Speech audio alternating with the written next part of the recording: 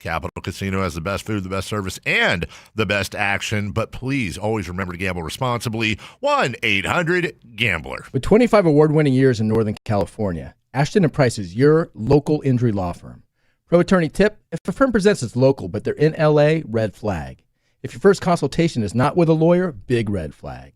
At Ashton & Price, your first consult is with a local attorney, and if serious injury prevents travel, a lawyer will come to you. Still not enough? George Washington's my uncle.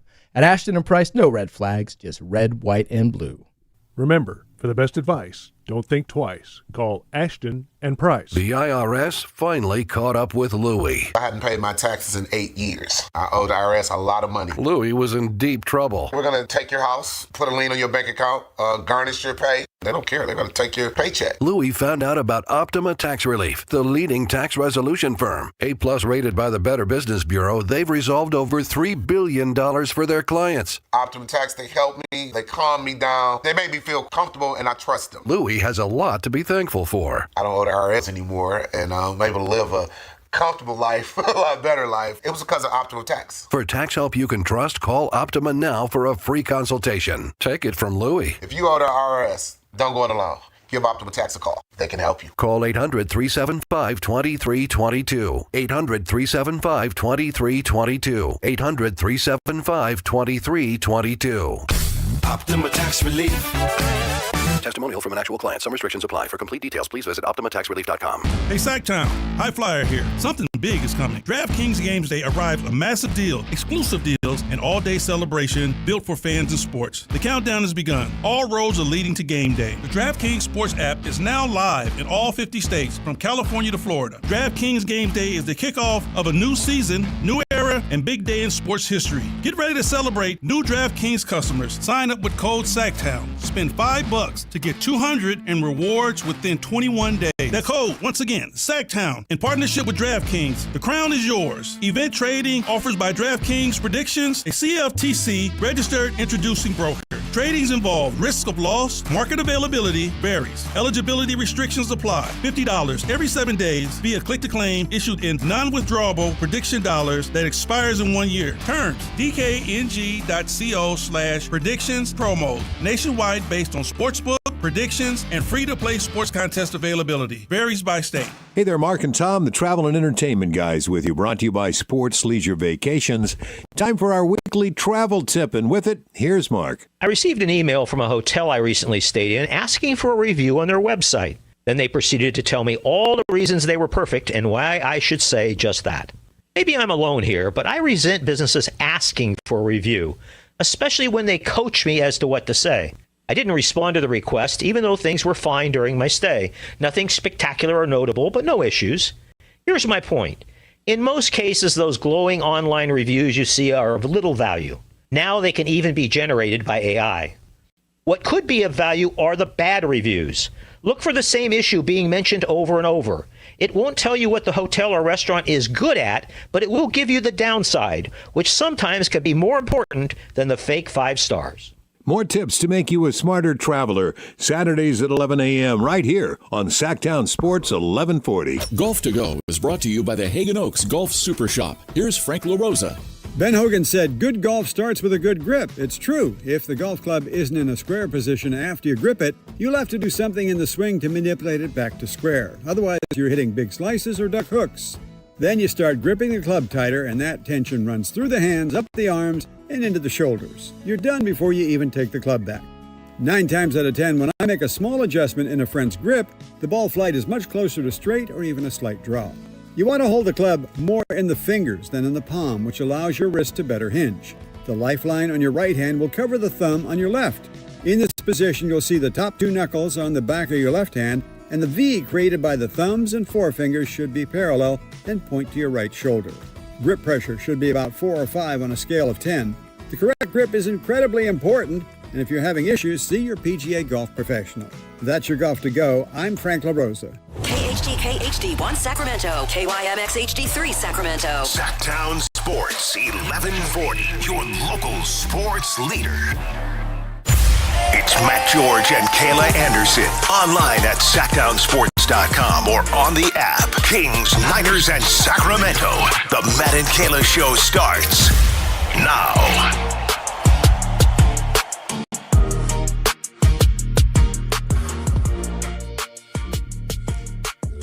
I wanted to start the show a very specific way, and then the filter caught it, and I'm very glad the filter caught it. But I will explain to you what I was going for, okay? I'm glad I did it. This has not been a great week for the unfortunate, tragic passings of celebrities, including the wonderful, amazing Dolly Parton, which, by the way, I have a story about that that my wife told me a second ago. But I was going to start the show saying, like, in memoriam of the Pro Bowl, which is no longer a thing now. Yeah, that probably wouldn't have landed this week. So, hey, too. Reverse, back it up, stop, whatever. Anyway. In memoriam, it is. So, my son Arthur is part of Dolly Parton's, like, book club thing. Yeah, it's a great program. We signed him up for it when he was little. He gets books sent to him in the mail every month, and it's an amazing program that Dolly started. Yep. And my wife, the day Dolly passed, is the same day. It was my son's birthday. So wow. He got an email, or my wife got an email from Dolly Parton. It's not actually from her, but from Dolly Parton, basically congratulating him for graduating up to the next stage. Now he's going to get older books and stuff like that. So the morning of Dolly Parton's passing, before we had learned of Dolly Parton's passing, my wife gets this email saying how proud she is of Artie and stuff like that. Just this really cool thing. Wow. And then a couple hours later, we found out Dolly passed. And apparently my wife started crying at school when she read it. Yeah, I would have too. It was just surreal. It was kind of weird. But it speaks to... Weird way to start the show, I know, on a Thursday, but it speaks to the legacy of Dolly Parton, right? Absolutely. That she is a part of my son's life in terms of, and every book that is sent has a little message from Dolly in it. It's pretty crazy. Yeah, a lot of people didn't even know about that literature program that she had. A lot of people don't know about really half the things she's done. She's everywhere, dude. It's incredible. And she didn't want ever any, like, praise for it. She just did it from the freaking kindness of her heart, which is so rare. So, yeah, she's going to be missed. I'm going to give Dolly Parton credit for the NFL finally coming to their senses and getting rid of the Pro Bowl. I'm going to give Dolly Parton the credit for that, too. You might as well. She probably said in her last, like, goodbye, she's like, also to the NFL, you need to fix this Pro Bowl. This ish, amongst a list of other things. She's like, the people don't need that. Well, it's gone. It is gone. Although I was really surprised when I saw this yesterday. What I'm curious about to talk through with you, Kayla, by the way, welcome into Matt and Kayla on a Thursday. We call it Friday Junior around here. I'm Matt George. That's Kayla Anderson. We got Anthony with us rocking the C-Web T-shirt today, which I love. I'm excited and curious to talk through with you. Like, the NFL doesn't do stuff like this if they don't have a plan B that they can monetize. Right.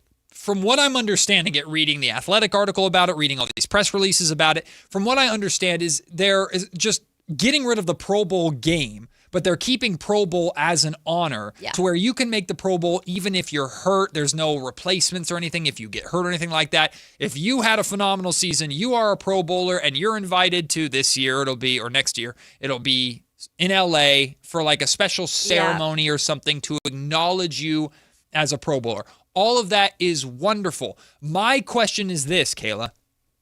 How does the NFL monetize this? Because whether or not the Pro Bowl was a waste of time as a flag football game or not, and it's been deteriorating every year, just like the All-Star games in general and all sports have been deteriorating every year and losing interest, it still was a broadcasted event that you could watch on TV, that people could buy tickets for. It was an event that they made money around. So are they going to televise this ceremony? Are they going to make the ceremony entertaining?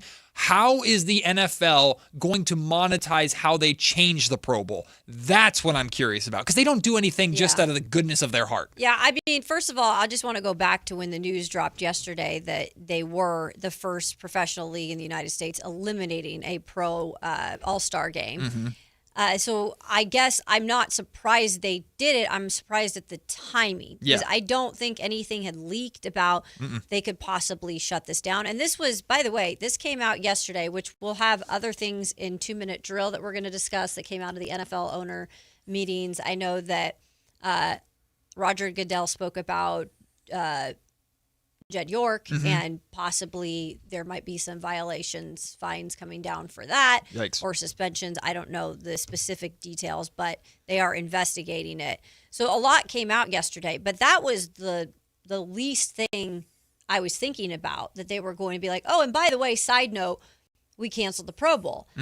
I'm glad they canceled the Pro Bowl. I'm surprised, though, that we didn't know that this was coming. Right. So that makes me think on your question about, okay, so what do they have in their bag that they're going to make up for whatever revenue they lost with this? Because obviously it was still on TV. They did still promote it.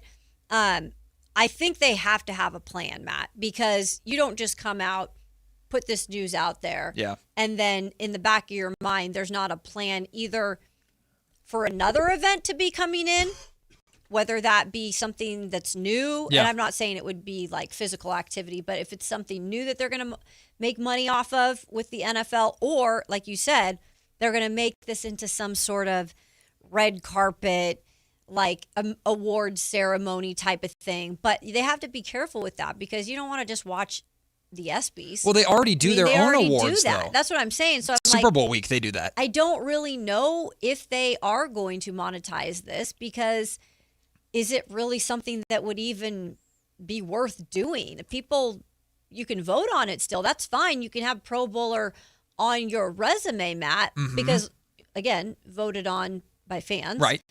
But why would we do anything to celebrate it in terms of an event? My question is, was the Pro Bowl so bad and making so little money that the NFL is willing to just get rid of it outright with no replacement whatsoever? And maybe the cost outweighed the income, but that doesn't seem logical. You want to know what I also think? I think with the timing now of the Super Bowl, it has really screwed up the scheduling of everything too. So the Pro Bowl used to be, was it the week before the Super Bowl? I can't remember exactly when the Pro Bowl used to land. The Pro Bowl was that dead week. It was the Sunday of that dead week when they would play in Hawaii every year. Yeah. But last year they moved it to Super Bowl and week. it was in San Francisco. Yeah. So that, and they must have not got great feedback on it. Guess not. And I think the players have been pretty vocal within the NFLPA of, hey, this is not benefiting us. And guess what's on the horizon? An 18th game. Well, and apparently NFL Executive Vice President of Football Operations Troy Vincent Sr. got on a call with like a dozen NFL stars, including Jalen Hurts, Jalen Ramsey, George Kittle, Deion Dawkins. So this is vetted through players and with player conversation. And ultimately, it just comes down to the NFL decided it wasn't worth it out of working with the players. And Anthony said something earlier this week that stuck with me, and I don't remember I think we were talking about the Washington Commanders, and we were talking about they're selling their Redskins merch again. I saw another article about that. And one of the reasons for it is so that they can keep the patent on it or the copyright for it. So people, and Anthony said something that I think resonates with a lot of people. You're an NFL team. You don't have to do this. Like, it's not going to be that much of an impact to your bottom line. You're making so much freaking money as it is. You're an NFL team. I would like to believe that the NFL is printing money to a rate where they can go, we'll get rid of the Pro Bowl because we can, and maybe it takes a little bit of a hit, but it'll be a drop of water in the ocean. We won't feel it that much because we're simply printing money and, like you said, adding an 18th game eventually, the Super Bowl. We're going to make a bunch of money anyway, so we can take this little hit and it won't really matter that much. But the NFL has never operated like that. So why now? Why now would they just willingly walk away from something that they have been able to sell in TV packages and monetize and at least put on TV? Well, and Martin was like, they asked the players and this is what they wanted. Well, yeah, of course they're going to always ask the players. Like, that's why there's the NFLPA. Right. But the players don't always get what they want. Right. We all know this in this business. Like, in terms of the NFL, if the owners, and Goodell listens to the owners, and if it means making money because of a TV contract with ESPN to showcase the Pro Bowl the week of, then they're going to do everything, like you said, to make money off of it. Maybe they did start to listen to the players, though, for the fact that there is an 18-game coming on the horizon, and the players know that.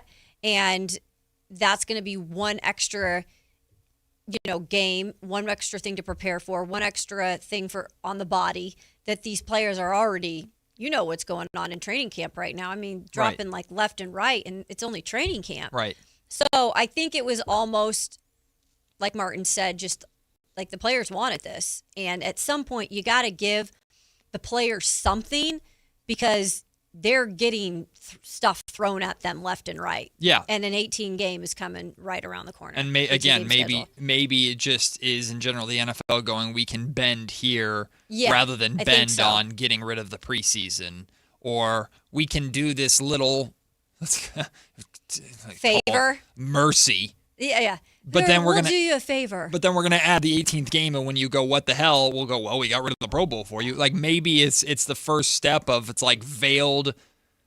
Those villain in those movies that starts out by being nice. Oh yeah. And to earn your trust. And then they just like the NFL backstab you. The NFL Players Association knows what they're dealing with here, and I'm not trying to paint the NFL as this evil empire that does not care about their players or anything like that. Although history has shown elements where they certainly have not cared about their players. I've just never seen the NFL willingly walk away from a financial opportunity or sacrifice a financial opportunity unless something else is coming that is more valuable for them. I do feel, though, that 18-game schedule is coming. Right. And that is going to be value to them, not to necessarily the players. But I do feel like they're always thinking of the next big thing. Sure. What can we add now that can be a TV spectacular or something we can I'm telling you, watch out for these joint practices where they're going to start putting cameras there. They're going to start bringing it in. They're going to start putting it on ESPN. Yeah. That's coming right around the corner. But if they do that, then do they eliminate the preseason games, like the legitimate games, and just make it joint practices? I think eventually they will. How does that impact season ticket holders and season ticket packages? Because teams will intentionally upsell season tickets and attach these preseason games that, quite frankly, nobody wants. Yeah. But you have to purchase them, and you have the tickets. So some people show up. A lot of the times, those tickets just go unused because they're worthless. So now, do these live joint practice, are those sold as part of your season ticket? Again, teams are not going to willingly walk away from money. And those, like, we've watched every single Raiders or Niners preseason game on either CBS or ESPN so far. It's very true. And this is the first time I've seen it in this capacity this much. Yes, it's I'm just everywhere. Like, whoa, it's good for us because we get to see teams that we don't usually get to see. Yep. But at the same time, it's like, wow, there's a lot of money even going into preseason games. You're right. Mm-hmm. But I don't think preseason games are going away completely yet. I think it could be a couple years. Mm-hmm. But I do think they'll try to do whatever they can to capitalize on these joint practices, whatever it might be. They're going to come up with some sort of plan to make money. It's the same conversation that we had around the Hall of Fame game, which is the game itself is not very interesting. Usually even the high-profile rookies on the teams that might be playing do not play in this game. But it does well, or people watch it because they're starved for football. You can apply the same thing to the Pro Bowl to some extent. Now, I have not watched a Pro Bowl beyond clips in years. Mm-hmm. So maybe it's a little bit different in that sense. But there's nothing else on, so the NFL has always operated like, well, we know you're going to watch because you're killing time before the Super Bowl. To be fair, there is NBA overlap at that point, so maybe the NBA can distract you, unlike the Hall of Fame game. I'm waiting for what's next. I'm waiting for the plan B to drop because this is a stunning plan A. This is a stunning announcement. Hey, the Pro Bowl's gone. ... Yeah. Okay, what comes next? And I get it. Like Martin was saying, and this is all in the article if you read it, but the Pro Bowl players are going to be invited for a celebration. Yeah, absolutely. Like they're going to celebrate them, but I think Matt's point is, where is the money? How do they monetize it? Yeah, how do they? Because that's what the NFL is all about. Yes. Like, yeah, they'll do a celebration. That's great, but they're not making money unless they find a way to televise it, right? To do all that. And I don't think anyone is going to be interested in just watching them sit around and, have drinks and celebrate themselves. Yeah, if you're doing 2 different award shows in the span of a week, one is for, and maybe you just lump it all together, the Pro Bowl / award show, but that's nothing. Now you're extra. just making it longer, and Yeah. what is that, live on Netflix? How many people are watching to see Christian McCaffrey walk across the stage and high-five somebody? Like, who cares? Like, it's not entertaining as much as, well, it's flag football, but it's still football, and it's the biggest stars doing backflips and stuff. All right, I'll turn it on. Like, I'm just waiting for the next shoe to drop. I'm also waiting to see, does this open the door to other leagues following suit? Yes. And I do think it's interesting that this comes after the NBA had arguably their best All-Star game in years. After changing some stuff. Right. And also having players like Wemby who invested in it. So I think the NBA is trying to build off the momentum that they just established with the All-Star game. So why would they therefore start to get rid of it now that the NFL has gotten rid of it? The NFL has been tinkering with this for a minute, right? And they've done different stuff, whether it was, it used to be in Hawaii, then it was Orlando, then it was like, we're changing it to Super Bowl week. And like, it's just, you've been seeing that they've been trying to keep it going. Yeah. But yet they knew like it was on its last breath. Just let it go. And I think they finally decide like, we just need to pull the plug on this. Just so I'm not saying that other leagues are going to look at the NFL and say, oh, they pulled the plug on their All-Star game. We have to pull the plug on ours. I think these other leagues are still going to experiment with what works and what doesn't work. And the NBA will probably try to follow the model they did last year, see if it's a good, set of ratings like it was. Sure. And then try to build off of it. The NHL with their Four Nations, which is phenomenal, is got some momentum going. Yeah. I think the only one, and I don't know if we should even worry about that because they're shooting themselves in the foot, is MLB, who's about to go on strike. Yep. I think that's the only one we're just like, okay, what is the future of this? But the difference between the NFL and all those other ones is those happen mid-season when they give themselves a break versus the NFL's end of the season. And we're going to just squeeze it into a gap where you're waiting between the conference championships and Super Bowl Sunday. And that was my second point. Now that they've pushed the Super Bowl back another week, so they're just, and then if you add an 18th game, that's going to push it back again. So there's no time. Mm-hmm. And I think that's part of it too, is they were just like, we're just extending this season year after year. We've got to take this out at some point. I don't think we'd see change quickly from the MLB or the NBA just to follow suit, because these leagues are also determined and stubborn in the sense that we're not just going to do what the NFL does. But if the NFL shows that they can get rid of this exhibition game altogether and not skip a beat, it just opens the door to other leagues going, what could we do during the All-Star break instead? Yeah. And speaking from the NBA standpoint too, the NBA has been worried constantly about player injuries and player fatigue and these injuries. So now is the door schedule. Is the door cracked open to, good point. We just give everybody, it would suck to have no basketball for 7 days, but we just give everybody a vacation. Yep. Just give everybody a break to reset, relax, and come back and get ready for a playoff push. Maybe the NBA considers that now. I wouldn't doubt it. Like, again, the money factor, I don't know, how big of a revenue earner that is, All-Star, week. But it seems to be getting less and less important to commissioners, because they know, okay, is our product going to maybe be better, like you said, if we just take some of this stuff away that just doesn't mean anything anymore. Mm-hmm. And I don't think that's a bad idea, Matt, because the NBA season is long. Yeah. And these guys don't get much rest. And if they do get rest, it's a controversy. Because why are you sitting a star player when people want to come out and watch that star player? Right. So maybe giving them 7 days off, even though we suffer from a content, standpoint of things, it might be the best for the league overall. Might be. I also, I can speak to this firsthand too. In terms of ticket sales to the actual events, the TV numbers matter. And I'm in NBA All-Star Weekend has been included in their TV package that they sold to, I can't remember who has the All-Star game. It's not Prime, but it was included in one of the big pack, because they had 3 levels of packages. They had the main package, which I think ESPN has. No, that's NBC now. NBC has the main package. Then they had the ESPN ABC package, which includes the NBA Finals. What did I say?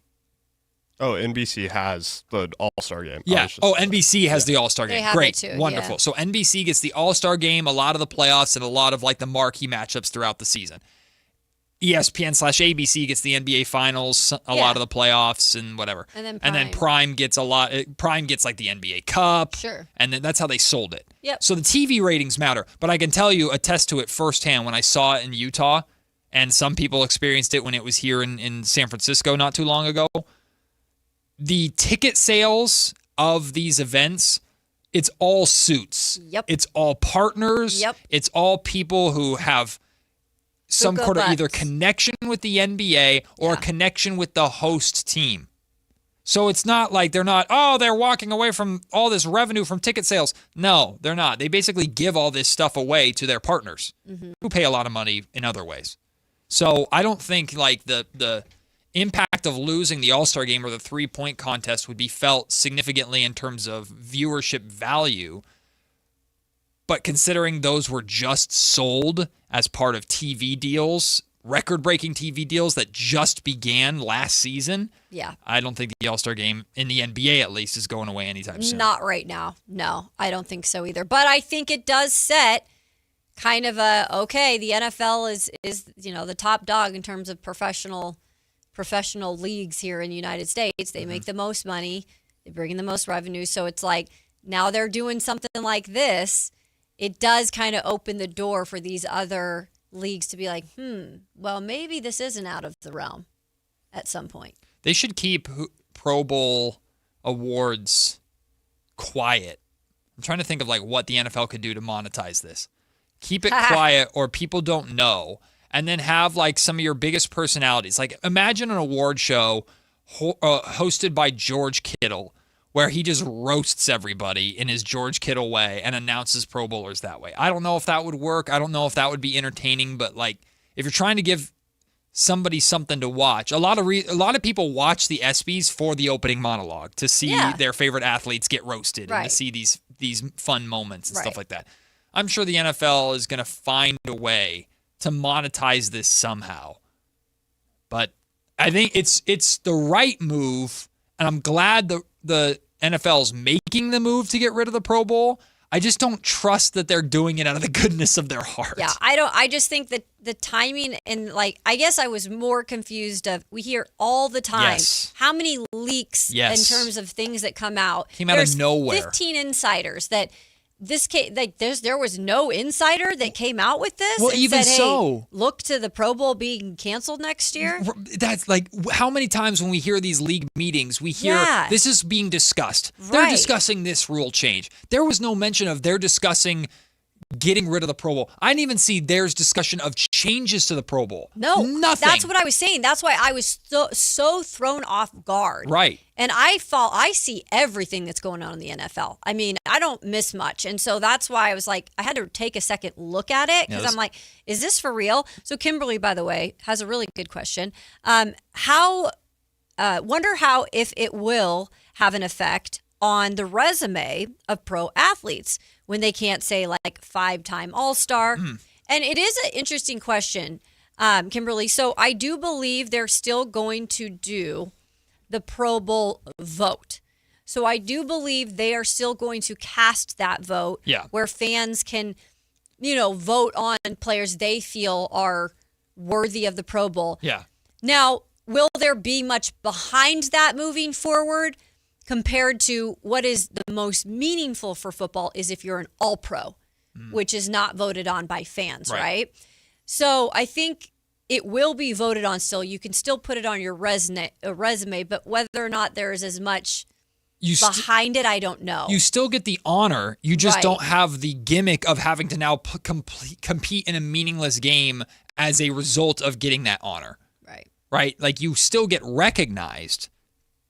And a lot of times the players just want the recognition. They don't want the responsibility of having to play in the game or whatever. Maybe some of them have fun and enjoy it. You can tell. And when they're there, most of the time they enjoy it. But you poll most players, they'd rather spend time with their families or be on a beach somewhere after a long season, then, oh, sorry, honey, I got to go to L.A. to play in a flag football game really quick. And maybe it makes it more relevant because a lot of guys, like, they got voted in as a Pro Bowler, and then there were alternates because they knew that some of these guys couldn't go. So then you've had, like, you've got guys that are going to the Pro Bowl and named Pro Bowl guys, alternates technically, because they just had to be there because those other guys either were playing in the Super Bowl or they were injured or they were recovering from.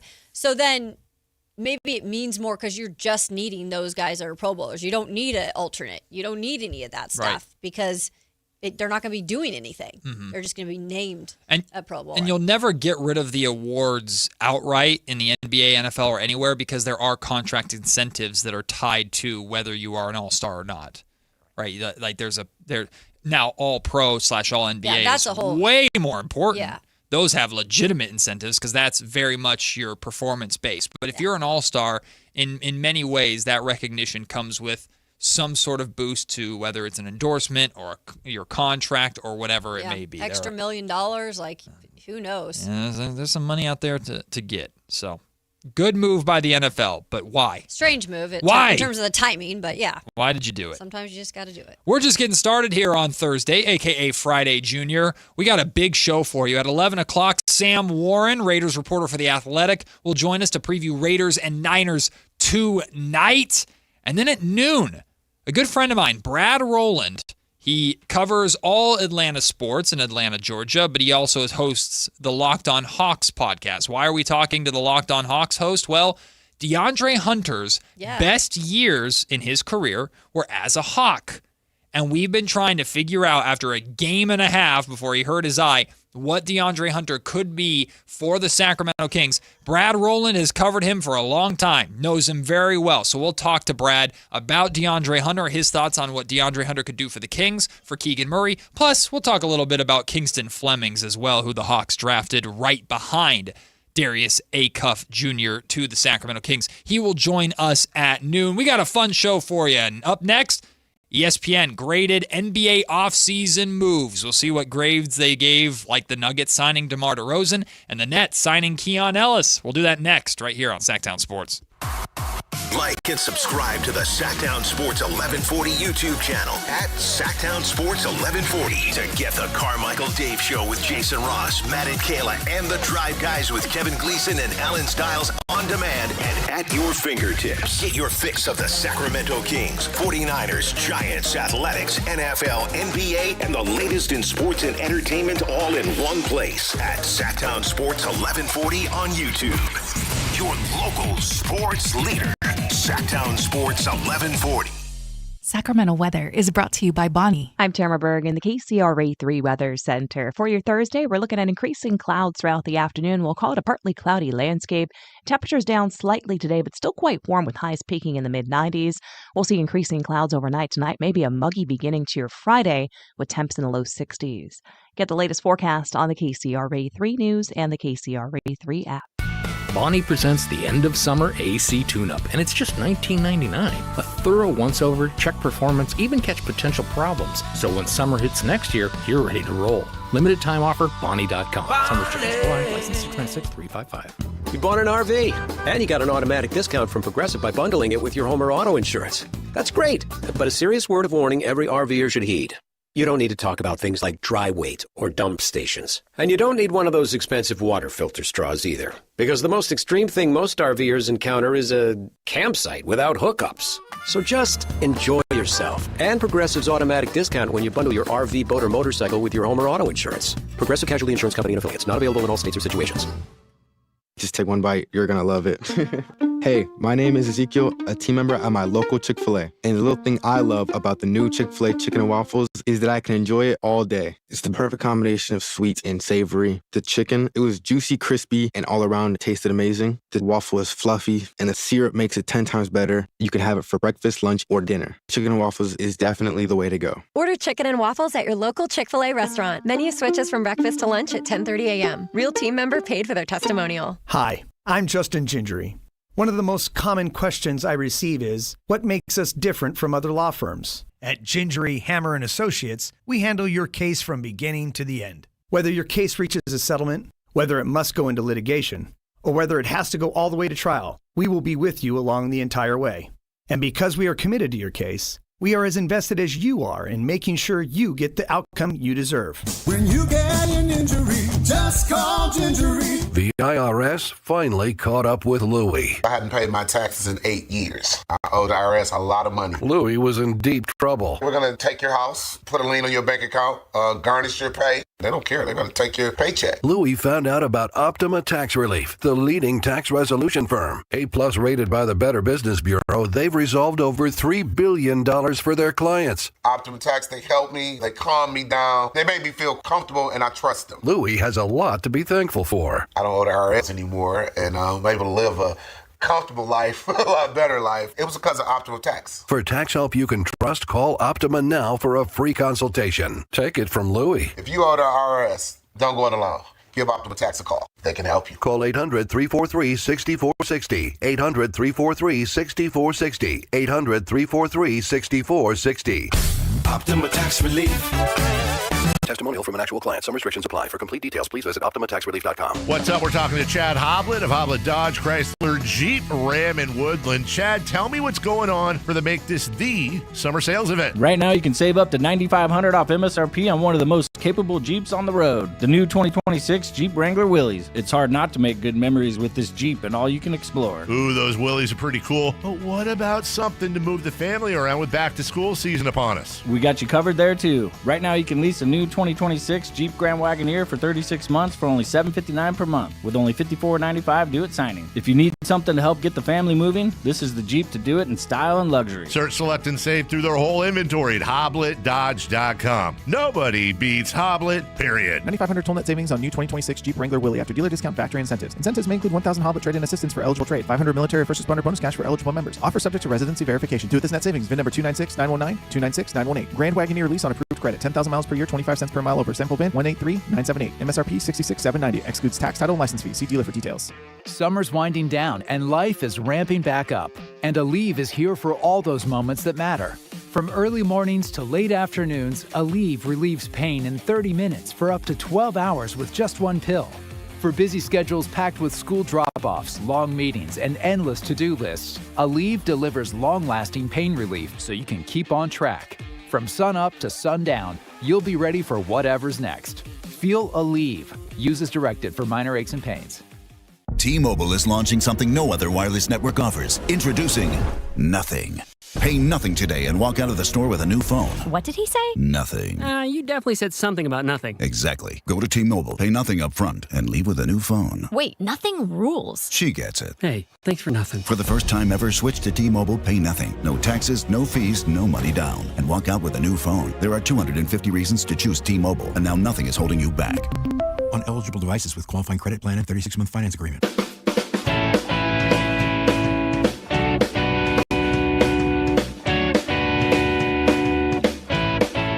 Matt and Kayla on Sactown Sports 1140. It's been a busy offseason around the National Basketball Association.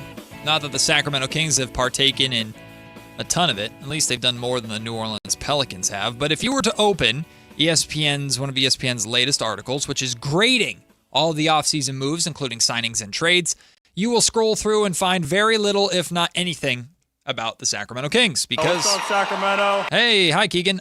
They're not doing anything. They haven't been able to do anything, mainly because they've been kind of stuck financially. But that's okay. Scott Perry has seemingly held up his promise that the Sacramento Kings will not be a luxury tax team. And we kind of expected this coming into this summer, right? Like the Kings had some moves to make, one of them being their draft pick, which of course they went and got Darius Acuff Jr., and they would have decisions to make about some of their veterans, which they made a decision on DeMar DeRozan, and then Russell Westbrook made a decision for them, so shout out Russ in that sense. But they still have Zach LaVine, who had his own decision to make that the Kings had no control over. They have Domantas Sabonis, who they've floated out in trade talks, but obviously have an idea of what kind of value they want in return, which is just not out there. And the NBA in general is still dealing with not a lot of teams have money and ability financially to be all that aggressive. That will change next summer. Thank goodness. as much as a third of the league will have money in cap space, including the Sacramento Kings, to make some moves. And that's where the Jonathan Kuminga conversation comes in. Kayla, we're going to dive into this more specifically at 1 o'clock because Jonathan Kuminga signed a 2-year deal with the Minnesota Timberwolves, and he's being killed and ridiculed online a little bit for how much money he signed with the Timberwolves after how much money he turned down to stay with the Warriors last summer. I'm here to tell you, I think Kuminga is doing something that's actually really, really smart that he's not getting credit for. And Kayla, the Kings getting Kuminga is still very much on the table next summer. Kuminga watch has not ended. Look at that. I know. Well, I saw Alan, our friend Alan Stiles, who is on paternity leave. He's in, where is he right now? I think he was going to go back to the East Coast. He's in like Pennsylvania or something? I think he was going to go to Pennsylvania, see some friends in New York. So he's doing like an East Coast tour. But he was very vocal on Twitter, and he was like, I think he said to the retweet of like, no, but like you're saying, don't worry, Alan. That there is still a chance that in the near future, Kuminga watch could be officially on again. Kick the can down the road one more summer, and Kuminga's like the Kings will be involved, but a lot of other teams will potentially have money to give Kuminga that simply wasn't there right now. Again, we'll talk about Kuminga at 1 o'clock today. But I bring up Kuminga because that's the first, in this article, that's the first most recent move that ESPN graded. They gave the Minnesota Timberwolves an A- grade for the deal that they signed Jonathan Kuminga to. Now, I don't want to put you to sleep, so we're not going to go through every single move on here that ESPN graded. But there are some that somewhat pertain to the Sacramento Kings. This one does not. Klay Thompson joining the Heat after being bought out by the Dallas Mavericks got a B- grade. We're also going to talk about Klay Thompson a little bit later because Draymond Green spoke about his former teammate Klay Thompson and both insulted him and had his back in the same sentence. Only that something Draymond could do. We'll talk about that a little bit later on. DeMar DeRozan joining the Denver Nuggets on a 1-year deal got a B grade. There's a long kind of write-up and explanation of this, but I'll just read part of it. Presumably, DeRozan signed this contract knowing he'd likely be asked to come off the bench in Denver, even though he has started every NBA game that he has played since his rookie year, 1,250 and counting between the regular season and the playoffs. That shift couldn't come at a better time for the Nuggets, whose bench was incredibly depleted following the Peyton Watson sign and trade. This is far from a like-for-like replacement. To be clear, DeRozan is about as different from Watson as two similar-sized players can be. Watson is a defensive guy. DeRozan is not. He's a mid-range master with defensive limitations. I won't go too far more into detail in this write-up, but essentially, I like the B grade. If you wanted to give it a B- closer to a C, I understand as well. But the Nuggets lacked scoring punch off of their bench. DeRozan is as steady as it gets in that sense. But the loss of Peyton Watson defensively leaves still a big question mark defensively for the Nuggets. DeMar does not address that in any kind of way. Well, that was like my biggest thing where I could see why the B, if it wasn't even harsher than a B, just because of the defensive part that you just said. That's not helping them in any way, and we know they do need more help on the defensive end because, by the way, Aaron Gordon, who seems to be maybe their most prolific defensive player, has been injured year after year, especially in the postseason. He hasn't been available, at least for last year. So that doesn't help that, but it does help other things. He's a pro's pro. Yep. Here's the big one. He is reliable. Yes. He is available. Those are things also Denver has had to deal with every now and then. So at least you kind of have that going for you. So a B's fine for me. Draymond Green going back to the Warriors on a 1-year, $27.7 million deal, got a C grade. I think that's perfectly fine. I think that's fine. It's right, dead average. Nothing really changes for the Warriors. That you can essentially sum up their offseason with that. Nothing really changed. LeBron choosing the 76ers got an A+ grade. Makes sense. Why? Wemby signing a rookie scale extension, 5 years, $252 million, also got an A+ grade. Again, we don't really need to explain why. Anytime you can lock up arguably the best player and likely MVP this upcoming season in the league is always a good thing. But there is another Sacramento King, former Sacramento King on on this list that got a pretty favorable grade. I'm scrolling down to find it so I have the explanation for you. But Keon Ellis signing a new deal with Jordi Fernandez and the Brooklyn Nets got an A- grade. I saw that. I was not like super surprised, but a little bit that it wasn't in the A category. The explanation: the bloom has come off of Keon Ellis's rose somewhat, as the young player with strong advanced stats and a promising 3-and-D projection took a step back in the 25-26 season. The previous season, Ellis averaged 1.5 steals per game and made 43% of his three-pointers, but as his jumper regressed, he dropped to 36% on threes last season. He lost some playing time in Sacramento. That wasn't because of his shooting, by the way, ESPN. He lost playing time in Sacramento because that roster was a disaster. Get it right. And after a midseason trade, he barely figured into Cleveland's postseason rotation despite the Cavaliers' dire need for perimeter defense. That is a good point. We're very confused about that. With official measurements of 6'4" and 175 pounds, Ellis is too slight to guard some of the NBA's best playmakers, which limits his upside as a true defensive stopper. But the uneven trajectory makes Ellis a smart investment for Brooklyn. He is 26 years old and still has fewer than 5,000 NBA minutes under his belt, so he can continue to develop without needing to contribute to a contender right away. What I like is he signed a 2-year, $18 million deal. ESPN clearly likes the value of the contract for both Keon and for the Brooklyn Nets. And while the Nets are not expected to be a good team, they do present opportunity for Keon to show maybe with heavier minutes that he can be more than what he was in Sacramento. It also runs the risk of if he gets drowned out on that bench with that team, then I don't know where Keon goes from there. Keon's such an interesting player in terms of what the league thinks of him and what I would even say other teams think of him, because he is, I think he's valued by people. I think he's given the benefit of the doubt. I think people like Keon Ellis, and this is, like you said, going to be an opportunity for him to either prove that for real, or it might go in a different direction where he just becomes a journeyman. But this giving an A- to the situation, you gotta give him credit. Like this, people believe in him. I mean, they believe that he's a player of at least that value. And I think the Jordi Fernandez element too of how familiar he is with Keon plays a big part. Anthony, this one's for you. The Pistons bringing back Kevin Huerter on a 3-year, $27 million deal got a D grade. ESPN doesn't get it either. Accurate grade. Right? And then really quickly, we have to go to break, so I won't spend too much time on this, but they also graded some trades. Jaylen Brown trade to the Sixers, a D+ grade for Boston, but an A- for Philly. I agree with that. Yep. LaMelo Ball traded to the Wolves. Minnesota got a D+ grade for that. They don't like it. They don't know what it's going to look like. I still think it's going to be fun. Charlotte got a B- grade there. And then the Heat trade for Giannis. The Heat got a B- grade, while Milwaukee got a B+. So dare I say ESPN says that the Bucks won the Heat trade? Well, interesting. We'll see about that. We'll take the break. When we come back, Kayla, I saw this graphic. In fact, Brian Peacock, our friend from Locked On 49ers, is the one that retweeted this graphic. That was pretty eye-opening. The Raiders and 49ers, ahead of their game tonight, are on complete opposite sides of the injury report spectrum. I'll share that with you. Plus, we'll make our cases for why DeJon Stribling, Kalen Black, Fernando Mendoza, and Mike Washington Jr. should play tonight in the Raiders and 49ers preseason finale. We'll do that next before speaking with Raiders reporter for The Athletic, Sam Warren, at 11 o'clock. It's Matt and Kayla on Sactown Sports.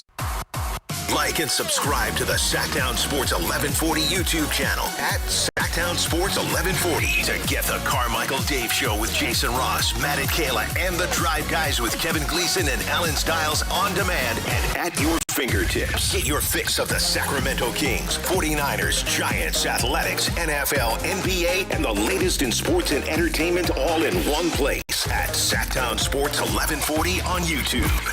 Your local sports leader, Sactown Sports 1140. This is the story of the one. As a safety manager at a manufacturing plant, he does everything he can to keep his coworkers safe. From finding ways to reduce risks to keeping safety supplies in stock. And for that, he relies on Grainger. Grainger offers a broad range of quality products and next-day delivery, so he can always play it safe.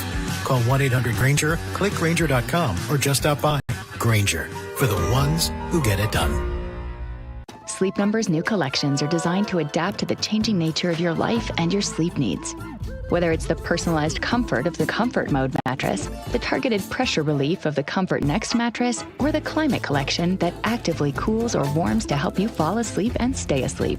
And now, all beds are on sale during our biggest sale of the year. Save 25% on the new Comfort Next Luxe for a limited time, only at a Sleep Number store or sleepnumber.com. You're still glowing, flirting, grooving. You've still got it.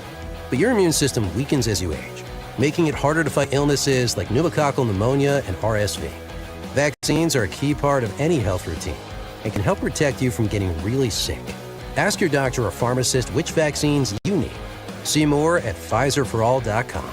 Sponsored by Pfizer.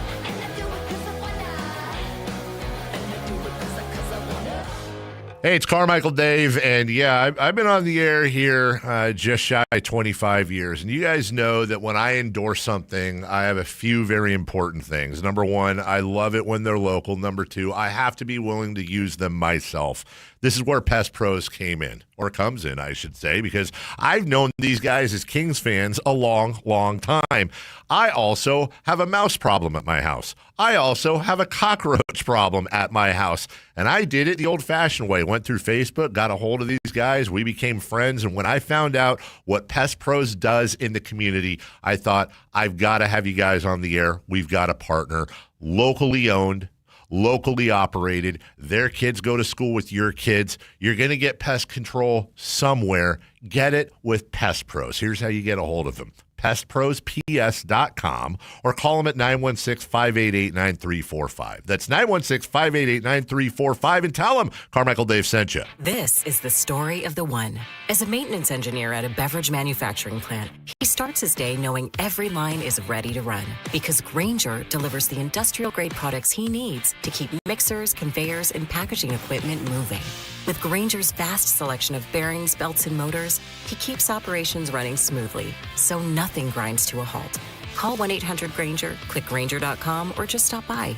Grainger, for the ones who get it done. Get in the zone, AutoZone. Welcome to the end of summer sale at AutoZone. We're celebrating the end of long days and short nights with big deals for a short time. Like on Wash and Wax, you can get 3 Meguiar's products for just $20. Need new brakes? Duralast brake pads are free with the purchase of Duralast rotors. We've also got oil deals and more. We're ending the summer right with the end of summer sale at AutoZone.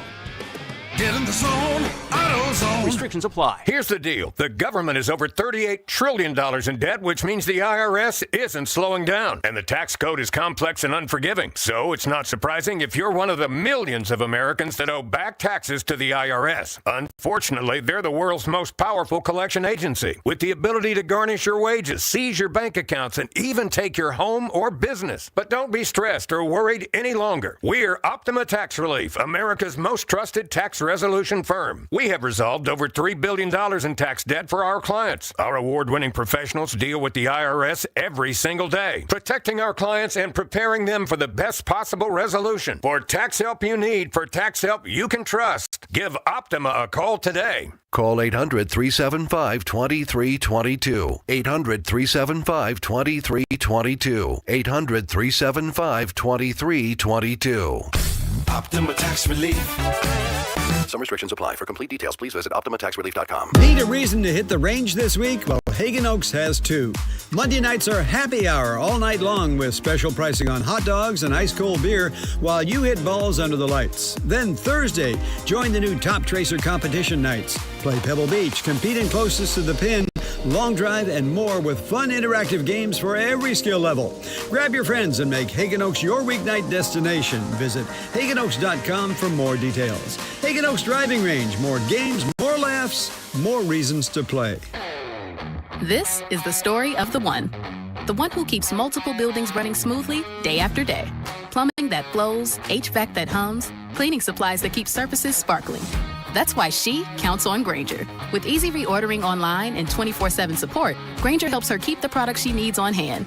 So shelves stay stocked and buildings stay ready. Call 1-800-GRAINGER, click Grainger.com, or just stop by. Grainger, for the ones who get it done. T-Mobile is launching something no other wireless network offers. Introducing Nothing.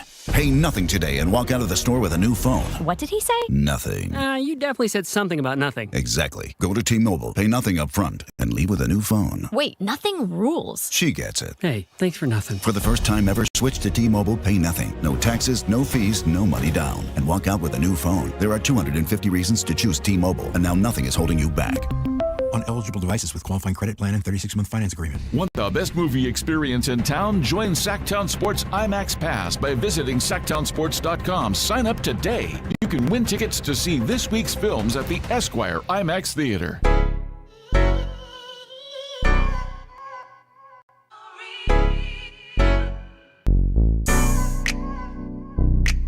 It's Matt George and Kayla Anderson on Sactown Sports 1140.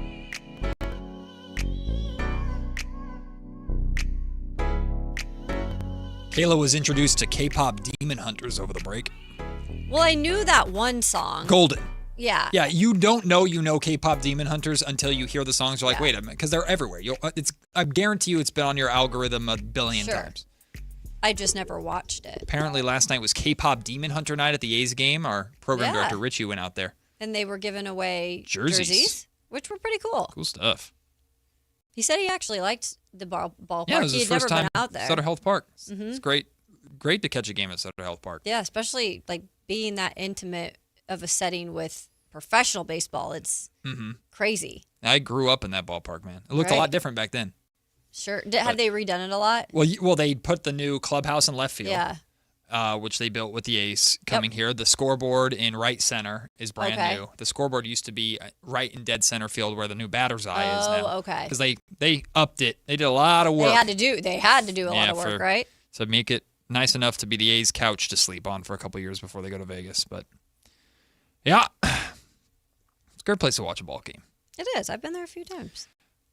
Allegiant Stadium is gorgeous as well.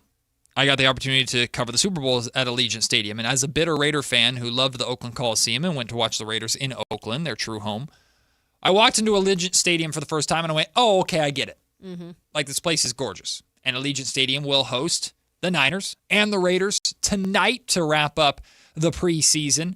And Kayla, when I say that the Niners and Raiders could not be on more opposite ends of the injury spectrum, I mean, they could not be. Now, this is a graphic as of the injury reports listed for all 32 NFL teams on August 24th. So it could be updated now to be a little bit better or a little bit worse, but regardless, this illustrates properly for you where these two teams are at. The Las Vegas Raiders have just had just one player listed on their injury report as of August 24th, 2026. One player. That is last in the league, or like best in the league. The lowest. The Minnesota Vikings had 2. The Chargers had 2. Browns, Bengals, Titans all had 3. I'm sorry, the Titans had 4. At the very top, with the most injuries listed on the injury report, the 49ers with 25. And it's not even really close. The next closest is the Saints with 16. It's 25? That's concerning.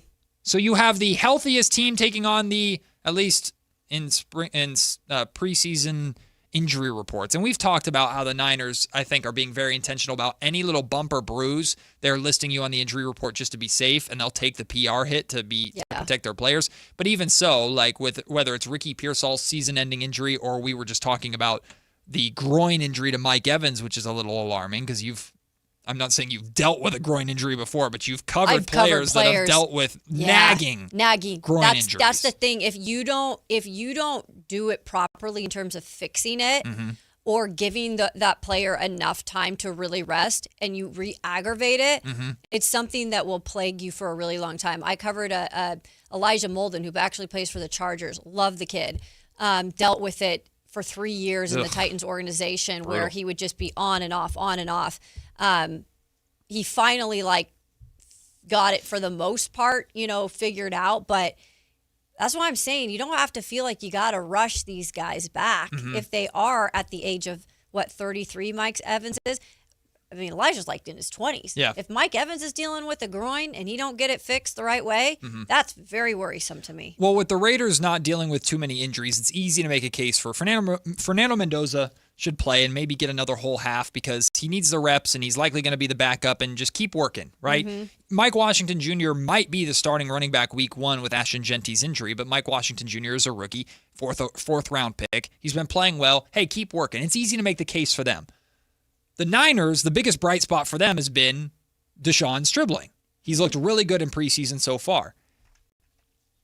Given the fact that they just have, whether it's bad luck or something they're doing wrong to lead to these injuries, is it hard to make a case for why Deshaun Stribling should play tonight?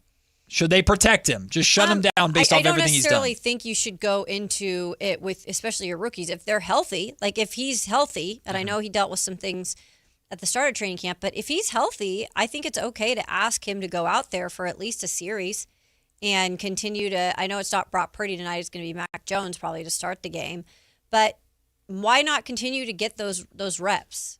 I agree, but what more is there for him to show other than just keep going? Yeah, and it's not necessarily like I need to show anything more. We're saying that on the surface, maybe he doesn't need to, but maybe his coaches do want to see more from him. Shanahan was as unimpressed as he could downplay it with how Stribling has played. Kaylon Black should for sure play. In my opinion, he should for sure needs play. More work. I know he looked good in week 2 of preseason. He should for sure missed play. A lot of camp. So Kaylon Black, I imagine, will play. Deshaun Stribling up in the air. We'll see. I personally wouldn't play him, but I understand why they would. Mendoza absolutely should play. Mike Washington Jr. We'll see. It depends on the Ashton Genty injury. Maybe that's something we can ask Sam Warren of The Athletic. He covers the Raiders. He joins us next to start the second hour of the show. You're listening to Matt and Kayla on a Friday Junior, also known as Thursday. It's Sactown Sports. Follow Sactown Sports 1140 on Instagram and X at Sactown 1140 to see the best moments from all your favorite shows and up-to-the-minute live reactions and updates on the Kings, 49ers, and more. That's at Sactown 1140 on Instagram and X. Your local sports leader, Sactown Sports 1140. Capital Casino is conveniently located in downtown, 411 16th Street, and has been a part of the greater Sacramento area for over 20 years. They offer the best variety of games in the region in a safe and friendly environment, and there's plenty of parking, all well lit and monitored by security. Come have a great meal at the cafe and restaurant inside. Capital Casino has the best food, the best service, and the best action. But please always remember to gamble responsibly. 1-800-GAMBLER. Sacramento's best selection, best quality, and lowest prices on kitchen and bath products are at the new Anova Cabinet and Stone. For a limited time, get stunning new quartz countertops starting at just $159. That's right, only $159 for gorgeous quartz countertops. Listen to this. For a limited time, cabinets for kitchens and bathrooms are up to 50% off. Yes, up to 50% off new cabinets. It's a must-see. The new Anova Cabinet and Stone at Florin Road and Highway 99. Learn more at AnovaCabinetStone.com. With 25 award-winning years in Northern California, Ashton & Price is your local injury law firm. Pro attorney tip: if a firm presents as local but they're in LA, red flag. If your first consultation is not with a lawyer, big red flag. At Ashton & Price, your first consult is with a local attorney, and if serious injury prevents travel, a lawyer will come to you. Still not enough? George Washington's my uncle. At Ashton & Price, no red flags, just red, white, and blue. Remember, for the best advice, don't think twice. Call Ashton & Price. I love days like these at the pool, but my moderate to severe plaque psoriasis can sometimes take me out of the moment. I'm ready to make a splash with clearer skin thanks to Skyrizi, risankizumab Riza. Skyrizi is a prescription-only injection for adults who are candidates for systemic or phototherapy. At 4 months, most people saw 90% clearer skin when measured from head to toe, and many were even 100% plaque-free. People also saw significant improvement in psoriasis symptoms of pain, redness, itching, and burning. Don't use if allergic to Skyrizi. Serious allergic reactions, increased infections, or lower ability to fight them may occur. Before treatment, get checked for infections and tuberculosis. Tell your doctor about any flu-like symptoms or vaccines. Now there's nothing on my skin thanks to Skyrizi, and that means everything. Ask your doctor about Skyrizi, the #1 dermatologist-prescribed biologic in psoriasis. Visit Skyrizi.com or call 1-866-SKYRIZI to learn more.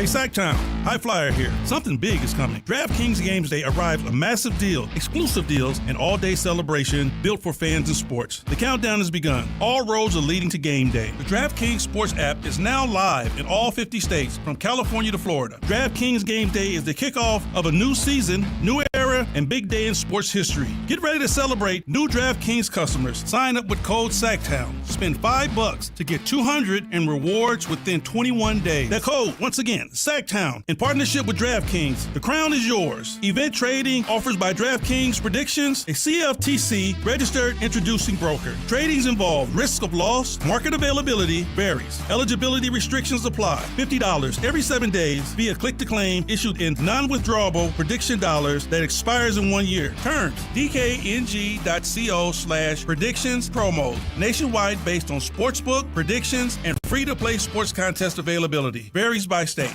What keeps you up at night? Do you wonder if what you've saved will be enough? If your money will go as far as you plan? Or whether your retirement will look the way you imagine? What worries you? Everyone's concern is different, but ignoring it won't make it disappear. This is Ron Paul. You may not be able to predict what comes next, but you can take steps now to diversify your savings with precious metals before uncertainty becomes urgency.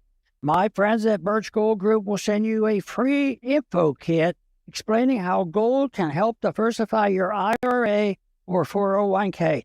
Just text the word SECURE to the number 989898. There's no cost and no obligation. Just free information to help you consider your option. Take the first step with Birch Gold. Text the word SECURE to the number 989898. KHD1 Sacramento, KYMX HD3 Sacramento. Sactown Sports 1140, your local sports leader.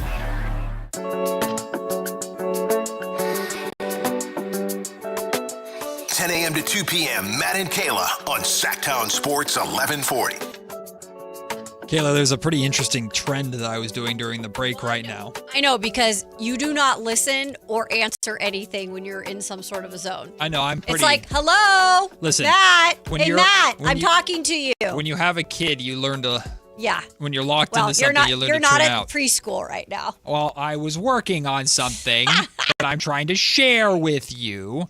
There's a cool trend going out right now, or going on right now on social media of someone asked for sports and media people in the industry to share just their stories financially. This isn't anything new. Well, they've done it before. Okay, well, I'm just getting involved. It's like, how much did you make in your first job? Yeah, just building up. It's cool to read the stories of some prominent journalists and give you a good idea of the industry, how hard people have worked. It's pretty neat. Sam Warren, Raiders reporter for The Athletic, is a celebrity now, apparently. Dude, he had a big week last week. I mean, I just look at my TV and all of a sudden, there's Sam on with Colin Cowherd. Well, God, how are we going to get... Now there's a budget. Now we got to talk to his secretary, his agent. But we got Sam back on. Sam, man, congratulations for all of your recent success. You've had quite a busy time covering the... Do we call it a training camp battle between Kirk Cousins and Fernando Mendoza? But, of course, the number one overall pick doing his thing. And for me, Sam, I've been really enjoying the emergence of Mike Washington Jr. and how well he's been playing. But how have you enjoyed preseason to this point that's coming to an end today against the San Francisco 49ers? Yeah, it's been an awesome time so far. Jumping into my first training camp on the Raiders beat. It's been really interesting between the battle between Kirk and Fernando, and seeing Fernando's first training camp, and seeing how Max Crosby's doing back out there on the field. And yeah, like you said, some emergence of some younger guys, and looking at how the rookie class is shaping up. So it's been really awesome so far. Sam, I know, and maybe you can update us, is there been a starter for tonight announced, like who will be playing? Are you guys thinking Fernando Mendoza will play something in terms of tonight? Yeah, so Clint Kubiak, it's clear that he's going to be as secretive as possible with his game plans, which you can't blame him for being a first-time head coach. And I think that is a sign of a competent new head coach who knows what he's doing. But didn't give away starter information for any of his 3 preseason games, including tonight's one. But What we do know is that it's been paramount for this Raiders team to get Fernando Mendoza as many reps as possible. So I think there's a good chance that we see him out there. I think we'll see probably Aiden O'Connell as well. And maybe we get our first glimpse at undrafted rookie Jacob Clark out there at the end of the game. I want to follow up really quick on Fernando Mendoza. A lot of mixed kind of opinions on the last preseason game, and I thought it was so funny. Like, the overreaction in preseason football is just it's just insane. But you had some people being like, this was horrific, should we be worried? Then you had some people being like, I think he responded well. Overall, what's been your take on that last approach for Fernando Mendoza after he threw that interception and maybe kind of recuperated a little? Yeah, I think Fernando's stat line from the Texans game looks worse than it actually was. Between the interception, obviously that's not what you want to see, but that's something that he can get cleaned up. Also, it's he was targeting Mike Washington, another rookie. They're both kind of getting used. It was their second game action ever in the NFL, so a little bit of miscommunication there on the pick six. And then there was so there was a drop by Malik Benson that would have gone for a big play, and then Malik also had a ball knocked out of his hands that would have been a third down conversion. So there's opportunities that were taken away from Fernando. I think he responded well to that pick six and getting back on track.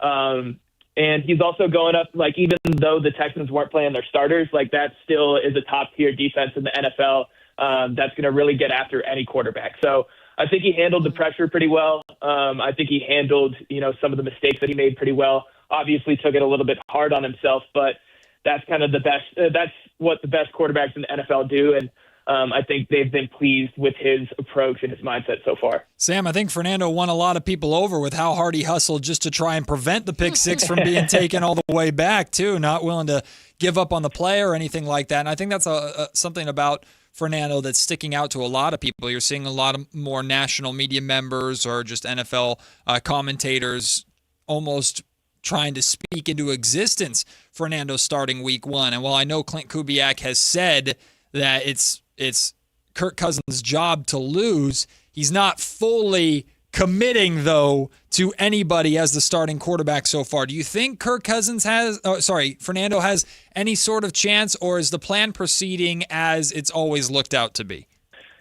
So I'm not going to, make a whole ton of predictions, and I don't want to put words in Clint's mouth, but it does seem like from everything that we've seen that it is Kirk's job. Mm-hmm. And the reason why he doesn't want to give out, doesn't want to name a starter is that he wants to foster competition in that room till the very end and give each guy a chance. But from what we've seen, like Kirk only playing one drive in the preseason so far, it'll be interesting to see if he plays at all tonight. But it does seem like he's the guy that the Raiders are banking on to control the offense going out there. And they're keen, like even in the pre-draft process, both John Spicek and Clint Kubiak noted that they feel more comfortable having a veteran out there and having a rookie learn from behind. So I would be surprised to see if Fernando is the week one starter, but he's also, very talented and capable of controlling this offense. So it wouldn't be the biggest shock also.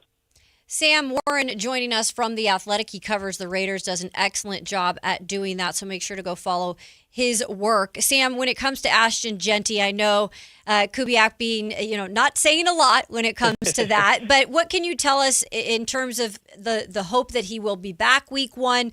Where is it looking right now with that injury? Yeah, so it looks really bad being at the practice and seeing what happened. Obviously our reports were pretty somber from practice with each guy taking a knee, offering a prayer as he got helped off the field by trainers. No cart came out to dispel those reports. Okay. He was just helped off the field by trainers, but it was a pretty somber scene. And then to figure out that it was just an ankle. Wasn't a knee injury or anything like that and isn't considered to be something super long term. I think that's the best news that you can get for Raider Nation. We'll see. I think his status on the 53-man roster will be very paramount to see how long he's going to be out going into having Sunday and having the cut down deadline. If he's on IR, that obviously keeps him out for the first 4 weeks of the season.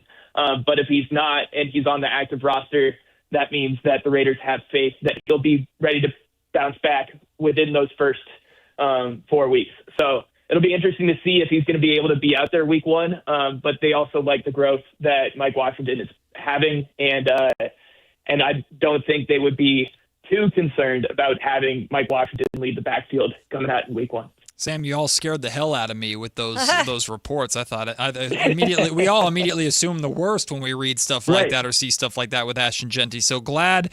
It's weird to say it's just an ankle sprain because ankle sprains can be problematic, especially for a running back. But glad it was just an ankle sprain. You don't want to overreact to anything in the preseason, although it's really easy to do, and yet I want to completely overreact and peg Mike Washington Jr. as now the two-headed monster of this ground attack for the Las Vegas Raiders. He looks bouncy, he looks quick, he looks elusive, and you just said there, I don't think the Raiders are too worried about the possibility if he has to be their starting running back for week one against the Dolphins. But taking the fandom aside and looking at things objectively, Sam, what is it about Mike Washington Jr. that suggests that the Raiders hit big with that fourth-round pick? I just think it's the combination of size, strength, and speed that he possesses. Just seeing those two big runs that he's had in the preseason so far, like he's breaking tackles, and then once he gets out into open space, he's able to separate from defensive backs and get downfield. So I think that's huge for them. I think the biggest concern with Mike is not his rushing ability. I think they have a lot of confidence in him toting the rock. I think the other thing, the concerns about him being a lead back is how he handles the other things, whether it's, his pass blocking assignments, whether it's hitting the right holes, whether it's making sure that the plays are correct, learning a new offense, jumping into the system week one is obviously difficult for a rookie and handling those lead back opportunities. So Clint Kubiak has said as much. It's not the rushing stuff that will take snaps away from him, but it's more, handling assignments, pass blocking, catching the ball out of the backfield, those kinds of things that the Raiders want to see him improve and improve quickly, especially if he needs to carry a big workload. Sam, are there any position battles now that training camp is winding down that you're still keeping an eye out on? Yeah, there's going to be one big one tonight that Clint Kubiak keyed us in on. It seems like both Jackson Powers-Johnson and Caleb Rogers are going to play tonight, and tonight will be a big factor in who wins the right guard battle. So both those guys, like Jackson Powers-Johnson, was the starting right guard last year, gets hurt, and now he was the starting right guard going into camp. But the Raiders also like the way that Caleb Rogers, third-round pick last year, has developed going into year two and his preparation. So I think they're still trying to figure out how to deploy those two guys. I think that competition will continue throughout the season. I think both guys will play a little bit during the year. But yeah, I think that's the biggest one to keep an eye on. Some of the edge depth on the defense, some of the secondary depth on the defense are the other things to keep of note. But I think the biggest thing is JPJ and Caleb Rogers today. Sam Warren joining us. He covers the Raiders for The Athletic. Sam, one of the not-so-fun trends that we've noticed in preseason so far is the defense's inability to get off the field on third down, even third down and long. How much of that do you feel is a concern inside that practice facility, and how will that be? How big of a weakness, I suppose, will that be for the Raiders coming into this season? Yeah, I think they need to improve on that specifically. Rob Leonard has said as much. I think he said, I believe he spoke on Monday this week, and he said that they have, specific focal points in their practices. And on Monday, their specific focal point was third down defense and doing better and getting off the field and getting the offense back to football. So it's definitely a concern. It's kind of a combination of, the secondary playing a little bit more sticky in coverage and the pass rush getting home, kind of marrying those two. But also I think it helps if the Raiders can stop the run a little bit more on first and second down, make sure that there's third and long situations. But yeah, I think the run defense and the third down defense are two things that the Raiders definitely need to improve on going into week one of the regular season.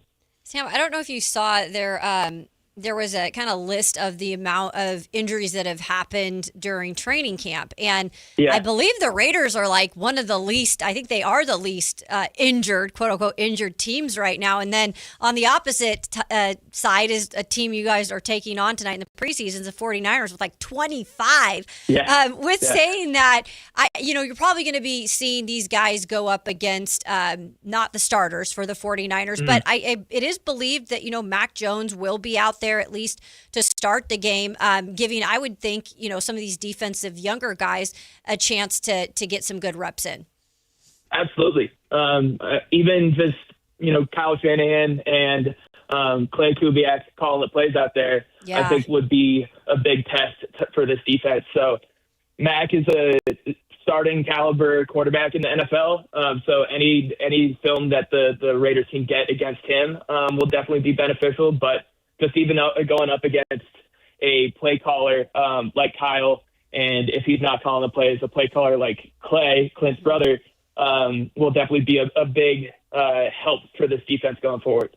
Sam, there are a ton of high-profile players and stories on the Raiders, from, of course, the number 1 overall pick in Fernando Mendoza at the quarterback position to Max Crosby, who's chomping at the bit to get out on the field, he said in Houston last week, even to Brock Bowers, who we haven't seen take snaps yet, Ashton Genty, of course.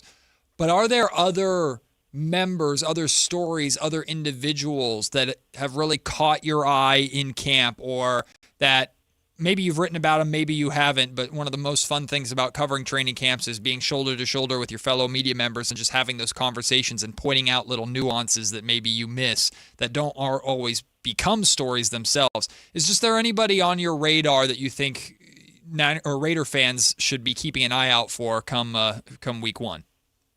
Yeah, I think the biggest thing that one of the biggest names that we've kind of seen pop out during training camp is Malik Benson, who I was talking about a little bit earlier in the Texans game. He's kind of been the receiver that's flashed the most during training camp. I think that's going to be a guy that'll be really interesting to see what he does come regular season.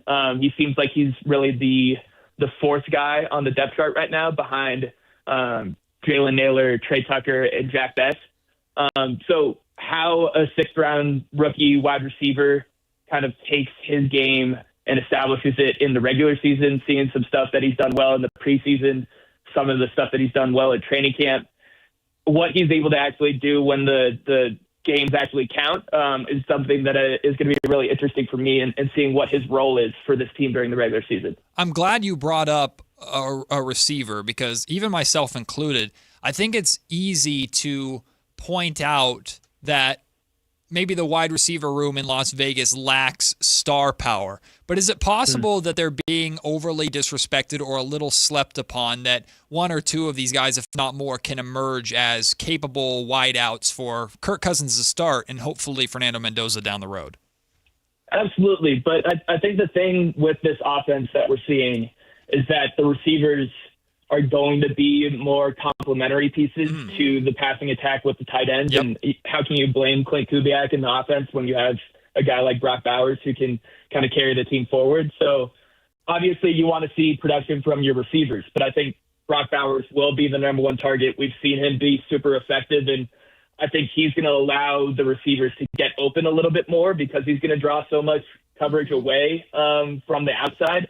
So when you've got guys with different profiles like Trey Tucker, who's a speed guy who can go downfield, you've got a great route runner in Jalen Nailor, and then you've got like a physical guy like Jack Bess. I think there's some good complementary pieces from that receiver room that we'll see if they're able to, use their talents on the field and actually produce some production. Sam, going to just real quick before my last question for you is more just NFL wide. We saw last night that they just put out there like, all right, cancel the Super Bowl or the Super Bowl, the Pro Bowl. It's gone. The Super Bowl's over. I don't know, Sam. Did you have any inkling? Because I knew eventually this was going to be gone, but I didn't have any idea this was coming in this owners meeting. Did you have any inkling that this was happening, and what are your thoughts? I didn't have any inkling, but I knew that our national reporter, Jonathan Jones, was kind of first to it. And it's really not a surprise, to be honest, because seeing the product that the Pro Bowl games has turned into be, I think, it also clears a lot of things up with guys dropping out of the Pro Bowl and not wanting to go to do the festivities and things like that. And now you're not going to have, all these alternate guys who get quote unquote named as a Pro Bowler. And I think it clears a lot up with that nomination, and it validates that nomination a lot more. So I think even though there's not going to be a product on the field, I think it becomes more of an honor to be a Pro Bowler. Sam, final thing for you. Appreciate you taking the time. Kayla and I were reacting earlier to a graphic that was put out of the complete opposite sides of the spectrum of injuries that the Niners and Raiders are on. Now, this was as of August 24th. The Raiders only had one player listed on their injury report at that time, while the Niners had 25, which is the most in the league. But I won't ask you necessarily about the Niners side of things and your theories on substations or anything like that. I just wanted to ask you specifically, is it just good luck, or have you noticed anything that the Raiders are intentionally doing to protect the health of their players, especially with early morning practices to beat the Heat? Yeah, I mean, I think they're being very deliberate in how they've conducted their preseason. What we do know is that pretty much they have a walkthrough day before their games. They have a walkthrough day after their games. They're taking kind of lighter approaches right after, more physical contact and things like that. And they're being cautious with some of the guys in the preseason as well. Like you mentioned, we haven't seen Brock out there really all that much. We saw Kirk Cousins for one drive. Mm-hmm. Max hasn't played in the preseason at all, and he won't play in the preseason. So I think they're being very deliberate with ensuring that they're going to get all their guys to the finish line for week one. And I know this guy is a hot-button figure, but both Clint Kubiak and John Spivak have credited Alex Guerrero as the wellness coordinator for this team for doing a good job in preparing guys for the year. So whatever he's doing is keeping the guys healthy, and I think that's good for Raider fans to see. Well, Sam, you're absolutely a rock star. People are taking notice very quickly of the work that you've been doing covering this Raiders preseason. I'm sure you're chomping at the bit like we all are to cover some actual real football that's only a couple of weeks away. My friend, enjoy the game tonight, and we look forward to having you back on whenever we can get your secretary to give us the okay or anything like that going forward. I'm happy to come back on anytime. Thank you, as long as it Sam. makes for it. Your coverage is amazing, my friend. Have a good one. Thanks so much, guys. The great Sam Warren, Raiders reporter for The Athletic. Oh, I should have asked him about the Allegiant Stadium food, because they ran. Oh, or they where'd top they 10? rate 'em? I think they're like 8 or something. They were top. Well, he hasn't experienced it yet, technically. That's true. He hasn't gone around everywhere yet. He'll get to, here in Vegas, I don't think, because they don't have that until the actual, well, I guess the preseason counts. Yeah, he probably. I don't know how extravagant it is compared to the actual season. I can't remember with my time, because the Titans, I believe, have the worst stadium.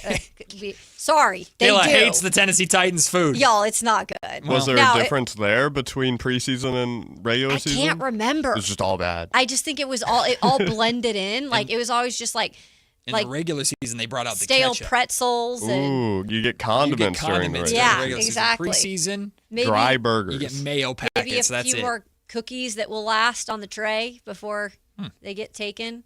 So, yeah. Maybe your experience with there not being enough food, there was just one person taking all of it. Ooh. Could be the case. Could be. Mm-hmm. But it was definitely a complaint. Who would it be? Out them. Out them. There are several people I could have went with. Definitely not me, though. Definitely not me. Listen, if we go to a Niner game together this year, you'll see how much I load up on that candy cart. Let me tell you. I'm excited to see. It's like the trolley from Harry Potter. They got everything. Well, that's the thing. So our boss said we're by the way, we are efforting on getting us to one of us at least to every Niner game for the actual home games this season. And we don't know for sure yet. We're working on that.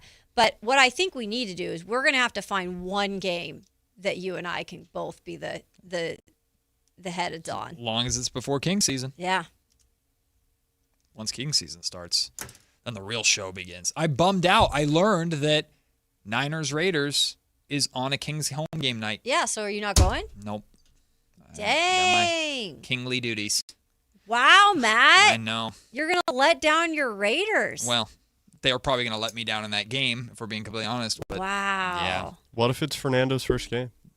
Job's the job, man. Wow. Game's the game. I can't believe this. I'm pretty sure it's Kings Heat that night in Sacramento. So Giannis being in town. Oh, yeah. The one time. So it'll be Allen's gig. Yeah, it sounds like it. Is that on a Sunday? It's a Sunday? Yeah. Yeah, it's a Sunday game. Yeah. Dang, man. Disappointed. So now I really hope Fernando starts week 8 against the Jets. Jeez Louise. Because if he starts week 9 if that's his first start, the FOMO. Watching on your phone. The FOMO will be painful. While watching Kings basketball. Listen, there's early season. Then you're going to get us in trouble in the press box. Early season media row at Kings games. Let's just be honest here. Everybody's got their computer open to some football game or baseball playoffs. Everybody. Mm-hmm. We're watching the Kings game in front of us. We're working, but our Yeah. computers have other games on. Come on. Game's the game. And it's the same thing. You look in the suites around the Golden One Center, and you just see football and baseball on. Basketball, at least when I cover basketball, though, I have to focus on exactly what if I miss one thing, because it's fast. Basketball is quick.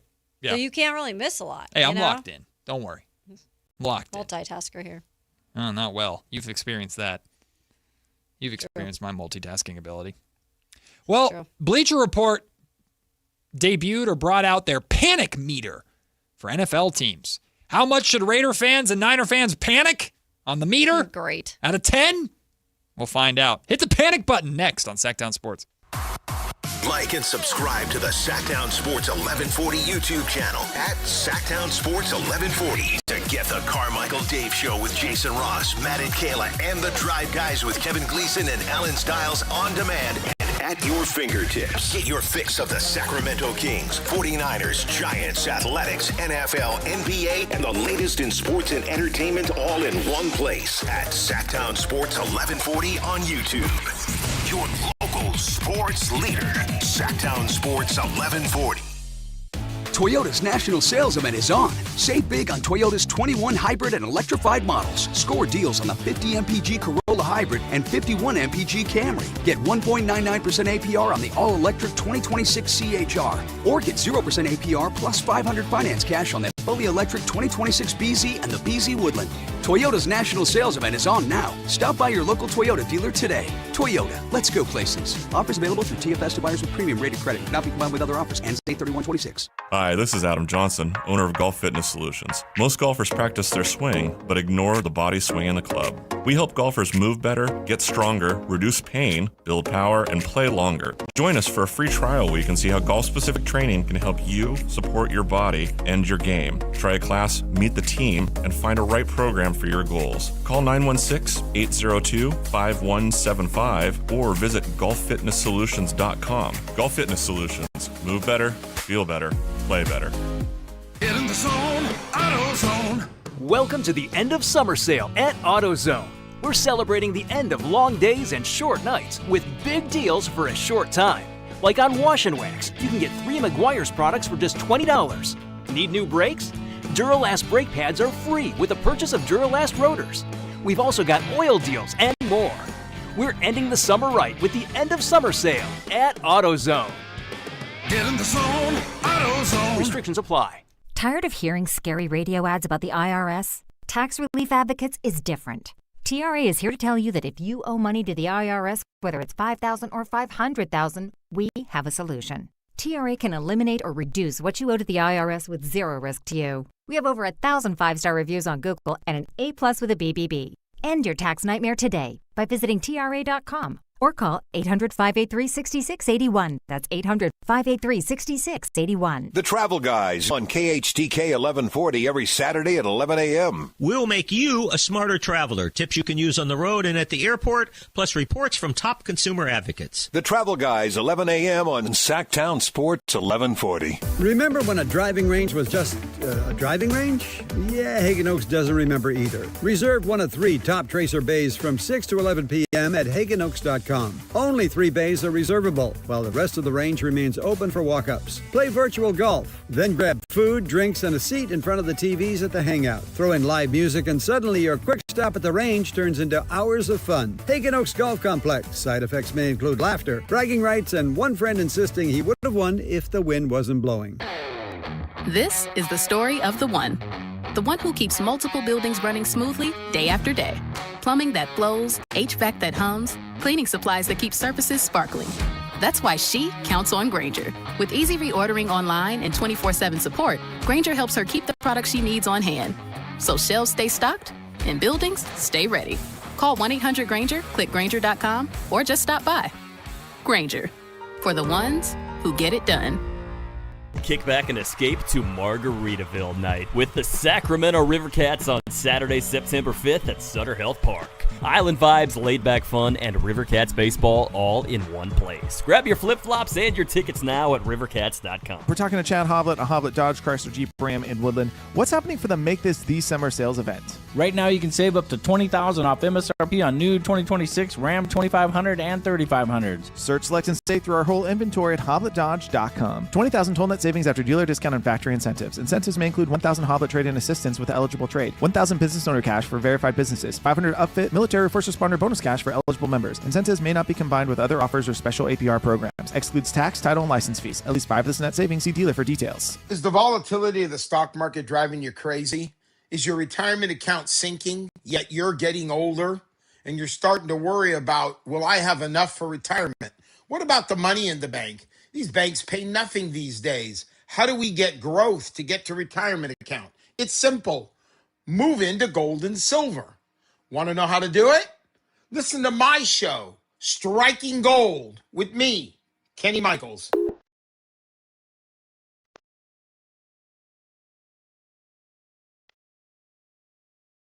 Matt and Kayla on Sactown Sports 1140. Everybody panic! Panic! Well, Bleacher Report will tell you if you should panic or not about your football team. Niner fans, buckle up. They did this by division. So let's go to the NFC West to start, the best division in football, in my humble opinion. The Seattle Seahawks, out of 10 on their panic meter, have a 0. They write, you just won the Super Bowl. You're not allowed to panic until 2027. I agree. No reason to panic in Seattle. You're the champions. Have fun with it. The Arizona Cardinals have no reason to panic either. It's a 1 out of 10. It's a dark tunnel. Not sure you can even panic without any reason for hope. Resignation ought to be prevailing amongst the fan base. True. As for the LA Rams, a 6 out of 10 on the panic meter, according to Bleacher Report. The window clearly won't be open for much longer, but does that matter? They won it all a few years ago, and this team should provide a lot of entertainment using what feels like house money in 2026. It's only a 6 out of 10 for the LA Rams. But for your San Francisco 49ers, the panic meter is at a whopping 9 out of 10. That's right. The anxiety is tied directly to the training room. If yet another season is derailed by injuries, the 49ers could be facing a full rebuild rather than another Super Bowl chase. Everything has to do with the Niners, that training staff, and their ability to stay healthy. So I know 49er fans are always holding their breath anytime there's any even hint of an injury of some sort. That's why it's just like you'd love for the season just to start already and to see really how they're starting off the year. Are they truly on track with these 25 injured players throughout the season that we've just noted as the highest team to have injuries? Are they just holding them back for precautionary reasons? Are they doing it because there's something more to it and they're just trying to continue to give them rest, and then we're going to see really who's hurt and who's not to start the season? But this is not going to be fun if they start the season with a lot of these guys that we thought would be back that are still off the list. Yeah, it's one thing to say, oh, we're doing, and they haven't said this directly, but we can put 2 and 2 together. Yeah. We're intentionally holding a lot of players out and listing them on our injury report for precautionary reasons. But if they're all continuing to be held out for precautionary reasons, quote unquote, into the season when the games matter, yeah, no, it's not precautionary. It's because they're actually hurt and you're doing something wrong again. Right. And it's like and we're talking about the guy that you just got in the offseason, and Mike Evans, who you knew was a little bit of a risk because of his age and his injury last year. And you're not declining in age, you're declining in your physical body. So he's dealt with that groin, like we've mentioned, and they say he's going to play in that first preseason game, and that's fine. fine, and that's great, but like, is he going to play throughout the season consistently? Or are we going to get like a half-season Mike Evans? Yeah. George Kittle, when he returns, whether he actually plays in that first game in Australia or they decide to hold him back till they return home, will George Kittle be the same? Will he be able to remain healthy? Because George has always had nicks and bruises throughout a season. Nick Bosa, who we haven't seen out on the practice field in terms of true practice reps. What is his, like? So we're still questioning a lot of the things that we were questioning last year. Right. And until the season starts, I get it why people are particular on them in terms of what they can do next year. Well, the Niners have had far too many high-profile catastrophic injuries, right? From Nick Bosa to Fred Warner to now Ricky Pearsall. To like they've had just too many of these, which is what put them on everybody's radar. But I would argue the nagging injuries could kill them more than anything else. Like Brock Purdy didn't have catastrophic injuries last season. Right. He had a nagging turf toe that kept him out for such a long period of time. Which seems to be completely fine. Right. And like George Kittle had a catastrophic injury for sure. But if George Kittle comes back and he's on, off with nagging injuries, or Mike Evans plays 10 games rather than 17 because nagging groin or an ankle here or whatever there, or it's Christian McCaffrey, same thing. Those are the ones that might really want to make Kyle Shanahan pull his hair out, because it's one thing to know I lost a player for the full year. Now I have to game plan for life without him versus I'm planning to have this player, but any other week, any given week, that player might be gone. Like the nagging injuries for the Niners are the ones that might break them this season.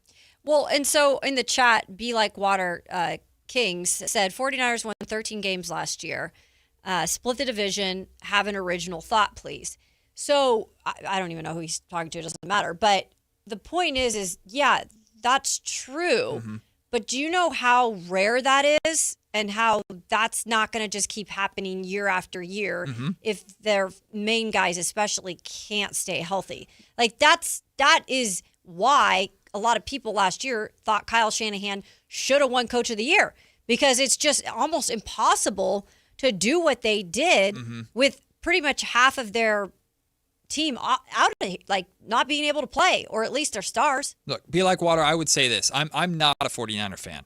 So I understand from the 49er fan perspective how exhausting it must be to hear everybody talk about your football team, and injuries are one of the first things that's brought up. But their fans, a lot of their fans talk about them that way. True. And you might think it's low-hanging fruit, but understand that there's a reason for it. It's because there's a pattern, and it's a pattern that goes beyond last season. And when the 49ers built a roster of veteran age, like older players, you're always going to have conversations about injury regardless of your reputation. And unfortunately, the 49ers reputation is even worse, which magnifies the age.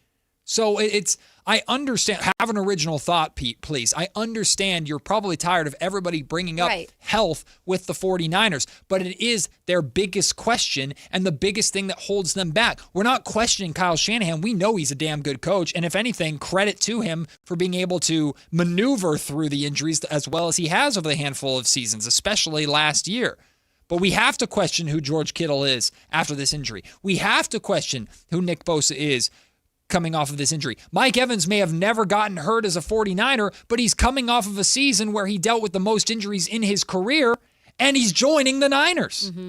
Like, these are things that you have to discuss. You have to bring up injury history with Christian McCaffrey. He's dealt with big injuries while he's a member of the Niners. He's dealt with injuries before he was with the Niners when he was with Carolina. Right. Like, I know you're tired of hearing about it, but until the 49ers can prove that they can handle it and kind of shed that reputation, it is what's going to be brought up more than anything else with San Francisco, because ultimately they haven't gotten the job done, and injuries have largely played a part in their inability to win a Super Bowl. Yeah, and this is just again, this isn't like ESPN that put this out. This was just a Bleacher Report that kind of, you know, it's this time of year where they're looking for things that are going to bring people's opinions out, which it does, and that's what we do on the radio, is we try to spark these debates.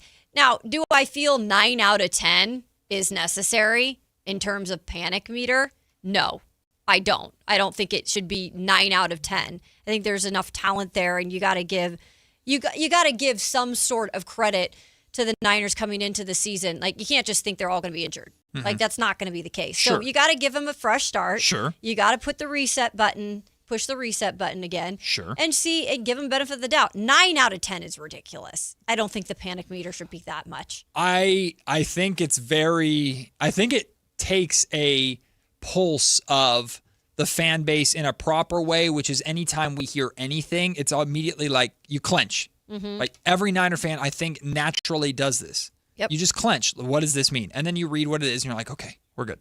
Like, I would be trained to do that as a Niner fan based off of how these years have gone. I'm not a Niner fan, and I do that. Yep. What I'm glad is not brought up here, that's not brought up here with the 9 out of 10 is if it doesn't work this year, then it's over, right? Like, this is something we talked about yesterday. The Niners are very much boom or bust this year. They're going for it as maybe one last-ditch effort with this regime, this core era of Niner football as we know it.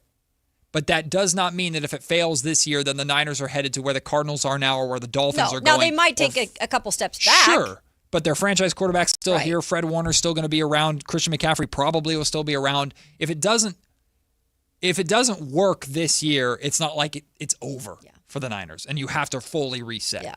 So I'm glad they didn't try and fabricate that. Las Vegas Raiders panic meter rating 2 out of 10 according to Bleacher Report. They write, you would like to see promise from a new coaching staff, action from a new franchise quarterback, and progress from a young core. But that's it for now, though. I agree. There's no reason to panic.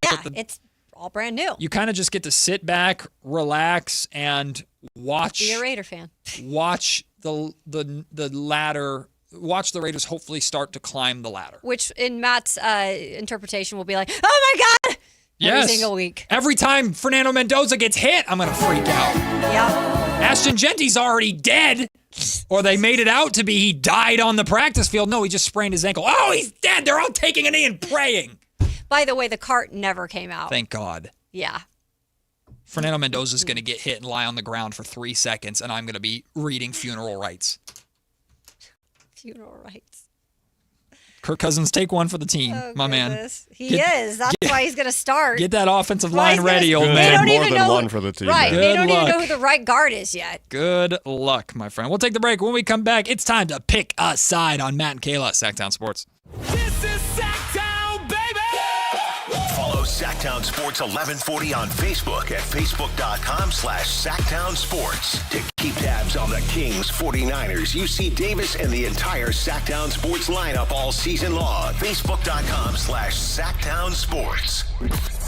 Your local sports leader. Sactown Sports 1140. What keeps you up at night? Do you wonder if what you've saved will be enough? If your money will go as far as you plan? Or whether your retirement will look the way you imagine? What worries you? Everyone's concern is different, but ignoring it won't make it disappear. This is Ron Paul. You may not be able to predict what comes next, but you can take steps now to diversify your savings with precious metals before uncertainty becomes urgency. My friends at Birch Gold Group will send you a free info kit explaining how gold can help diversify your IRA or 401k. Just text the word SECURE to the number 989898. There's no cost and no obligation. Just free information to help you consider your option. Take the first step with Birch Gold. Text the word SECURE to the number 989898. The Screening Gold Injury Report is brought to you by the law firm of Gingery, Hammer, and Associates. If you get an injury, just call Gingery. Denzel Clark began a rehab assignment in Vegas last week, going 5 for 10 in 4 games. He will alternate playing the field while DHing as well, while ramping up his workload. Jacob Wilson will see a doctor this week for next steps on his left shoulder. Wilson's not expected to return this season. Nick Kurtz is also done for the 2026 season as he was transferred to the 60-day injured list. Hi, I'm Justin Gingery. One of the most common questions I receive is, what makes us different from other law firms? At Gingery, Hammer, and Associates, we handle your case from beginning to the end. Whether your case reaches a settlement, whether it must go into litigation, or whether it has to go all the way to trial, we will be with you along the entire way. And because we are committed to your case, we are as invested as you are in making sure you get the outcome you deserve. When you get an injury, tell Just call Gingery. T-Mobile is launching something no other wireless network offers. Introducing Nothing. Pay nothing today and walk out of the store with a new phone. What did he say? Nothing. You definitely said something about nothing. Exactly. Go to T-Mobile, pay nothing up front, and leave with a new phone. Wait, nothing rules. She gets it. Hey, thanks for nothing. For the first time ever, switch to T-Mobile, pay nothing. No taxes, no fees, no money down. And walk out with a new phone. There are 250 reasons to choose T-Mobile, and now nothing is holding you back. On eligible devices with qualifying credit plan and 36-month finance agreement. Tired of hearing scary radio ads about the IRS? Tax Relief Advocates is different. TRA is here to tell you that if you owe money to the IRS, whether it's $5,000 or $500,000, we have a solution. TRA can eliminate or reduce what you owe to the IRS with zero risk to you. We have over 1,000 5-star reviews on Google and an A+ with a BBB. End your tax nightmare today by visiting TRA.com or call 800-583-6681. That's 800-583-6681. Want the best movie experience in town? Join Sactown Sports IMAX Pass by visiting SactownSports.com. Sign up today. You can win tickets to see this week's films at the Esquire IMAX Theater. Country in the Park 2, presented by your California Army National Guard, October 23rd at Heart Health Park at Cal Expo with Bailey Zimmerman, Russell Dickerson,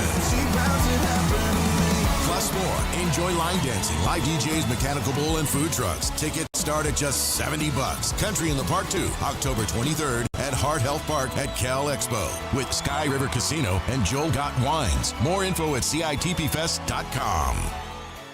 Capital Casino is conveniently located in downtown, 411 16th Street, and has been a part of the greater Sacramento area for over 20 years. They offer the best variety of games in the region in a safe and friendly environment, and there's plenty of parking, all well lit and monitored by security. Come have a great meal at the cafe and restaurant inside. Capital Casino has the best food, the best service, and the best action. But please always remember to gamble responsibly. 1-800-GAMBLER. Sleep Number's new collections are designed to adapt to the changing nature of your life and your sleep needs. Whether it's the personalized comfort of the Comfort Mode mattress, the targeted pressure relief of the Comfort Next mattress, or the Climate Collection that actively cools or warms to help you fall asleep and stay asleep. And now, all beds are on sale during our biggest sale of the year. Save 25% on the new Comfort Next Luxe for a limited time, only at a Sleep Number store or sleepnumber.com. You're still glowing, flirting, grooving. You've still got it. But your immune system weakens as you age, making it harder to fight illnesses like pneumococcal pneumonia and RSV. Vaccines are a key part of any health routine and can help protect you from getting really sick. Ask your doctor or pharmacist which vaccines you need. See more at PfizerForAll.com. Sponsored by Pfizer.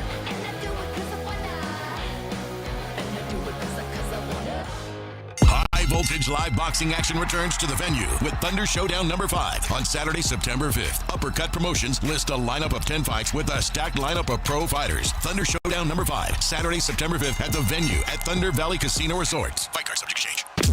Pick a side, any side. It's time for Pick a Side on Matt and Kayla. Pick a side on this Friday, Junior, a.k.a. Thursday. Niners and Raiders in action tonight. You can listen to it right here on Sacramento's home of the Niners, Sactown Sports. But now it's time to pick a side. Anthony, what's up? ESPN is looking to create a cleaner presentation for college football broadcasts this season by removing its bottom line ticker during games. Do you like this? I was surprised how many people had an opinion on this. Same here. That's why I put it in Pick a Side. And I guess I'm kind of surprised that I have an opinion too. Okay. I think I guess will look cleaner, but what I like about the ticker is there's a billion other games going on at the same time, and I want to know what what games are going on. But the alternative around that like the NBA does, I know the NFL will do this too, is in the top right corner or left corner every once in a while they'll have scores of other games that are happening simultaneously.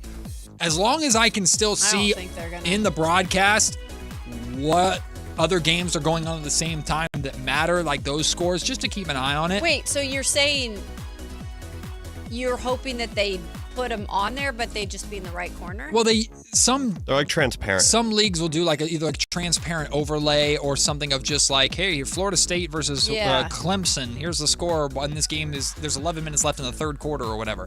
Like I know I'm an unusual viewer for today. Like, I don't do the simultaneous broadcasts. Right. Like, some people love that. YouTube TV will split and I can watch 3 games at the same time. Okay. My brain will break. You don't like doing that. I pick yeah. one game. I lock into one game. I might switch over to another during the break, but I want to see the scores of the other game so I can either look at my phone or it's right there on TV. So yeah, I still want that, but I don't need necessarily a distracting ticker at the bottom. Yeah, I mean, tickers don't really bother me, to tell you the truth. I'm not visually, it's not like appalling to me. Mm-hmm. I get how some people who might have a problem with it are like, oh, this is great.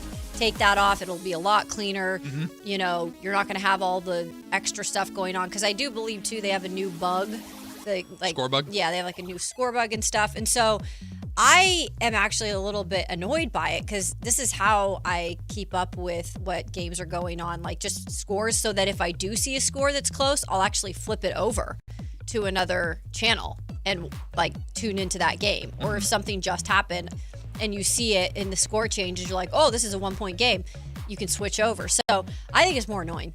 I think that Matt has the right idea of what I'm thinking. I hate when the ticker comes up and it changes the aspect ratio of the screen. Either they squish it a little bit, or now you have black bars on the side because you have a line at the bottom that's forced its way onto my screen with a distracting transition, and I have to look at this, and it has ruined the way that I'm watching the game, rather than just quietly showing up in the top right corner like every other time. Like when you're watching the NBA playoffs, it shows up in the top right corner if there's a close game. It's so easy to do that. I don't need I don't think they're doing that either. I think they're just not going to have it on. I think that they will, because I don't think that they don't want people to not know what's going on. Yeah. I think that it's just like, I know people who complain about the ticker because I'm one of them. I think that it is a loud, like visually loud transition to give me information that can be quietly presented to me. Mm-hmm. And that bothers me a lot. TCU has banned the Star Telegram and pulled credentials over reporting of a locker room assault that resulted in a case filing with TCU campus police. Do you agree with what TCU did? So it's the Fort Worth newspaper that covers TCU, and the guy's doing his job.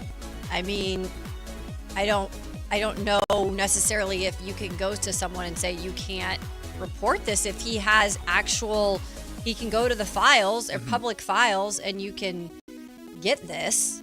Like, I don't know if they filed it or if he found out from someone, but regardless, that's what his job is to do. TCU claims that the report had inaccurate information that resulted in like misinformation and a narrative that, quote, endangered a student athlete and resulted in threats to him and his family. So it's the way that it was reported? TCU is like, my whole take on this is, if you are going to, in any instance, remove the credentials of any publication for how they cover you, you better have strong reasons for doing it, backed by any kind of evidence, because on the surface it always comes off as you're silencing the press. And that's you're what, controlling the that's narrative. what it seemed to be. So on paper it does look like that. They claim that, however the newspaper covered this story, that it used inaccurate information that was damaging and harmful to the victim of this attack, alleged attack, which therefore was unprofessional or wrong by the newspaper to do so. So he said, she said, either way, it's never a good look to pull credentials, but sometimes you need to if the reason is justified. I think it's just like the quickness of it. Maybe you need to do a little bit more deeper investigation on both sides before just yanking the credential, right? They say, unfortunately, an unnamed source without firsthand knowledge of the incident provided inaccurate information cited in initial reporting by the Fort Worth Star Telegram, which we strongly disputed. Interesting. So maybe bad information. Their claim is you did not report on this incident accurately, which resulted in harm to one of our athletes. We're going to remove you to protect our athlete, which could be a cop-out, but I don't know. Yeah. I think that's valid. I think that if they reported inaccurately and it's like in bad faith, maybe, like trying to push something specifically, then you're like no longer in like the journalistic realm. Yeah. And it's just like we're being unprofessional. You don't get to be in this space. Yeah. Yep. Ohio State is building a new on-field end zone suites that cost $142,700 each. Hell yeah. Each suite can hold 12 people with 8 standing room spots. Does this ruin the actual college, in air quotes, experience? Because the students are not right on top of it? I've been in that stadium at Ohio State for 3 years. Like, Ohio State is known just for the shoe. Like, it's old. It's a great venue. It's a huge venue. Updates to your stadiums, yeah, absolutely. But when it comes to college football, I feel like now we're getting closer and closer to being corporate, to being what pros. And I know these guys are getting played, but let's try to keep some semblance of like college football. When there's money to be made. I'm sorry, it's just like this dog of Kirk Herbstreit is so cute, by the way. I cannot get enough of. I think is it Peter now? I don't know which one it is. But anyway, speaking of Ohio State, because Kirk went there. Yeah, I feel like that's not a great look, and I get it. It's all about making money, but it's like you have to make this much money now to go to games that are even in college. Ohio State is arguably a bigger program and a bigger team than maybe a third of the NFL. It's really, to tell you the truth, it's sometimes in the state followed more closely than the Browns and Bengals. You could argue it's bigger than a third of the NFL in some spaces. Now, where I would defend Ohio State here is that, to me, the college experience is you just see a sea of fans that these 70, 80,000 people venue. So that's still the college football experience. So as long as this isn't taking seats away from students who should go there and create these atmospheres, I'm fine with it. It doesn't sound like it is necessarily, but yes, it would be. I would rather see a band and students going crazy than people in suits behind the end zone. Because you talked about the NBA All-Star Game, and the first thing is like, here's one little step. Yeah. Oh, yeah. Of getting like, you're pushing the actual fan out, and you're bringing in the big buck people who really don't care. It's all donors and people like that'll sit there. But as long as the stadium does not take capacity away from students to go and really change the atmosphere, I guess I get it. Yeah. But whatever. I can never afford it. Nope. We'll take a break. Sorry. Yeah. I was just going to say, as long as students can go, I don't care what happens outside of that. When we come back, good friend of mine, Brad Rowland, covers the Atlanta Hawks. He will join us to talk about former Atlanta Hawk, now current Sacramento King, DeAndre Hunter. Brad will give us the context of how the Hawks best utilized Hunter and how Hunter had his best seasons in Atlanta and what that could look like in Sacramento. Plus, Kingston Flemings, the Atlanta Hawk, taken right after Darius Acuff Jr. We'll talk about that with Brad next. It's Matt and Kayla on Sactown Sports. Take Sactown Sports with you everywhere you go with the Sactown Sports app. The most in-depth coverage of the Kings and 49ers. A library of written and video content. And all your favorite personalities all in one place. Download the Sactown Sports app today and get in on the action. Your local sports leader, Sactown Sports 1140. This is the story of the one. As a safety manager at a manufacturing plant, he does everything he can to keep his coworkers safe. From finding ways to reduce risks to keeping safety supplies in stock. And for that, he relies on Grainger. Grainger offers a broad range of quality products and next-day delivery, so he can always play it safe. Call 1-800-GRAINGER, click Grainger.com, or just stop by. Grainger, for the ones who get it done. With 25 award-winning years in Northern California, Ashton & Price is your local injury law firm. Pro attorney tip: if a firm presents as local but they're in LA, red flag. If your first consultation is not with a lawyer, big red flag. At Ashton & Price, your first consult is with a local attorney, and if serious injury prevents travel, a lawyer will come to you. Still not enough? George Washington's my uncle. At Ashton & Price, no red flags, just red, white, and blue. Remember, for the best advice, don't think twice. Call Ashton & Price. Only one radio program captures the excitement of hunting and fishing as it happens. The award-winning California Sportsman with Sep Hendrickson. Only California Sportsman takes you where the action is, live on the water, live in the blind, and live with the top pros and experts in outdoor sports. California Sportsman with Fishing Hall of Famer Sep Hendrickson is your premier destination for all things outdoors. Sep's Saturday Morning Outdoors. Ultimate Bass and California Sportsman, 5 a.m. to 8 a.m. Saturdays on Sactown Sports 1140. Hey, Sactown.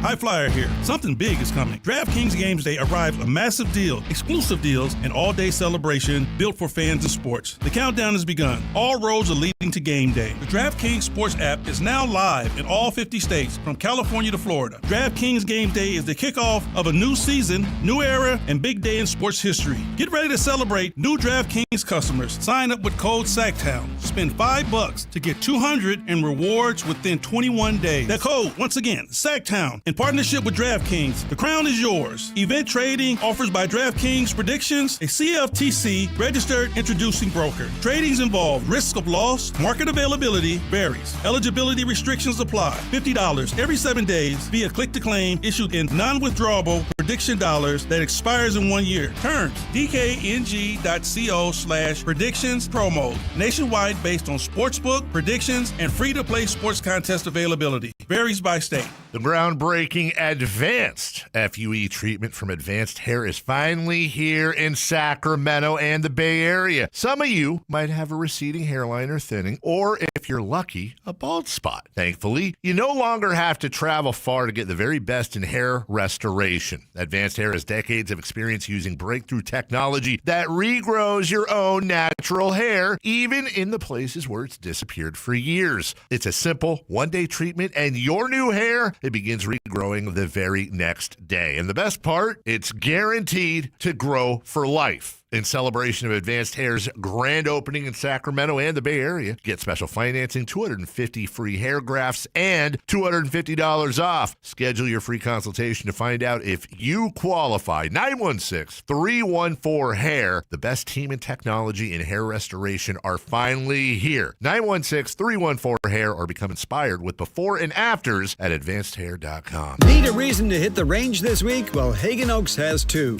Monday nights are happy hour all night long with special pricing on hot dogs and ice cold beer while you hit balls under the lights. Then Thursday, join the new Top Tracer competition nights. Play Pebble Beach, compete in closest to the pin, long drive, and more with fun interactive games for every skill level. Grab your friends and make Hagen Oaks your weeknight destination. Visit HagenOaks.com for more details. Hagen Oaks Driving Range, more games, more laughs, more reasons to play. From the people who brought you It's the Dog Bark comes. Is that a new bump on your dog's neck? Or is that bump just a part of his neck? Could be a bug bite or something way worse. Protect your dog from injury and illness with Progressive Pet Insurance. Wait, there's another bump right by the first bump. Progressive Casualty Insurance Company and affiliates. Not available in all states or situations. Coverage subject to policy terms. When you see this in your kitchen, the stainless steel fridge is covered in fingerprints. You hear this. Leslie, people are going to think you were raised in a barn or by wolves, or raised in a barn by wolves. Fortunately, Wyman Stainless Steel 3-in-1 cleans, shines, and protects to give you the best shine. A spray and a wipe will have your fridge shining like a mirror. Wow, my fridge looks brand new. Your fridge looks amazing, Leslie. Sorry, I was being a little dramatic earlier. Your kitchen says a lot about you. Let it brag with Wyman. KHTK HD1 Sacramento, KYMX HD3 Sacramento. Sactown Sports 1140, your local sports leader. It's time for the lunch break. Your calls, your thoughts, your segment. Call or text us at 916-339-1140. It's the lunch break on Matt and Kayla. DeAndre Hunter has been a Sacramento King for nearly 7 months. And we know almost nothing about him because he played a game and a half before he unfortunately injured his eye. One of the things we were most excited about, or at least curious about when the Kings traded for Hunter, was, hey, what does he look like next to Keegan Murray? Can he take some of the defensive responsibilities off of the shoulders of Keegan Murray? Can he add some much-needed shooting and floor spacing to the Sacramento Kings, who finished last season as one of the worst three-point shooting teams in the NBA? Well, We'll have to wait till training camp, preseason, and beyond to get answers to those questions. But in the meantime, we have someone joining us right now who covered DeAndre Hunter very closely when he was in Atlanta, where he was drafted, spent the beginning of his career. The best seasons of his career were in Atlanta with the Hawks to this point. Brad Rowland, the host of the Locked On Hawks podcast, joins us now here on Matt and Kayla. Brad, my friend, how are you? How's everything down in Atlanta? Never dull moments, even in August. Can't avoid the NBA cycle, but it's good to be here as always. Brad, it's a pleasure to talk to you, my friend. I know it's been a little while since DeAndre Hunter has donned a Hawks uniform, but you're obviously very familiar with him. Appreciate you being willing to come on and share with us your insight. But take us through, when you think of the best moments of DeAndre Hunter's time with the Atlanta Hawks, what comes to mind, and how can the Kings essentially try and replicate that or even build upon that next season in Sacramento? Yeah, I think it was a bit of a topsy-turvy run for him in Atlanta, but there were some highs, to your point. I think, ironically, he was arguably having his best season as a Hawk when he was traded to Cleveland, which was, right the move right before he went to Sacramento. And the Hawks were kind of, quote-unquote, selling high on him at that point in time because he was shooting the heck out of the ball and was playing quite well. But I think it was, honestly, a lot of it was an exercise in expectations where he was the fourth pick in the draft. The Hawks traded a lot for him. And maybe he didn't quite live up to that, quote unquote, but he is still a quality starter in the NBA. And that is my large takeaway from him, watching and covering the first 300-ish games of his career. But there were some moments where he was a legitimate force offensively, and defensively. Is he elite? We'll get into this more. No, he's not. But he definitely is a capable, 6'7", 6'8", strong defender who can do a lot for you. So everyone in the league is looking for that archetype of that 3-and-D forward who can defend. He can do that, and they're obviously varying degrees on both ends of the floor. Yeah, and you mentioned just in terms of the three-point shot, his percentage has for the most part in his entire career been pretty good, and then took a dip last year in Cleveland to just 30.8%. I'm curious your thoughts on, you don't just lose that shot necessarily when you've shot that well percentage-wise your entire career. Do you feel like that was just not the greatest situation, maybe wasn't put in the right situations in Cleveland? Well, what's your take on that? Yeah, it's probably a little bit of everything. It's probably some randomness given the sample size. I think it was only like 140 attempts or something like that, maybe 200-something attempts in Cleveland last season. In the 4 previous years in Atlanta, I think it was like 38% from three, and I tend to favor a much larger sample size. Was it having something to do with him changing teams and the archetype there? I guess perhaps. But in the previous season, when he arrived in Cleveland, he still shot the ball very well. I think it was 43% from three. So I would probably tend to just towards variance, honestly. And unless there was an injury or something like that we weren't aware of, that's probably what I would point to. But as a career, 36, 37% three-point shooter, I would point to that as a much more indicative sample size. Over his 6 seasons in Atlanta, DeAndre Hunter averaged just shy of 15 points per game, shooting just shy of 37% from three-point range. But you mentioned the defense, and while the Sacramento Kings are a long ways away from even being remotely close to the word elite on the defensive side of the ball, just having more bodies, particularly length on the perimeter, which, Brad, is so important in the modern NBA, is what's so enticing about DeAndre Hunter, who's 6'7". I know you've seen Keegan Murray a handful of times when the Kings have played the Hawks over the years. While we're not hoping DeAndre Hunter will necessarily be a Keegan Murray savior or anything like that, Keegan has been the lone kind of forward wing defender that the Sacramento Kings have had. Do you subscribe at all to the belief that even another body like DeAndre Hunter and DeAndre's capabilities can be enough to take some of that responsibility off of Keegan's shoulders defensively?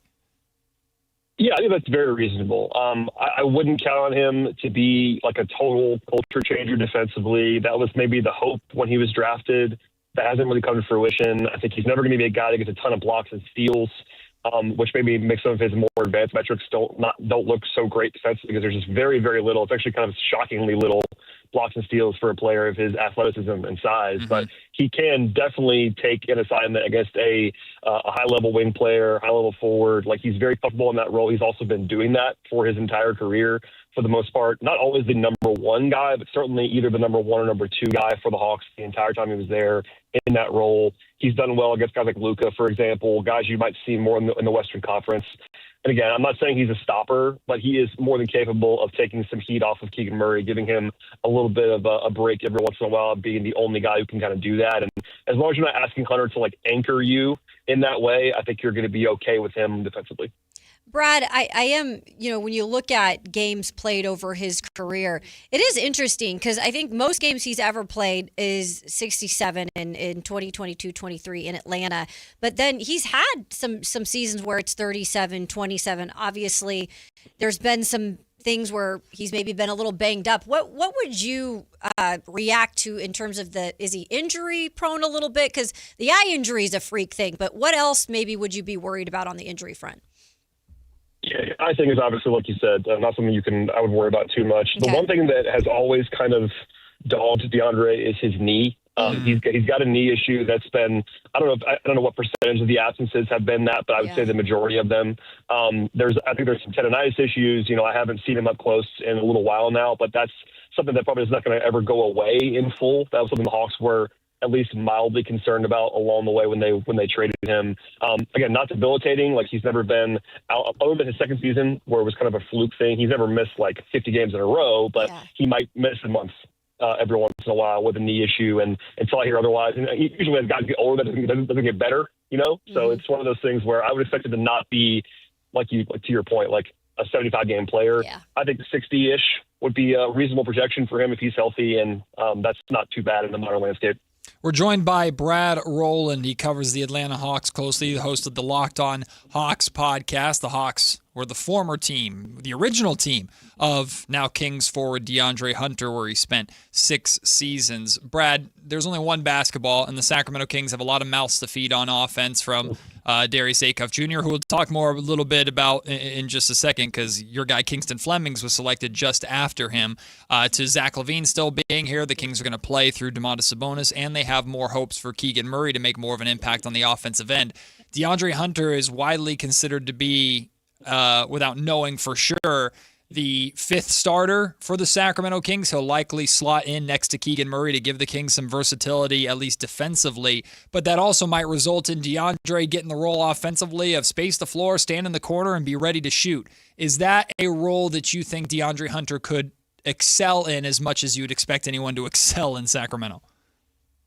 Yeah, he's done that for wide swaths. Like, I think it's, going back to where he was much younger, I think he maybe wanted to do a little bit more than that. Like there were some long twos in his profile that were the Hawks were trying to excise from his game, but he's played in that kind of role long enough. Even in Cleveland where he just was previously, he was the 4th, 5th guy on that team and knew what I was going to be. And he's become more willing to just kind of let it fly as a three-point shooter.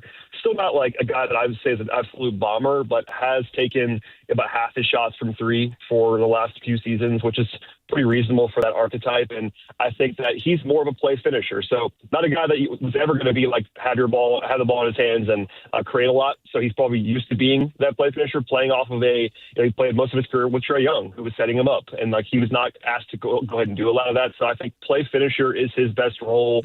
Is it always like stand in the corner and fire? No, but he's definitely used to doing that. He's done it play. What kind of a teammate, from what you've picked up on DeAndre Hunter? He seems a little more quiet, right? But he seems like a very professional guy. Like, what did you pick up on your time covering him in terms of a teammate and just somebody who reacts with, the media throughout the season? Yeah, definitely a quiet guy. Kind of a dry sense of humor, though, if you get to know him a little bit. Like, he's a good guy. Everybody likes DeAndre. He's very well respected in the locker room. That was part of the pitch coming out of Virginia, too. Like, a guy that everybody enjoys playing with. But certainly not going to be a huge, vocal leader for you necessarily. There was a year where he at a media day, he came out and said very deadpan that he hadn't worked on anything with his game that season. And so people took him seriously. And it's like, guys, he's obviously kidding, but he's that kind of guy where he's not probably going to give you a ton, but he is certainly someone that is respected behind the scenes. Yeah. Brad, is there any way that you can remember or think back to that the Atlanta Hawks and maybe even the Cleveland Cavaliers to some extent didn't utilize DeAndre Hunter properly that you think the Kings would be wise in doing so? Is there anything, whether it's a small thing, any niche thing, just a way to use him or a part of his game that is available that just never really was tapped into? Yeah, it's interesting. I think the one thing that I would caution against maybe in this vein is having him play a lot of power forward as the power forward on the floor, and because he's not a good rebounder, is what I would note. Like he looks like he would be. He kind of has that Adonis body. He's 6'8", 220. He's cut up, and he's just never been a very prolific rebounder. And that's fine as a 3. If he's playing with another forward who can help him with that, you're fine. But every time he flashed to the 4 as like a primary, look as a small ball 4, he needs to be supported in that way. And that's maybe a little thing, but I think he is, for all of how the league got smaller there for a while. A lot of guys were playing up to the 4. That was never his best role. Like him with Keegan Murray, totally fine. But if it's him and 3 guards, I wouldn't probably lean in that direction. So if Keegan and DeAndre Hunter are playing together, Keegan Murray's still very much the 4 in your mind then, yes?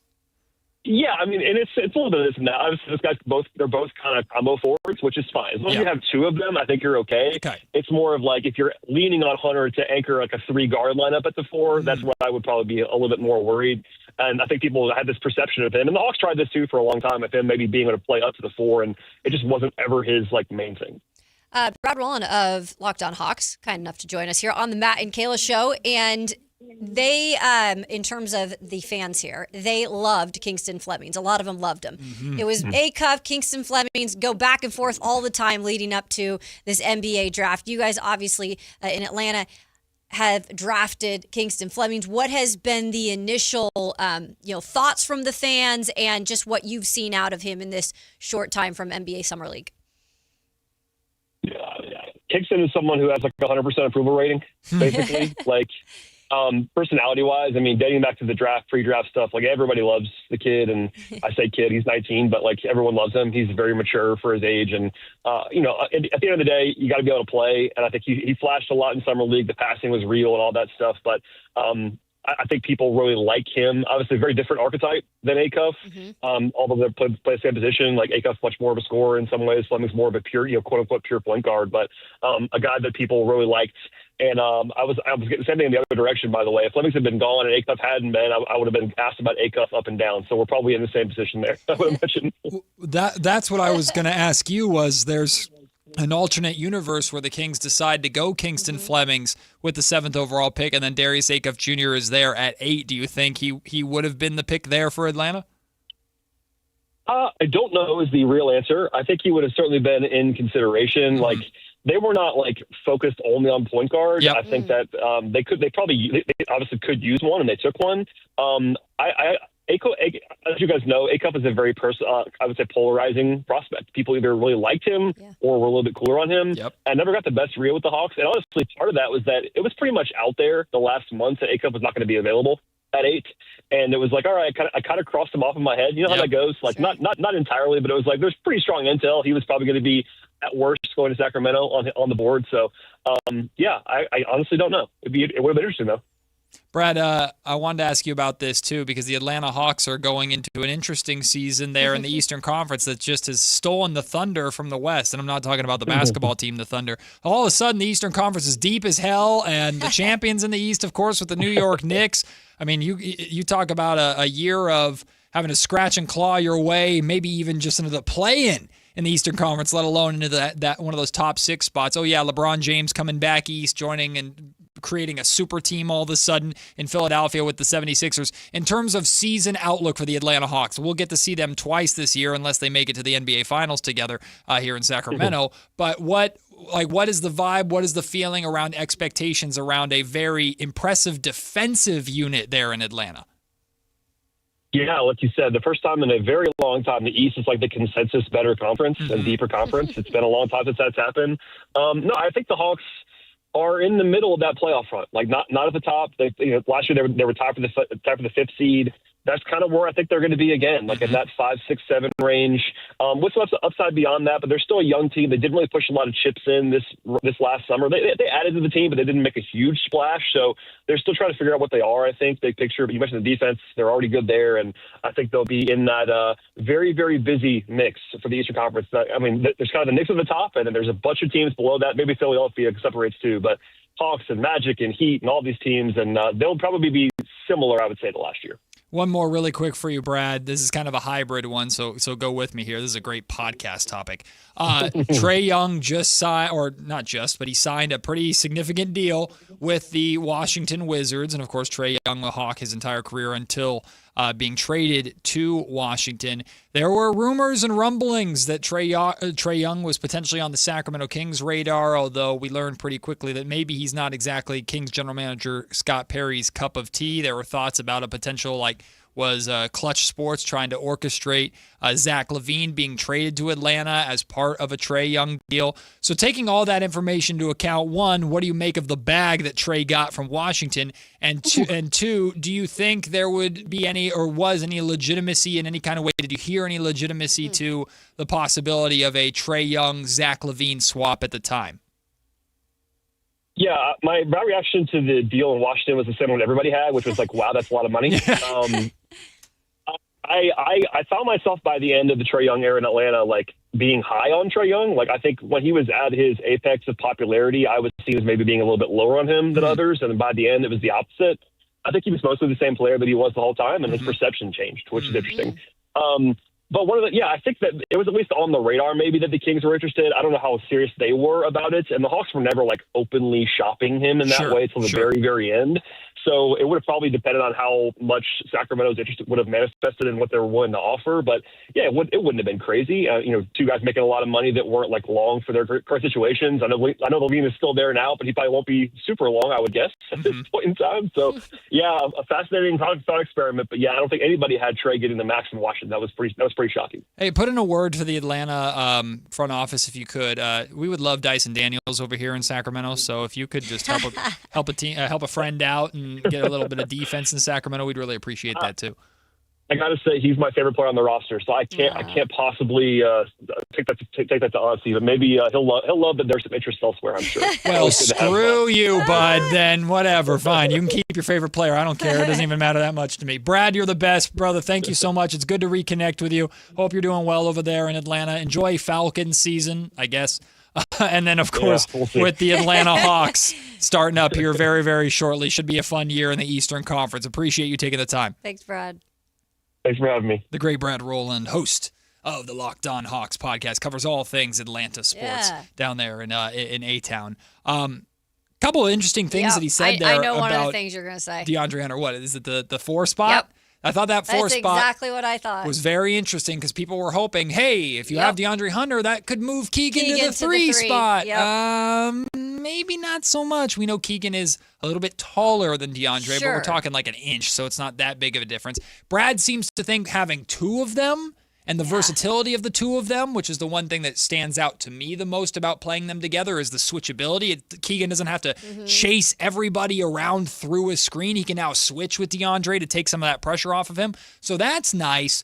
But Kings fans hoping that Keegan Murray could primarily become a 3, they might not like the Keegan-DeAndre Hunter lineup. Yeah, because I think a lot of people were hoping that he could go back to that in terms of the 3. And that doesn't seem like it would be like a locked in, like it would work necessarily.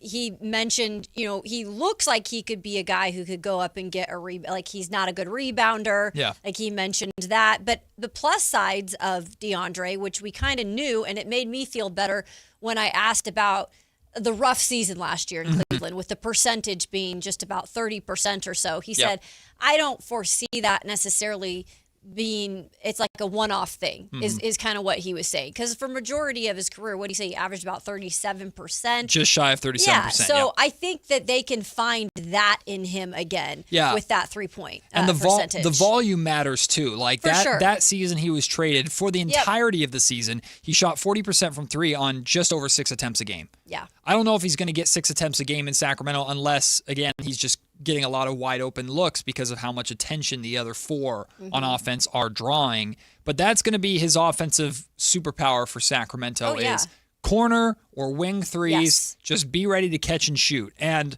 like the season before, if you want to call the 40% year because he's only done it once an outlier, okay, fine. The year before that, he shot 38%. Yeah.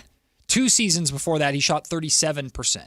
Just shy of 38%, like barely. We're talking 0.379. So 2 out of the 3 seasons before that 40% year, he shot like 39% from 3. That's why I was like, okay, I feel like it was more of a one-off, like you said, maybe dealing with like something here and there, which I did want to ask about, the injury part of DeAndre Hunter. Is there any worries? And, he did say he's probably more of a 60-game guy because he's got a little bit of the knee issues. But I was just interested on that, too. So he's played 7 seasons. Here are his games played over 7 seasons.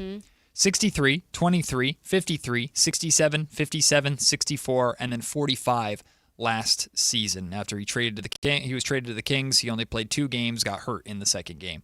But on average, I mean, he's playing roughly 55, 60 games a season. All right. And if the alternative is DeAndre Hunter's hurt, knock on wood, or he's unable to start, that's why Precious Achiuwa is still here. Absolutely. Right? Yep. So, hey, maybe, just maybe.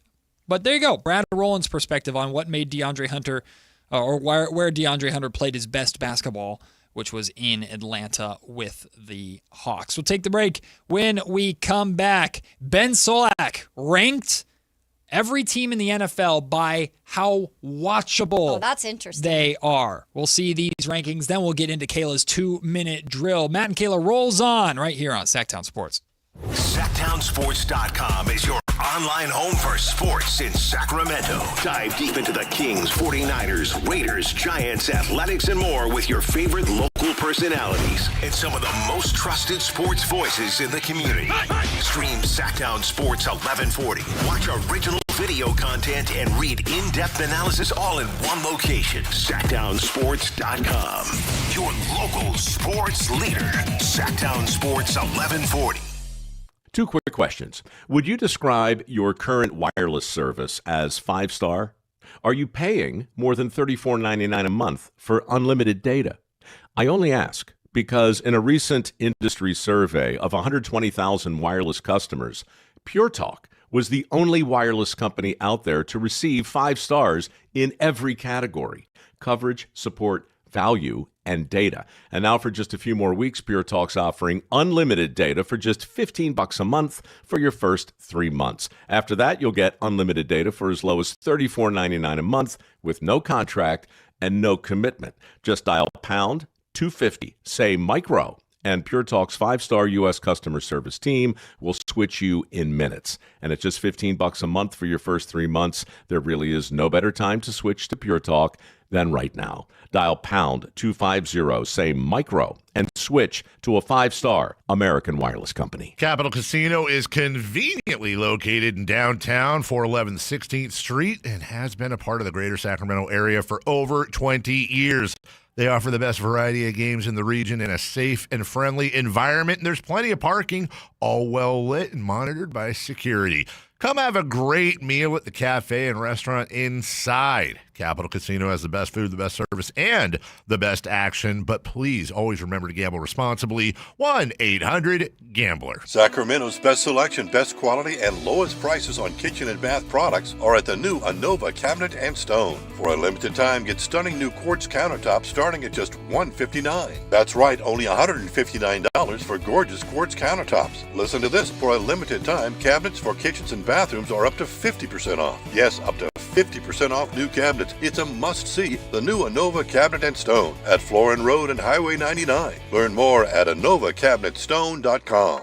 Hi, this is Adam Johnson, owner of Golf Fitness Solutions. Exercise and golf have been 2 important activities in my life. I opened Golf Fitness Solutions in 2013 to help my fellow golf enthusiasts improve their posture, relieve their pain, gain strength and endurance, and most importantly, hit the ball farther. From beginners to professionals, I've had success working with all ages and all skill levels, and I can help you too. Located in Carmichael, call us at 916-802-5175 or go to golffitnesssolutions.com. kick back and escape to Margaritaville night with the Sacramento Rivercats on Saturday, September 5th at Sutter Health Park. Island vibes, laid-back fun, and Rivercats baseball all in one place. Grab your flip-flops and your tickets now at rivercats.com. The Travel Guys on KHTK 1140 every Saturday at 11 a.m. We'll make you a smarter traveler. Tips you can use on the road and at the airport, plus reports from top consumer advocates. The Travel Guys, 11 a.m. on Sactown Sports 1140. Card collectors know there's nothing as special as a rare one-of-one card. And now you can hear a very rare one-of-a-kind sports card show right here on Sactown Sports. Whitey Gleason here inviting you to join me and Mr. True Sports Cards himself, Emran Pilati, for the True Sports Card Show every Saturday morning at 10 on Sactown Sports. It's the only sports card radio show in the nation. For all your hobby needs, get to True Sports Cards, 6661 Stanford Ranch Road in Rockland. And for hobby, insight, and fun, join us for the True Sports Card Show Saturday mornings at 10 on Sactown Sports. Everyone loves to be outside, and so do mosquitoes. Protect yourself against mosquitoes and West Nile virus by following these simple tips. At least once a week, look around your yard and drain stagnant water from any containers where mosquitoes can breed. Remember to use an effective mosquito repellent, especially at dawn and dusk when mosquitoes are most active. Close all doors and be sure screens are in good working condition. At the Mosquito and Vector Control District, we're here to help. Visit us at fightthebite.net. The summer of Silverado continues at Folsom Chevy. General Manager Eric Wilson and his team have rolled out an incredible deal for August on every 2026 Silverado half-ton truck in stock with a 5.3-liter engine. $13,000 off MSRP, 0% financing for 5 years, no monthly payment for 90 days, and there's a lifetime warranty. Find it all at Folsom Chevy at the Folsom Auto Mall. Must finance with GM on approved credit. $16.67 per 1,000 financed. Cannot be combined with other offers. Ends August 30th, 2026. In celebration of 80 years of 49ers football, Sactown Sports is counting down 80 of the most memorable moments that have shaped the team's storied legacy and winning tradition. Here's today's faithful flashback. Number 10, the Comeback Kid. Joe Montana wins Comeback Player of the Year. Joe Montana won the NFL Comeback Player of the Year award in 1986. Montana suffered a severe career-threatening back injury in which he needed spinal surgery in Week 1 of the 1986 season. While he was out, both Jeff Kemp and Mike Morosky ran the QB position until Week 10, when Joe returned. Just 2 months after the spinal surgery, he led the 49ers to a 43-17 win over then the St. Louis Cardinals as he passed for 270 yards and 3 touchdowns in his first game back. Faithful flashbacks on Sactown Sports 1140.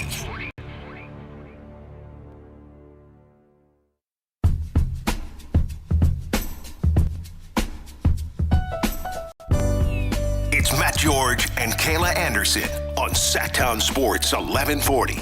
A lot of us are going to watch football season just because we love football. I can't wait for that first Sunday. Turn it on, have the TV on all day. It'll start before Sunday. True. Well, it's that Thursday night. Yeah. That Thursday night. We start in Australia. Australia. But that first Sunday morning, wake up, turn on the pregame shows, wait for the kickoff at 10 a.m., and then just enjoy all the way through. Get crunk! Get crunk indeed. But not all teams are as fun to watch, and a lot of times that hurts the most when we're watching like a Thursday night matchup in the middle of the season. Like, these two teams suck. Can I do anything else with my time? Well, ESPN's Ben Solak ranked all 32 teams based off of the most watchable, and its ranking system takes into like 4 specific categories: big plays, competitive games, star players, and then he has nothing offensive. And he's not talking about the offensive side of the ball. He means the offense or defense being so bad that it just like physically hurts to watch. That's the final category. The number 1 team, the most watchable team, as Anthony can attest to, the Chicago Bears. Yes, they are. The most watchable football team in the NFL. Never know what's going to happen in a Bears game. But you don't want Caleb to score before the fourth quarter. No, I want it to be horrible. I want it to be a roller coaster ride. I am not a Bears fan. I am a fan of watching entertaining 3-3, and then the fourth quarter starts, and the game ends like 28-21 or something. I think like this can be a good and bad thing, though, because I think being an entertaining team in the top one, like Solak is rating them, part of it is because Caleb Williams is a little unpredictable, and that he can keep him in a game and he can turn it on in the end and win a game, or he can throw an interception. He can explode glory and go out in a blaze of glory. Yeah, so it's kind of like, I think for Bears fans, if they see them land on this list, it's like, okay, well, we're hopefully going to see Caleb not do that as much. Yep. But the cardiac Bears might just be the cardiac Bears. I was going to say, I think Bears fans want less of a heart attack every Sunday. I know, but right? we don't. Yeah. Bring it on. Yeah. I think the only way that you're on this list, and it's a good thing, is if you're like a historically amazing team. Like the Warriors were one of the most exciting teams to watch when they were the best team in the NBA. But most of the time when you're one of the most exciting teams to watch, it means that there's something weird going on. Well, what about the LA Rams? Because the LA Rams are number 2, and I mean, star power carries the heavy load here. Yeah. They're also part of the most difficult division in football, so they're going to have at least 4 marquee matchups against the Niners and the Seahawks. So I agree with this. I think the LA Rams are incredibly watchable, even if a lot of people are going to be hate watching and rooting for their demise. I think it's because they upgraded their defense and they got Myles Garrett. That helps. Because how many years have we heard Myles Garrett's the best pass rusher in the game, but he's on the Browns and no one cares, right? But he still gets attention. So imagine him now in LA, the number 1 market, and it's just like he's on a winning team. I just think the defense and the upgrade with Myles Garrett has a lot to do with that. Especially Aaron Donald coming back if he does Right. as well. Sean McVay as a play caller. Yeah, there's both sides of the ball for the Rams. It could be potentially very star-studded. Number 3, I agree with. The Detroit Lions. I always think Dan Campbell teams are fun. They're not afraid to go for it on 4th down all the time. They're psychotic. Jahmyr Gibbs is awesome. You can even get some really good moments from oh my God, I almost said Cooper Kupp. It's not freaking Cooper Kupp. Who's the hell's their quarterback? Dear Lord. Oh, Jared Goff. Jared Goff, thank you. I almost said Cooper Kupp and then Cooper Flag. Wrong white guy, Matt. So yeah, I agree with the Detroit Lions being number 3. Hard disagree with number 4 though. Kimberly, are you listening? Wow. Oh, well, I know what this is. The because LA I know Chargers. why this is. I don't even hate watching. I don't want to watch Justin Herbert blow it. It's one word. Mike McDaniel as the offensive coordinator. And now pairing up with Justin Herbert, and guess what everyone wants to do, because everyone wants to keep this faith in Justin Herbert like he is still that guy and can be that guy. It's now because he's paired up with Mike McDaniel. So what can Mike McDaniel do for Justin Herbert? Is Justin Herbert the NFL's Will Hardy for you? Ooh, Justin Herbert. Ooh. I think he is. He might be. I think he is. Watch him throw a touchdown and then make out with his girlfriend on the field. Great. Who is supposedly a singer. Oh, they're having a picnic in the end zone. Cool. That also has become, I think, a thing in training camp with these influencer girlfriends. I'm seeing it all over. I think it's because they want to be on camera, or they want a trend. So that's why it drives me crazy. Hey, hanging out with my boyfriend, almost got taken out by the safety. Oh my God. Let me get my picnic basket out. My hair is perfect, but it's 1 billion degrees. And they're extensions. And it smells terrible. Have you ever smelled an NFL sideline? It smells like death. It smells terrible. NFL football sidelines. Better than a hockey locker room. Oh, I've never been in the hockey locker room. Cannot attest to it. Nah. But I have been on some high school and college sidelines that made me rethink life. Like, oh boy. Don't step in a dressing room in the NHL. I'm good. I'll stay away from that. It ain't good. No teeth and stanky. Not a good combination. Not a good combination. Number 5, most watchable team, according to ESPN, New England Patriots. Okay. I think it's kind of a curious watch. Yeah, Drake May with now A.J. Brown. Yeah. You know? See if Drake May can build off of what he did last season. Dallas Cowboys ranked number 6 just for chaos. Because it's a you-know-what show. Yeah, it's chaos. Yeah, they should be one every year. Yeah, who knows? Because you just never know what you're going to get at Jerry's World. You could see a good football game or you could see an absolute train wreck, and either way, you're having fun. Exactly. Because it's usually a train wreck. Hey, look, I love watching the Cowboys. Yeah. I'll admit it. I love it because I just get to have fun. Because every once in a while, they'll have playmakers make some huge plays, and you're like, wow, that was great. Like I like watching Dak Prescott. And then it just blows up, and then they show a picture of Jerry Jones, and it is sweet, and I just laugh. Last year, they were really fun to watch. Yeah, they're really fun almost every year, I feel like, even when they're a disaster. Their offense last year was good. It was just the defense that was that was the fun part to watch, was like insane explosive plays, right. and then they'd were off the field for like In 10 2 seconds. seconds. Yeah. It was hilarious. Cincinnati Bengals ranked number 7. Just the Joe Burrow offense, T. Higgins. I mean, Jamar And Chase. he's hyped it up. Yeah, everything about the Bengals offense is really interesting. Defensively, whatever, but Bengals offense, anytime the Bengals offense is on the field, you're leaning forward just to see what happens or if they get hurt. We'll do the rest of the top 10. Seattle Seahawks, number 8. Okay, yeah. I mean, JSN? defensively, and Defense? defensively, they're fun to watch. Yeah. And JSN, Sam Darnold's not really the most intriguing quarterback in the league, but, they've got other things that help him out. Number 9, Minnesota Vikings. Yeah, because of Kyler Murray, What, baby. to watch him run for his life? People will see if he can look over the line. Is that a train wreck watch? I think I'm watching because I want to be right on my predicament, or my prediction, excuse me. Kayla's going to be like, I boo! just don't think he is a starting quarterback of worth in the league. And there's Justin Jefferson, too. He's very watchable. I like Justin Jefferson. And he's very vocal when his quarterback sucks. So that'll be fun. Yeah. That'll be fun. And by the way, their defense doesn't get talked about as much under Brian Flores. Their defense is legit in Minnesota. Well, number 10 is the Denver Broncos also because of the legitimacy of their defense. That defense is fun to watch. So that's the top 10. Notice the Niners and Raiders not in the top 10. Interesting. How far do you got to go How far down? do we have to go down for the San Francisco 49ers? We're at 16, which is the Buffalo Bills. I am actually surprised. Because outside of Josh Allen, what are you watching? Yeah, but they also have the whole Josh Allen with a new head coach who's supposed to be the offensive mind. What does he scheme up? But literally and this is no disrespect to the Bills because I'm rooting for them and I want their fans to have fun and break tables. But Josh Allen is the lone reason to watch Buffalo Bills football. And he's that good. Yet they're supposed to be one of the favorites to get back to the Super Bowl or to get to the Super Bowl. Number 20 out of 32 teams, the San Francisco 49ers. A little low and a little crazy to see Indianapolis is above them. I would even say the Jacksonville Jaguars. I don't know. San Francisco played in only 6 one-score games last season, fewer than any other team, thanks in large part to a porous defense that was among the bottom 10 in most metrics. Fortunately for the Niners, bad defense and good offense can make for surprisingly watchable games. Take their Week 16 primetime game against the Colts in December.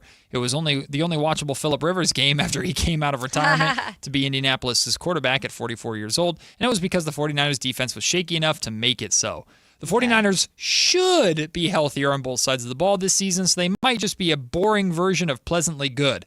But 25% of their games are against NFC West rivals, the Rams and Seahawks, and those contests always deliver. So he's expecting the divisional games, but the thing about the Niners is they either won or they lost bad. Yeah, and he kind of took a hit on the defense too, which he doesn't seem to be too high on. So how about they're getting parts back. Patrick Mahomes and the Kansas City Chiefs at 22?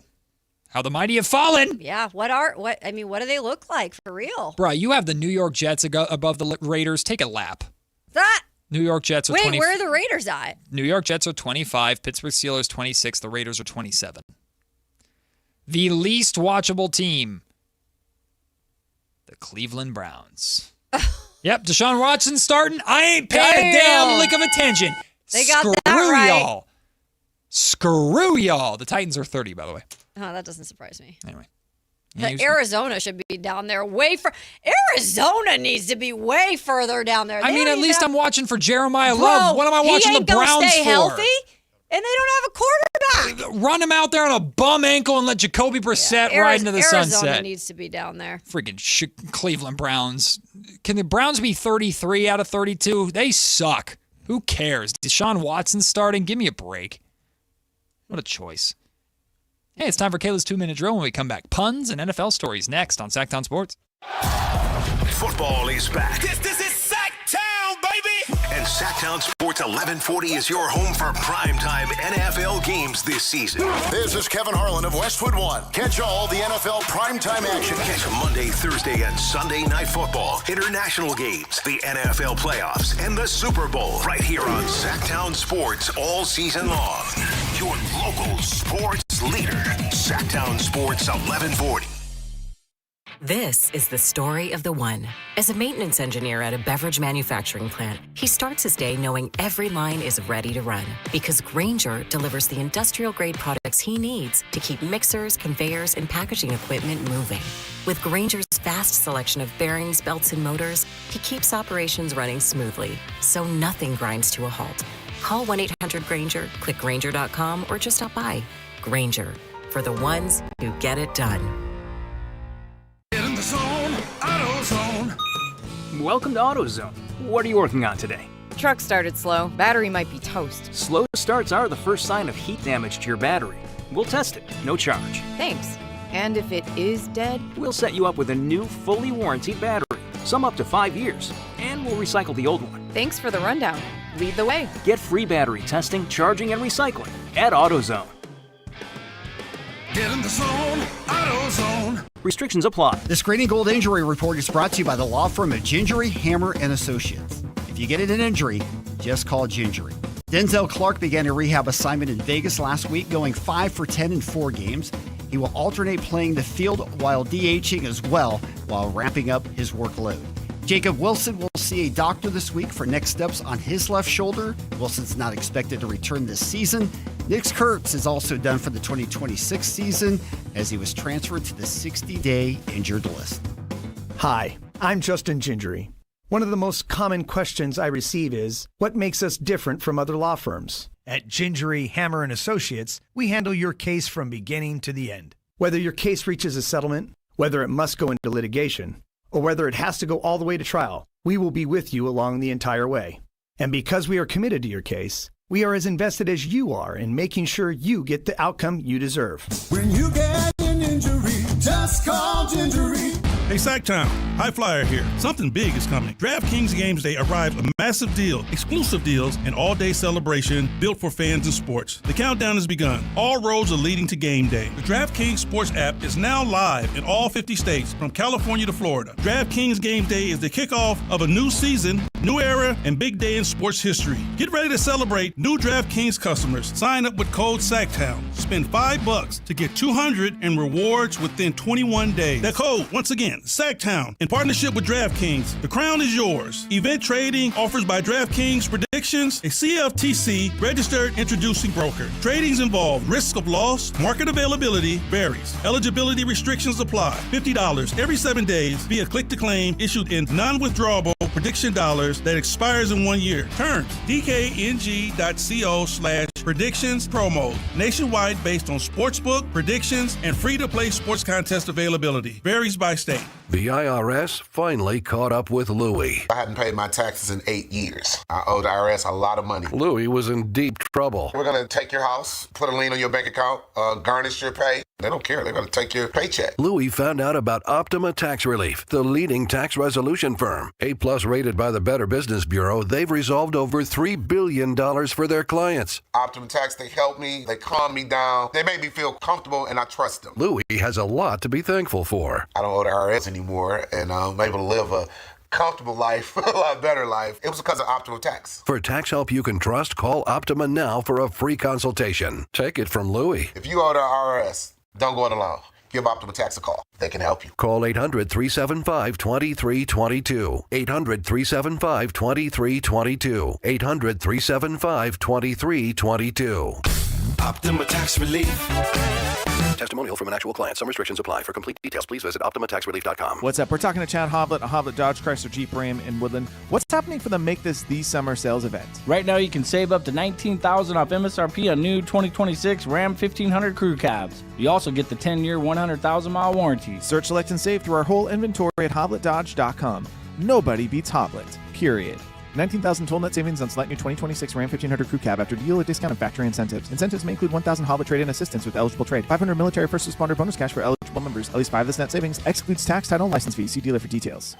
You know, I used to think all money managers were the same until I spoke with Fisher Investments. Really? How different are they? Fisher's investment counselors are dedicated to service, not sales, keeping clients up to date on their portfolio. Well, they probably just invest in a bunch of mutual funds like I do. Nope. They build a tailored portfolio based on their clients' personal goals, helping them stay on track for a comfortable retirement. Well, they must make commissions selling products. Actually, Fisher doesn't sell any commission-based products. They're a fiduciary, and they believe that's a conflict. Then they have some kind of complex fee structure. Nope. Fisher has a simple, transparent fee that's a percentage of their client's portfolio. So they do better when their clients do better. It sounds like Fisher really is different. Couldn't have said it better myself. Fisher Investments. Clearly different wealth management. Learn more at fisherinvestments.com/different. Investing in securities involves the risk of loss. Want the best movie experience in town? Join Sactown Sports IMAX Pass by visiting SactownSports.com. Sign up today. You can win tickets to see this week's films at the Esquire IMAX Theater. It's time for the 2-minute drill. Kayla Anderson has the ball, and she's taking us around the world of football. It's Kayla's 2-minute drill on Matt and Kayla. Puns in football. Yeah, I'm just warning you today. Today was a rough morning for me, so they're not as creative. Oh, man. Yeah, sorry. Can't be on my game every day of the week. Maybe we can workshop some with you on the fly, huh? Nah, let's just get through the headlines. All right. Just get through the headlines. There's a lot of them today. Starting with this, new NFL news. At least it's an alliteration on that one. So, hey. Starting with the 2026 season, the NFL will focus discipline on on-field rules violations that are most likely to result in injuries to players. So, in a joint statement released by the league and the NFLPA on Wednesday, they're putting a greater emphasis, they say, on 5 rule violations that will affect player health and safety. And here they are. The hip drop tackle. Hip drop and tackle. Roll. Hip drop and roll. Juice box hero. Isn't that like it when you get on? Stop, drop, and roll. Who is that for? I like both, but I didn't get to it in time for yours, Matt, so it's for both of you guys. Yes. All right. Isn't that when you get on fire and you stop, drop, and roll? Stop, drop, and roll. Right? Hip drop and roll. Horse collar tackle, which is interesting. Because I feel like that's something that we do kind of blatantly see a lot. Yeah. And They're half the pretty time obvious. they miss it, and half the time they call it. But it's like maybe they're putting more emphasis to get that number up a little bit on not missing it. Hey, just don't pull a guy down by his collar. Obvious. Launching is one of them. Hit on a defenseless player. That's the tricky one. Mm-hmm. That's the tricky one because players can give themselves up a little too late, Sure. and then you're already going full speed. So what are you supposed to do? That got a lot of heat for Aziz Al-Shaair this last year against Trevor Lawrence, or was it last year? I can't even remember. 2 years ago, whenever it was. And then the blind side block is the last one. Interesting. Yeah, so any player who commits 3 of the 5 offenses during a season will get a 1-game suspension. It's like the 10 Commandments. I Thou know. shalt not hip drop tackle. So you better watch out. They're Hip paying more attention. drop and tackle. roll. Placing multiple bets. Maybe ESPN. Remember when ESPN launched their own betting site? They did? Yeah. Oh, yeah. Oh, God. Yeah, Spent a lot of money on They that. spent a lot of money on it, and they pretty much, I think, ate a big chunk of change, too, because that went downhill real quickly. Well, now the NFL is announcing new sportsbook sponsorships, or partnerships, I should say, with Fanatics joining DraftKings and FanDuel as official betting operations of the league. So all 3 of those are official for the league. They are multi-year partnerships providing the sportsbook with access to official league data, the ability to advertise during games, and intellectual property rights for league and team marks and logos. Dude, this is just wild. I'm sure this won't be problematic. Wild. They're literally in bed. That's what I should have said. Yeah. In bed with betting. There we go. In bed with betting. Thank you. On the spot there. I mean, it's crazy to think that they can get official data, they can use trademark logos. Can't wait to see the player gambling story brought to you by FanDuel. I mean, every league has an official betting thing now. It's just it's everywhere. Yep. It's just wild to think about, you know? All right, you guys, I'm not trying to be mean on this next one, but I thought this was hilarious. Okay, not hilarious, but it was a good one. All right. Got off on the wrong foot. Jeez Louise. This one's crazy. Sorry, you guys, but it just came to me. Houston Texans right tackle Braden Smith got carted off of the practice field Wednesday. Now, just wait a second. Wait a second. Give me some grace here. He did avoid long-term injury on his foot. However, it has been told to Ian Rappaport and Adam Schefter that the 9-year veteran has a plantar fascia injury. Plantar fasciitis, if you've heard of it. Yes. It's not fun. He could miss several weeks, actually. How do you get it again? Got off on the wrong foot. It's so crazy. I thought, this morning for having a rough morning like I did, that really made me laugh to myself. When you thought of it, you just giggled. I did. I heard his foot. All right, this one you can help me out with, guys, if you can think of something better. Because this is pretty lame. Winning Williams. Yeah, that's all I had for that one. And it is a big deal, though, because the Seahawks are signing Leonard Williams to a 3-year, $90 million contract it's an extension, by the way. It's going to make him one of the NFL's highest paid defensive tackles. He's going to make $56 million guaranteed. Along with that, he is on there in terms of with guys that got paid. Vita Vea on the defensive line. And then you've got Jalen Carter, Quinnen Williams, obviously Jeffrey Simmons, Chris Jones. He's 32 years old. Obviously a big part of that Seattle front and defense. Are you trying to think I of got something? nothing, man. I know, it's hard. I'm hitting a wall. It's really hard sometimes when your brain isn't working either. I was trying to think of something like Leonard, like Leonardo. Yeah, it's tough, man. Got paid Rio. I don't know. And that's why I was like, shut up. I was Anthony. like, we're just keeping it at alliteration with winning Williams. Because he did. He won. He got a good contract extension. Did. And then this one, finally, another piece of alliteration here. Seems to be a theme today. Pierce off pup. Say that 40 times. So the Indianapolis Colts, this is good news for them, guys. They have activated wide receiver Alec Pierce off the pup list. And he is going to be back at practice. He underwent that ankle surgery in March, and there was questions on if he'd be even available like 4 games into the season. It looks like he's back on track, and he just signed that big extension, the 4-year, $114 million extension. What do you have to say, Matt? What are you thinking? I just read this as like pissed off puppy. That's just how I read it. I know, but like he's not mad. Pierce off pup. No, it's right. good. I just read it as like pissed off puppy. And I liked it. Like, good for him, though. I liked my version that has nothing to do with the story. I guess. It would work for that if he made a dog mad. Yeah. Right. But how about they're technically ponies? What are we doing with that? But he's not mad. He's back.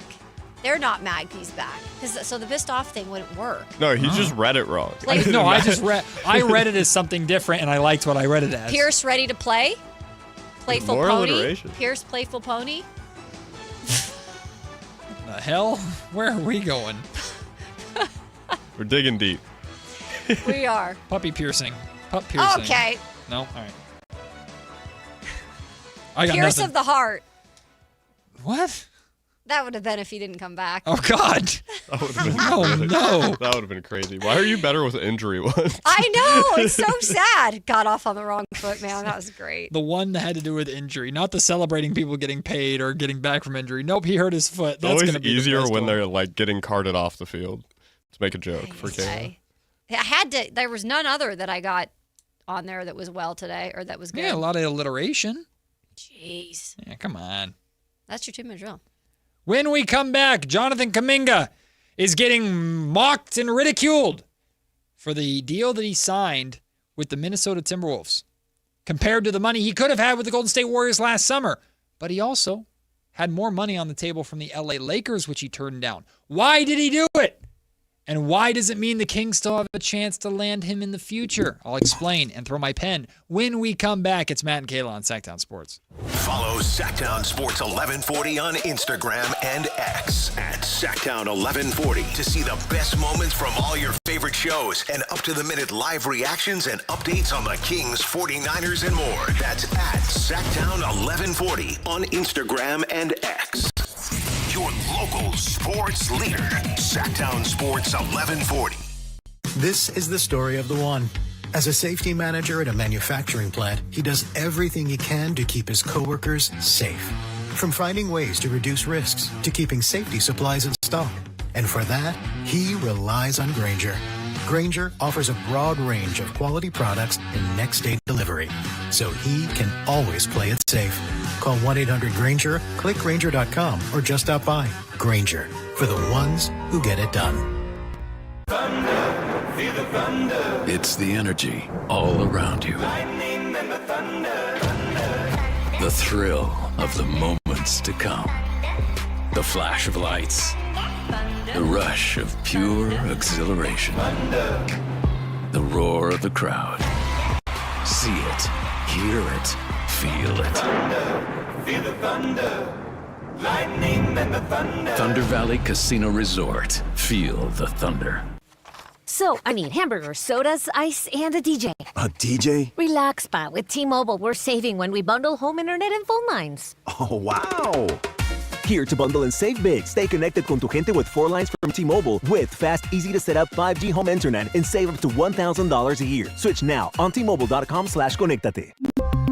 Savings based on third line free via monthly bill credits. Internet discount with $15 in monthly bill credits and auto pay discount. Qualifying credit required. Credits will stop if you cancel any lines or change plans. Visit T-Mobile.com. We all hear the radio ads about the IRS. They tell you to be afraid, to be scared, and they try to frighten you into calling. I'm not here to do that. Tax Relief Advocates is different. TRA is here to tell you that if you owe money to the IRS, whether it's $5,000, $50,000, or $500,000, we have a solution. It doesn't matter if you're sitting in your car, at work, or with your kids. No matter where you are, call now. 800-575-8157. Don't lose hope. TRA can eliminate or reduce what you owe to the IRS. Generous programs are now available that can give you a fresh start. Our passion is taxes and helping individuals fix their IRS problems. We have over 1,000 5-star reviews on Google and an A+ with the Better Business Bureau. You don't need to be afraid of the IRS any longer. End your tax nightmare today by visiting us online at TRA.com or call 800-575-8157. That's 800-575-8157.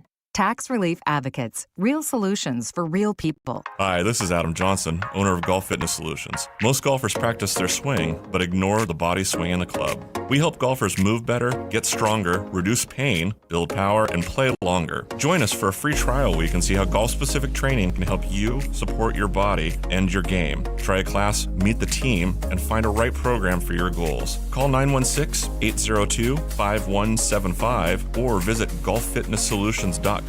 Golf Fitness Solutions. Move better, feel better, play better. Summer's winding down and life is ramping back up. And Aleve is here for all those moments that matter. From early mornings to late afternoons, Aleve relieves pain in 30 minutes for up to 12 hours with just one pill. For busy schedules packed with school drop-offs, long meetings, and endless to-do lists, Aleve delivers long-lasting pain relief so you can keep on track. From sun up to sundown, you'll be ready for whatever's next. Feel Aleve. Use as directed for minor aches and pains. T-Mobile is launching something no other wireless network offers. Introducing Nothing. Pay nothing today and walk out of the store with a new phone. What did he say? Nothing. You definitely said something about nothing. Exactly. Go to T-Mobile, pay nothing up front, and leave with a new phone. Wait, nothing rules. She gets it. Hey, thanks for nothing. For the first time ever, switch to T-Mobile, pay nothing. No taxes, no fees, no money down. And walk out with a new phone. There are 250 reasons to choose T-Mobile, and now nothing is holding you back. On eligible devices with qualifying credit plan and 36-month finance agreement. The groundbreaking advanced FUE treatment from Advanced Hair is finally here in Sacramento and the Bay Area. Some of you might have a receding hairline or thinning, or if you're lucky, a bald spot. Thankfully, you no longer have to travel far to get the very best in hair restoration. Advanced Hair has decades of experience using breakthrough technology that regrows your own natural hair, even in the places where it's disappeared for years. It's a simple one-day treatment, and your new hair, it begins regrowing the very next day. And the best part, it's guaranteed to grow for life. In celebration of Advanced Hair's grand opening in Sacramento and the Bay Area, get special financing, 250 free hair grafts, and $250 off. Schedule your free consultation to find out if you qualify. 916-314-HAIR. The best team in technology and hair restoration are finally here. 916-314-HAIR, or become inspired with before and afters at advancedhair.com. KHD1 Sacramento, KYMX HD3 Sacramento. Sactown Sports 1140, your local sports leader.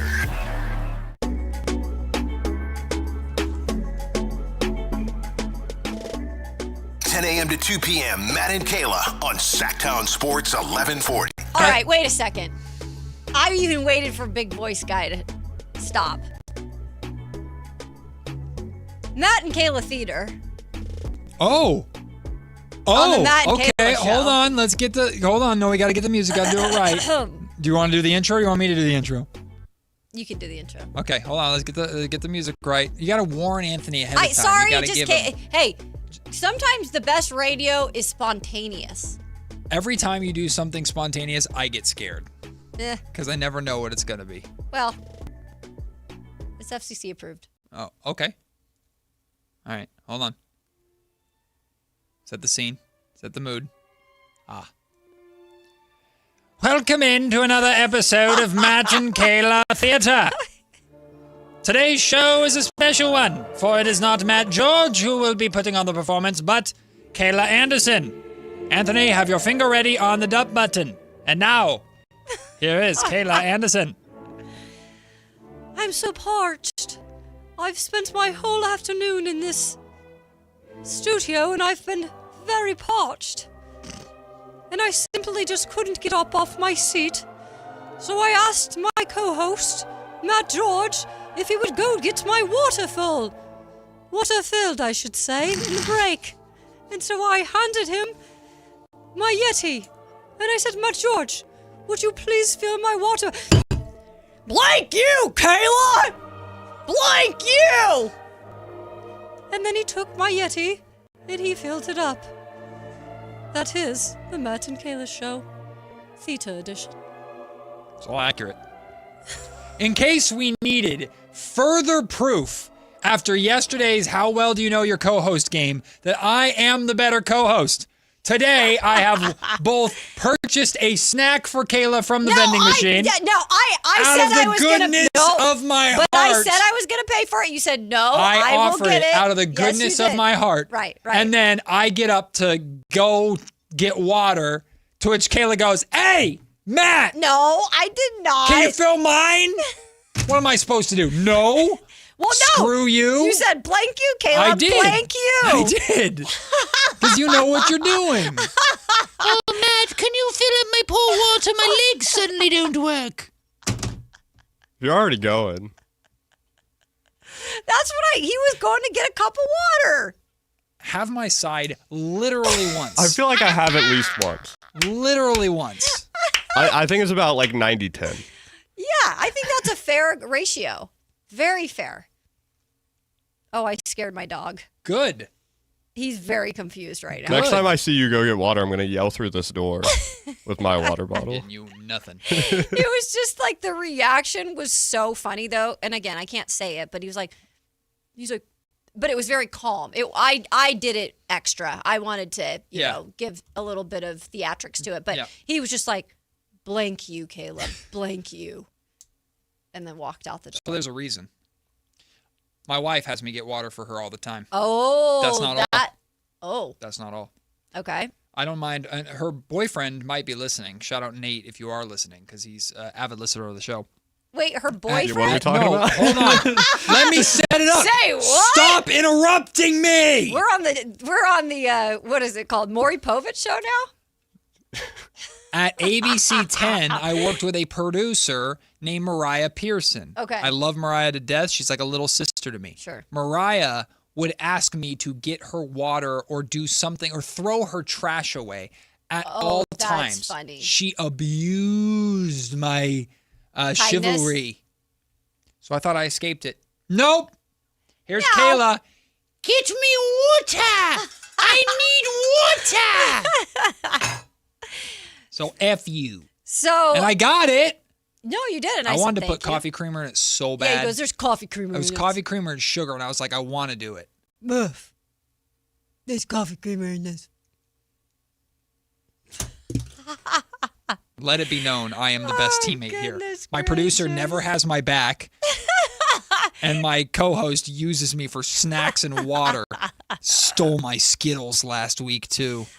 Now, you put those in the middle. That's not. Yes, you did. This is a table. You put the. No, this is. See, hey, listen. This sharing little, territory. This little doohickey over here that turns your mic on and off. Sharing that is the territory. border. If anything is on my side of the doohickey, it is not for you, hickey. Have you ever had a hickey?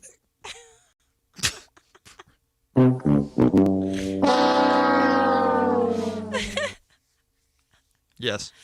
Oh, dang. I was too busy dating chicks. That was funny. Been waiting for Anthony. that one. That was funny. I'm an angel over here. Death. One of the fallen in the Bible. Oh, goodness. Read Genesis.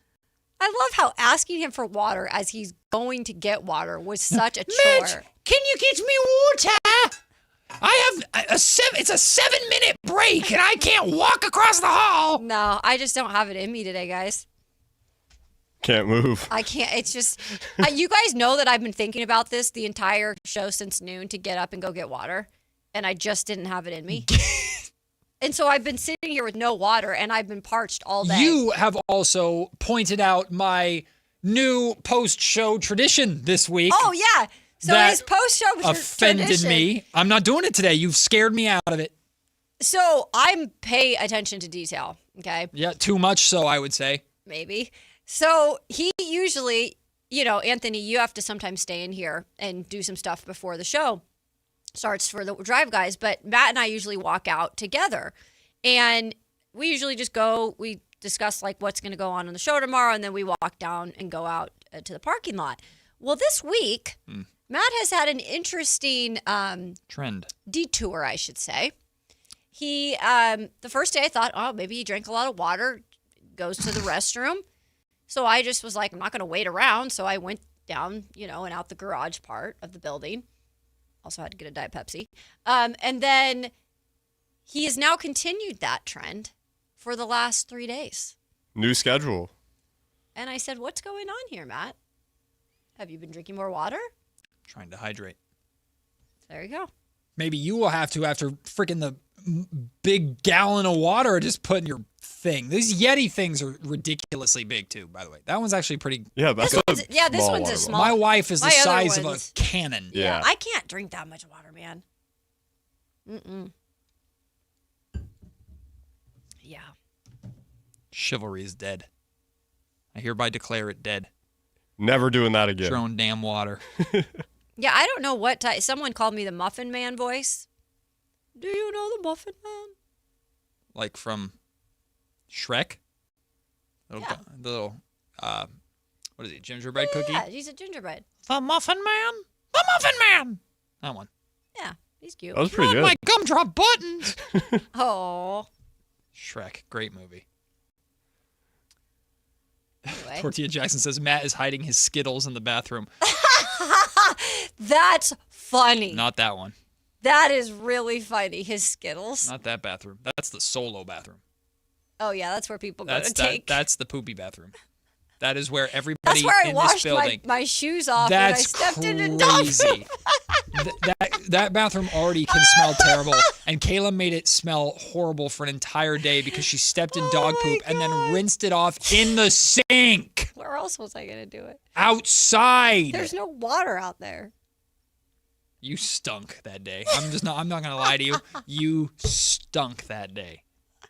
And in this room Blame for 4 it on hours. the idiot that left their dog crap on the side wherever they left it. Are you walking through grass? That's probably, yeah.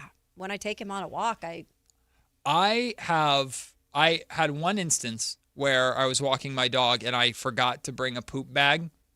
Oh, God. And What'd you do?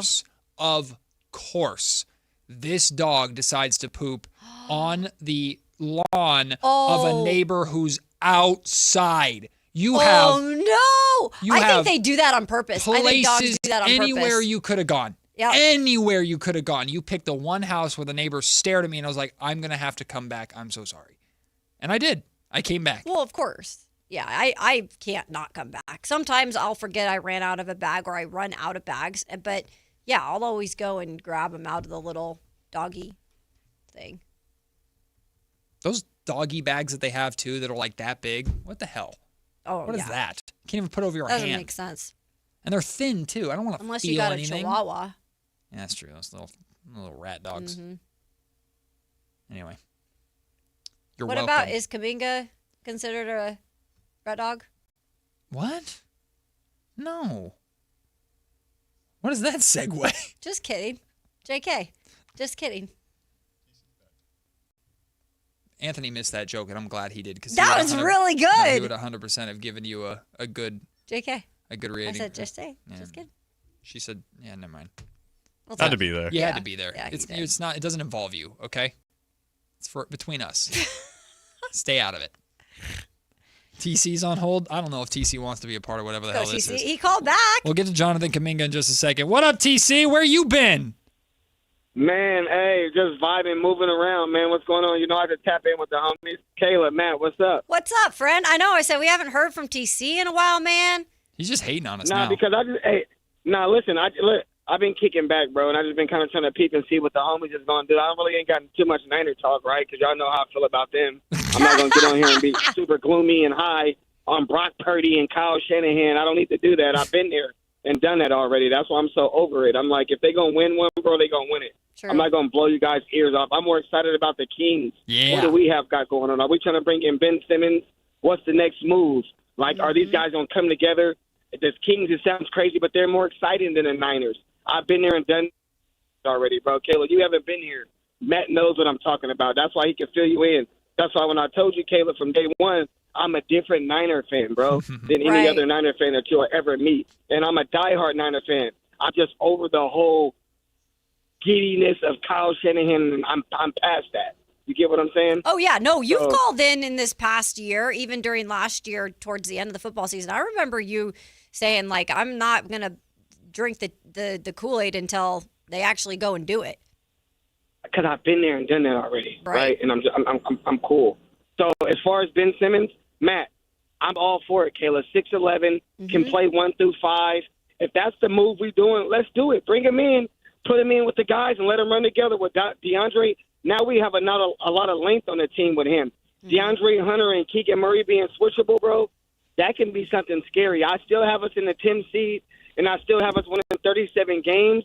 But if we can bring in a Ben Simmons, that can probably almost solidify us that 10 seed spot, and we can cook from there. I like that move. I think we should bring him in, and he can run a point, pass, and rebound. He does everything that the Kings need. Also, everybody want to say, TC, hold on.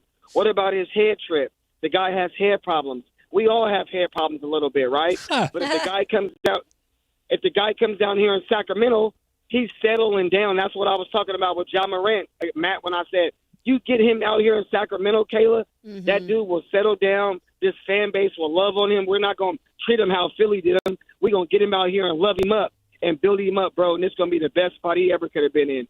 TC, appreciate the call so much, my man. Thanks for calling in. We miss seeing you. Do we have any kind of updates on besides Carmichael Dave's whatever Davis tweet put the out, other day? his vague tweeting. Yeah, it sounds like the Kings. Some sort of interest. The Was Kings that the workout? saw him work out. Scott Perry saw him work out. Maybe they had a meeting, had a conversation. Who knows? Maybe it's going to happen. Maybe it's not. TC might have to fight Carmichael Dave for biggest Ben Simmons fan in Sacramento, though. I'll say this. If the Kings want to improve their defense, Ben Simmons makes a lot of sense. It does. If the Kings want to improve their three-point shooting, Ben Simmons makes no sense. The only hesitation... But there's other three-point guys that are supposedly supposed to step up The this only year. hesitation whatsoever, the only hesitation that I have with Ben Simmons over any of the other guards that we've talked about, including Victor Oladipo, is Ben Simmons might come in with an expectation of a certain amount of playing time. Yep. And the only thing you don't want to do is just make Doug Christie's life a little bit harder. Correct. But Ben Simmons is trying to get back into the league, so we can't go kicking in the door making demands or anything like that. But I like the idea of a Ben Simmons signing. I think it would work. We'll see if it's actually legitimate or if it actually happens or not. And I do agree with what TC said about Sacramento being a good location for him. Yeah. To kind of stress-free a little bit, back. get reestablished. Ben Simmons, although, might want to prove that he truly is back and silence the haters by going to a team that maybe has a little more to win and will be a little more in the spotlight to show it, or he wants to ease back into things, in which case Sacramento's perfect. I know I'd rather do it that way, and I think if anything, Ben's probably learned. I was in Philly. I was under a microscope. I think he'd probably, again, this is just me guessing, he probably would want to come back in and more so ease his way in not a huge market that is going to have a microscope on him from day one. Mm-hmm. Which, you got to talk about him. You got to, figure out throughout the season if there's potential of him being that guy again. But it's not going to be if it was in New York, Philly, right.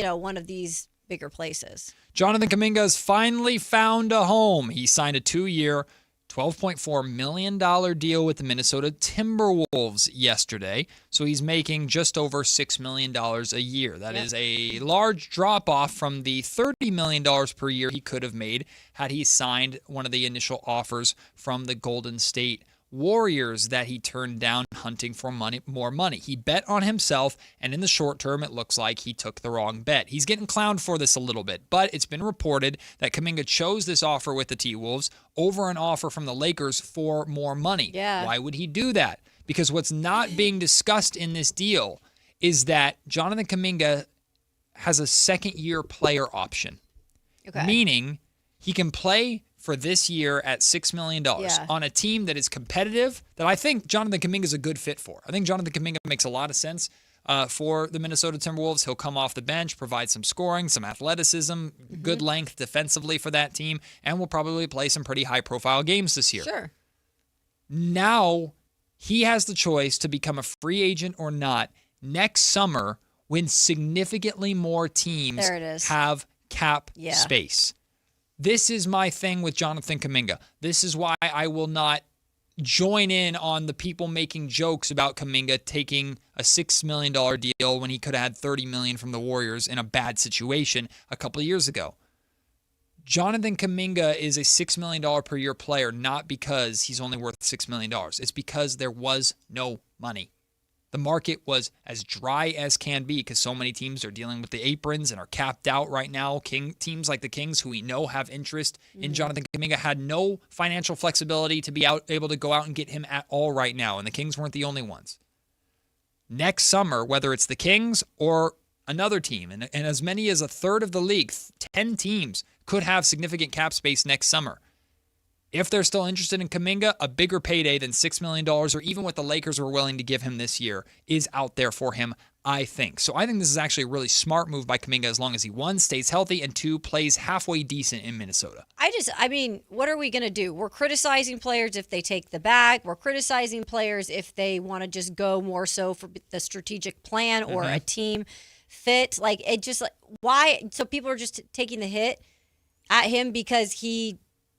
Well, he was such a polarizing player for so long. Because he wouldn't take a certain amount of money, even though it's a lot more than... It's anytime a player turns down a lot of money and then ends up with less money. This was the thing Dennis Schroeder dealt with, and he's still dealt with. People still bring up the amount of money that Dennis Schroeder turned down in L.A.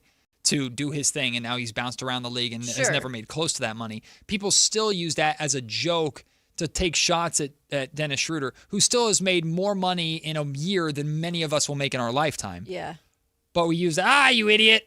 And I think people are doing the same thing by Kuminga. And people naturally got tired of the Kuminga Warriors sweepstakes and that story because it dragged out for an entire summer. So I think people are just taking shots because it's easy to do. And people, you see that graphic, turn down $30 million for $6 million. What an idiot. He's fine. He's made a strategic choice. It was always so weird there, too. I'd love to one day, hear JK sit down and just be like, what really went on in Golden State? Because it just seemed so much more than just the money. It just seemed dysfunctional, and that I do know some of that probably played into all of it. So Kings fans, there's still a chance. If you want Jonathan Kuminga in Sacramento, there's still a chance. We have to wait another year. Kuminga is going to be playing on a $6 million deal, playing meaningful basketball for a good team, and we'll see if he plays poorly. How old is he? 23? Yeah. Something like that. That's the other crazy part, man. He's 23 years old. So he's 23. Yeah, that's wild. Yeah, Jonathan Kuminga's young as hell. He is young. He's athletic. He has to find a way how to Yeah. fit. So how he plays with the Minnesota Timberwolves will matter a lot too. But that second-year player option is the whole point of this deal. And it's amazing how many people either are just ignoring it or don't realize it's there. Mm-hmm. The reason he took this deal, taking less money than a Lakers contract, is because of that player option second year. He and his agent can look forward and recognize, hey, next summer, there's going to be more money. Mm-hmm. So we're going to go out and chase that money next summer. And for now, let's play for a better team with more opportunity who could use us a little bit better than I think the Lakers would use Kuminga.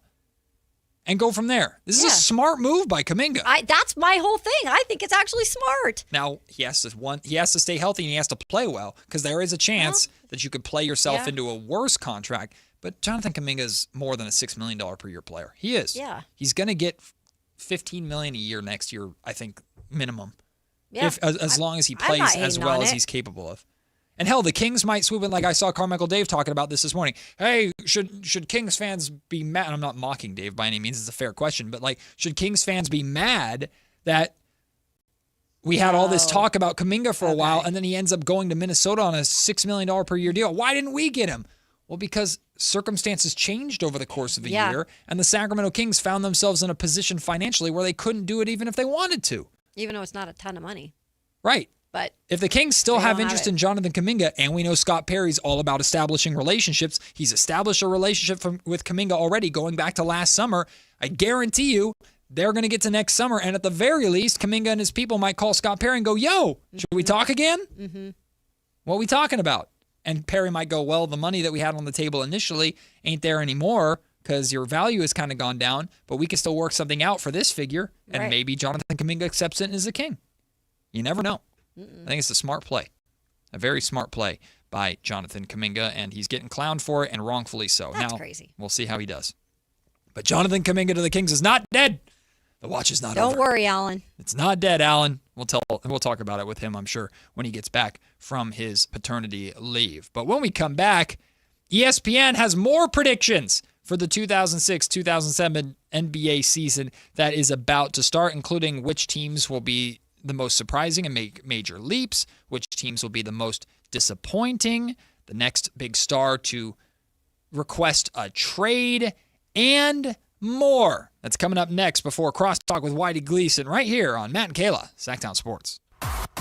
Like and subscribe to the Sactown Sports 1140 YouTube channel at Sactown Sports 1140 to get the Carmichael Dave Show with Jason Ross, Matt and Kayla, and the Drive Guys with Kevin Gleason and Alan Stiles on demand and at your fingertips. Get your fix of the Sacramento Kings, 49ers, Giants, Athletics, NFL, NBA, and the latest in sports and entertainment all in one place at Sactown Sports 1140 on YouTube. Your local sports leader, Sactown Sports 1140. Sacramento weather is brought to you by Elk Grove Honda. I'm Tamara Berg in the KCRA 3 Weather Center. For your Thursday, we're looking at increasing clouds throughout the afternoon. We'll call it a partly cloudy landscape. Temperatures down slightly today, but still quite warm with highs peaking in the mid-90s. We'll see increasing clouds overnight tonight, maybe a muggy beginning to your Friday with temps in the low 60s. Get the latest forecast on the KCRA 3 News and the KCRA 3 app. At Elk Grove Honda, we've acquired some of the best pre-owned cars we can find. Whether you purchase a new Honda or a like-new pre-owned Honda, Elk Grove Honda has the right Honda at the right price. In the Elk Grove Auto Mall, Highway 99 and Elk Grove Boulevard, or elkgrovehonda.com. I gotta get an Elk Grove Honda. Get in the zone, AutoZone. Welcome to the end of summer sale at AutoZone. We're celebrating the end of long days and short nights with big deals for a short time. Like on Wash and Wax, you can get 3 Meguiar's products for just $20. Need new brakes? Duralast brake pads are free with the purchase of Duralast rotors. We've also got oil deals and more. We're ending the summer right with the end of summer sale at AutoZone. Get in the zone, AutoZone. Restrictions apply. Sleep Number's new collections are designed to adapt to the changing nature of your life and your sleep needs. Whether it's the personalized comfort of the Comfort Mode mattress, the targeted pressure relief of the Comfort Next mattress, or the Climate Collection that actively cools or warms to help you fall asleep and stay asleep. And now, all beds are on sale during our biggest sale of the year. Save 25% on the new Comfort Next Luxe for a limited time, only at a Sleep Number store or sleepnumber.com. The Travel Guys on KHTK 1140 every Saturday at 11 a.m. We'll make you a smarter traveler. Tips you can use on the road and at the airport, plus reports from top consumer advocates. The Travel Guys, 11 a.m. on Sactown Sports 1140. Carmichael Dave here. So proud to talk about my new friends at Pest Pros, where they are family-owned, they are locally rooted, and they are committed to serving Northern California. I got a mouse problem at my house, and I don't like mice. I got a cockroach problem at my house, and I don't like cockroaches. That's a real thing. You're going to get pest protection somewhere. Why not get it at a place that is locally owned and operated? Longtime Kings fans and partners and the community, yeah, you've spoken. They're back-to-back Sacramento favorites. So if you got pest control, you don't have Pest Pros. Step up to the pros with their all-star lineup. Don't just make the call, make the right call. Go to pestprosps.com, Sacramento grown, family owned, or call them at 916-588-9345. That's 916-588-9345. Step up to the pros at Pest Pros. Need a reason to hit the range this week? Well, Hagen Oaks has too. Monday nights are happy hour all night long with special pricing on hot dogs and ice cold beer while you hit balls under the lights. Then Thursday, join the new Top Tracer competition nights. Play Pebble Beach, compete in closest to the pin, long drive, and more with fun interactive games for every skill level. Grab your friends and make Hagen Oaks your weeknight destination. Visit HagenOaks.com for more details. Hagen Oaks Driving Range. More games, more laughs, more reasons to play. Dawn or dusk, I'm on the hunt. Skeeter here, Sacramento Yellow Mosquito and Vector Control District, and I'm wearing Skeeter Vision, night vision goggles that light up skeeters at dawn or dusk like the 4th of July. Mosquito, 12 o'clock.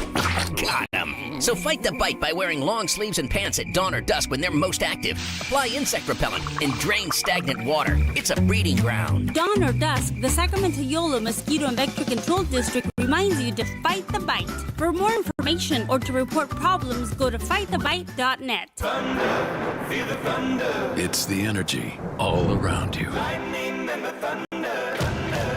The thrill of the moments to come. The flash of lights. The rush of pure exhilaration. The roar of the crowd. See it, hear it, feel it. Feel the thunder. Lightning and the thunder. Thunder Valley Casino Resort. Feel the thunder. Card collectors know there's nothing as special as a rare one-of-one card. And now you can hear a very rare one-of-a-kind sports card show right here on Sactown Sports. Whitey Gleason here inviting you to join me and Mr. True Sports Cards himself, Imran Pilati, for the True Sports Card Show every Saturday morning at 10 on Sactown Sports. It's the only sports card radio show in the nation. For all your hobby needs, get to True Sports Cards, 6661 Stanford Ranch Road in Rockland. And for hobby, insight, and fun, join us for the True Sports Card Show Saturday mornings at 10 on Sactown Sports. Maida Subaru says yes to big savings on the new Subaru you want. During the Subaru A Lot to Love event on now. Visit MaidaSubaru.com today for special Labor Day savings on over 225 new and certified pre-owned Subarus. Made a great deal at Maida. It's Matt George and Kayla Anderson on Sactown Sports 1140. About to be joined by the one and only Whitey Gleason, one of the Drive guys. Looking forward to chatting with him. But before that, we have more predictions from ESPN about next NBA season, including, we'll start with this one, surprise teams. Which teams will make a major leap?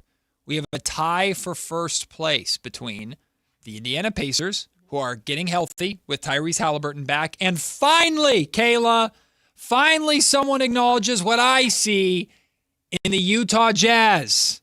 Okay, so someone does agree. To make a, well, Even apparently though I don't like the someone's agree because they're tied for first with the Indiana Pacers for most votes of which team will make a major leap. Yes, I think the Jazz are going to be good. You like Jazz? No, but they're going to be good. Yeah, they are. They're going to be a good team. If Will Hardy. They're going to be like a 5th seed, I think.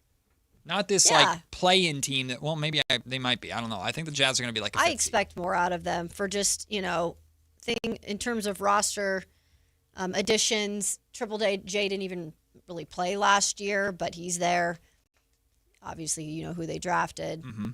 So I think the Jazz are going to be good, damn it. And yes, the Pacers, it'll be interesting because the East has obviously gotten significantly better since the Pacers were the Pacers when they made the finals a couple of years ago. Now that you have Tyrese Halliburton back, you just expect, okay, the Pacers are getting right back into that conversation, but that's not an easy thing to do. That's what I was going to say. I almost feel like people are maybe granting the Pacers a little bit of leniency, is that a word? Leniency? Leniency, Yeah. there we go. When it comes to just being right back. Yep. Knicks better than them. Mm-hmm. Sixers better than them. Yeah. Cavs better than them, probably. Yeah. Although that could be close. It could be close. Detroit. Right now I'd put them. Detroit, maybe. Detroit's better than them. Maybe. Really?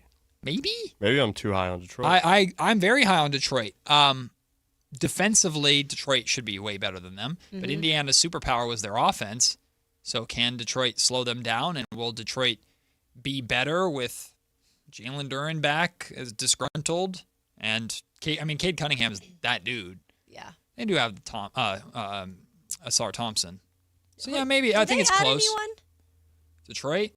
Re-signed Kevin Herter. Oh, yeah, they re-signed. That's right. They re-signed him. No, they made another couple side moves, but nothing really. They lost They Tobias Harris. lost Tobias Harris. They did, is a really yeah. big deal. That's a big loss. Yep. I don't know. I think Indiana and Detroit could be close. I think Indiana and Boston could be close. Mm. Then Indiana below them is Orlando, Atlanta, Charlotte. Oh, Miami's probably better than Indiana. Yeah. Well, they don't think they so. should be. They're not as deep, but they should be better than Indiana with Giannis. They're supposed to be, I'd say. I don't know if they will be, but they're supposed to be. I feel like people are too high on Miami. I agree. Just because of Giannis? Yeah, I don't think the Miami's Giannis actually that good. I think Indiana might be like the 5th seed, which is fine. Yeah. Way up from where they were at the end of last season. Well, they're just beat up. I'm rooting for Tyrese Halliburton. How about disappointing teams? Which teams are likely to take a tumble this season? Number 5, the Boston Celtics. Number 4, the Miami Heat. How about that? Number 3, the Golden State Warriors. Number 2, the Detroit Pistons. And number 1, which team will take a tumble? The Los Angeles Lakers. Yeah. Wow. Not believing in Luka and that team. I think the people just don't like right now the Lakers in general. It's just The Lakers are kind of weird. Mm-hmm. They added a bunch of new players. Yeah. I don't see how they could be much worse than what they were last season. Well, they're just It's not. like, how does I don't it all think they're work? that good though. Yeah, but I don't think they were. Who are the People Lakers? really liked them last season. Lakers are obviously not better than the Spurs or Thunder. I don't think the Lakers are better than the Rockets. I don't think the Lakers are better than the T-Wolves. I don't think the Lakers are better than the Nuggets. I'd put them around the Nuggets. Around the Nuggets? Yeah, I don't think the Nuggets Okay. are very good. even with DeMar DeRozan. They should be better than Utah. They should be better than Golden State. The and they Lakers? should be better. Yes, they should be better than Golden State. They should be better than Phoenix and Portland. So They maybe might. Portland might be good. Weirdly, they might, but I think the Luka-led Los Angeles Lakers, Luka-led Lakers, There you go. should be better than the Trailblazers. They're supposed to be. Between these players, the next to request a trade will be, I'll just give you the names of the players, and you guess, or I guess tell me which one you think is number one. Between these players, Wait, the is next, it least or wait? What was the question? between these players, and I'll list the names, who's the next likeliest to request a trade? To request a trade. Jaylen Brown, Zion Williamson, James Harden, Kevin Durant, Kyrie Irving, and Anthony Davis. Got to go one more slower here. Kyrie Irving, Kevin Durant, Zion, Oh. James Harden, Anthony Davis, Jaylen Brown. I think Kevin Kyrie? Durant's really close to not wanting to be in Houston anymore. What's funny is Kyrie or it's a Kevin? four-way tie for third between Durant, Williamson, Harden, and Brown. Number 2 is Kyrie, and number 1 is Anthony Davis. People think Anthony Davis is going to huh? try and get up out of Washington. I think he's going to get definitely in one traded spot. before he has to request that. Maybe. I don't know. I don't know if I feel like he's gonna at least try to see what it's about this year. Which team is most likely to make a big move before the trade deadline? Number 1, the Golden State Warriors. I agree with that completely. They're going to make some desperate swing. Yep. Number 2, the Detroit Pistons. I think that's good. Or tied for 3, the Boston Celtics and Houston Rockets. And part of a 4-way or 5-way tie for 5th, the Denver Nuggets, Memphis Grizzlies, Miami Heat, Toronto Raptors, and Sacramento Kings. Expected to make a big move big move, before the huh? trade deadline, which would So likely that would be be Levine. or Sabonis. Yeah. Probably is not a big buying move as much as it is a big selling move. And Memphis is included in a big move, you said? Yeah. Yeah, that's interesting to me. They don't have I'm a whole not lot quite to sure. sell. Yeah. I mean, their big one Yeah. last year was Triple J. Yeah, So- they've sold all they can. That's a weird one to have them in there. Which player on a new team will have the biggest impact this season? Tied for third, the Sixers, Jaylen Brown and LeBron James. Mm-hmm. Tied for at second, Kawhi Leonard. And number one, no surprise, Giannis Antetokounmpo with the San Antonio Spurs. With the Miami Heat. Speaking of the San Antonio Spurs, which Spurs player will have a breakout season? Dylan Harper 1, Carter Bryant 2, Stephon Castle 3. Where's your guy? Breakout season. He's just holding on for dear life, unfortunately. De'Aaron Fox. Bounce back, maybe? Buzelis? Am I the only one high on this guy? I feel Probably. like he's going to be really good. I really think he's going to be good. He might be. Carmichael Dave wants Ben Simmons to play desperately in Sacramento, and I want Marcus Anthony is Buzelis all in on here. Buzelis. I am. That's I think pretty he's funny. really good. Anthony's Vuvuzela- we know. What are those vuvuzelas? What are those? The soccer? Yeah, the horns from South Africa. Yeah. I think we know what to get Anthony for Christmas. Yeah. A Buzelis. I'd wear that jersey. Of course you would. Over your Chris Webber T-shirt that you're wearing right now. It's a classic Sacramento T-shirts too. I love those. You know who's another funny story? You know whose shirt this is? Your girlfriend's. No, this is my mom's old shirt from like when she was on there. Oh my! So if it's not your girlfriend, Game worn. She wore this to games. It's your mom's T-shirt. It's all hand-me-downs. It's hilarious, Anthony. I think we just need to take him on a shopping spree. Do you go thrifting? I like it. Do you go thrifting for fun? Yeah. Of course you do. Yeah. I should come Why with you not? sometime. I think My it'd be fun. in-laws are all about that. They love going thrift shopping. And I walk in and I go like, look at all this junk that I don't need, but it's fun. Yeah. I mean, you got to wash it several times, but Yeah, that part. you know. You never get the smell out of it. And I'm not meaning a Yeah, bad you do. smell. It just You kind of do? smells like Yeah. thrift store. All of it, I'd say like 90-10. 90% of my stuff is secondhand. I don't like buy new things. Hey, it's the way to go nowadays, especially. Yeah, I just wear the same things. me too. I mean, shoot, you can only see me from waist up on this show. I'm looking for, in that case, I'm looking for a Buzelis jersey on like Facebook Marketplace for you. No, that's the 10%. It's like the stuff like that. Like I have my jerseys and the stuff that you can't get outside of there. But yeah, most of the time I'm just buying like random T-shirts from Goodwill. Is that Jay back there? It is. Hey, what up, Jay? Jay's in today. What up, Jay? Jay's in today for Jay. Jay replacing Jay. Yeah. I love Jay because Jay actually takes my side and stuff. Anthony. Well, that was because Jay was with you 90-10. solo. He had to take your side. Yeah, no choice. He's just arguing with me for the sake of it. I love it. Hey, Jay, you want tickets to Formula One? Too bad you can't win. Sorry, bud. You're you're an employee. But right now, listeners can win a pair of tickets to see Formula One racing in the Italian Grand Prix Monza at the Esquire IMAX on Sunday, September 6th. Showtime at 6 a.m. Call in right now, 916-339-1140. 6 a.m. For a chance to win a pair of tickets. And if you don't have anybody to go with, don't worry. Whitey Gleason will go with There we you go. at 6 He'll a.m. be to there. watch Formula One. It's in, I said it. It must be true. That's how it works. I didn't even know the theaters opened at 6 a.m. Listen, watching any movie in the morning is a reality. Yeah. Because as you take kids to early morning movies, even kids movies. Right. And a lot of people just go in their pajamas and stuff like that, which sounds like it's a lot of fun.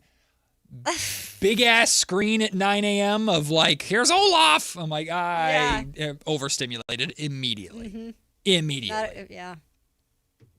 They don't reduce prices for popcorn and stuff in the morning too. I was going to say, because who's eating popcorn? You should My sell wife. cereal. They'll have pizza and stuff out there at Weird. at 9 I a.m. can't do it. Not saying I've gotten it. Yeah, you have. You What? eat pizza in here at 9 a.m. every day. Every day, I Well, wish. maybe every other. Cold morning pizza, bomb. Yeah, not at 9 a.m. Why? You have a weird thing. I don't eat that before 11 a.m. Exactly. Weird. Because it's not lunch. It's your problem. Cold pizza in the morning is phenomenal. Maybe if you're hungover. No, you don't need to be hungover. Just enjoy pizza in the morning. I'll pass. Give me some water. Whitey Gleason joins us next here on Sactown Sports. This is Sactown, baby! Follow Sactown Sports 1140 on Facebook at facebook.com/Sactown Sports to keep tabs on the Kings, 49ers, UC Davis, and the entire Sactown Sports lineup all season long. Facebook.com/Sactown Sports. Your local sports leader, Sactown Sports 1140. Sacramento's best selection, best quality, and lowest prices on kitchen and bath products are at the new Anova Cabinet and Stone. For a limited time, get stunning new quartz countertops starting at just $159. That's right, only $159 for gorgeous quartz countertops. Listen to this. For a limited time, cabinets for kitchens and bathrooms are up to 50% off. Yes, up to 50% off new cabinets. It's a must-see, the new Anova Cabinet and Stone at Florin Road and Highway 99. Learn more at AnovaCabinetStone.com. If you're not looking for a brand new car, at Elk Grove Honda, we've acquired some of the best pre-owned cars we can find. We've kept only the best of our trades, and our buyer has found some of the finest pre-owned Hondas available in Northern California. You can see for yourself at elkgrovehonda.com. Whether you purchase a brand new Honda or a like-new pre-owned Honda, your car buying experience will be the same. We have the right Honda at the right price. You'll find us in the Elk Grove Auto Mall, Highway 99 and Elk Grove Boulevard. I gotta get an Elk Grove Honda. Baseball season is in full swing, and there's no better place to be than Kalshi, America's #1 prediction market platform. Who wins it all? LA is a favorite, but Chicago is currently trading at 6.5%, meaning a $100 trade pays nearly $1,500 if they bring home the trophy. On Kalshi, you're trading against peers in a live market, meaning there's no house. And as the probability changes, you can buy in and out of your position. Download the Kalshi app and use code ALLEN to get $20 when you trade $20. That's code ALLEN to get $20 when you trade $20. Kalshi, Kalshi. Trade on anything. 18 and up only. Restrictions and eligibility requirements apply. Event contract trading involves risk and may not be suitable for all investors. Kalshi products are not available in all jurisdictions. Prices, values, and available markets may differ from those mentioned. For more information, see Kalshi.com/regulatory. What keeps you up at night? Do you wonder if what you've saved will be enough? If your money will go as far as you plan? Or whether your retirement will look the way you imagine? What worries you? Everyone's concern is different, but ignoring it won't make it disappear. This is Ron Paul. You may not be able to predict what comes next, but you can take steps now to diversify your savings with precious metals before uncertainty becomes urgency. My friends at Birch Gold Group will send you a free info kit explaining how gold can help diversify your IRA or 401k. Just text the word SECURE to the number 989898. There's no cost and no obligation. Just free information to help you consider your option. Take the first step with Birch Gold. Text the word SECURE to the number 989898. Hey, Sactown, High Flyer here. Something big is coming. DraftKings Games Day arrives a massive deal, exclusive deals, and all-day celebration built for fans in sports. The countdown has begun. All roads are leading to game day. The DraftKings Sports app is now live in all 50 states, from California to Florida. DraftKings Game Day is the kickoff of a new season, new era, and big day in sports history. Get ready to celebrate new DraftKings customers. Sign up with code Sactown. Spend $5 to get $200 in rewards within 21 days. That code, once again, Sactown, in partnership with DraftKings. The crown is yours. Event trading offers by DraftKings Predictions, a CFTC registered introducing broker. Tradings involve risk of loss, market availability varies. Eligibility restrictions apply. $50 every 7 days via click to claim issued in non-withdrawable prediction dollars that expires in 1 year. Terms, dkng.co/predictions promo. Nationwide based on sportsbook, predictions, and free-to-play sports contest availability. Varies by state.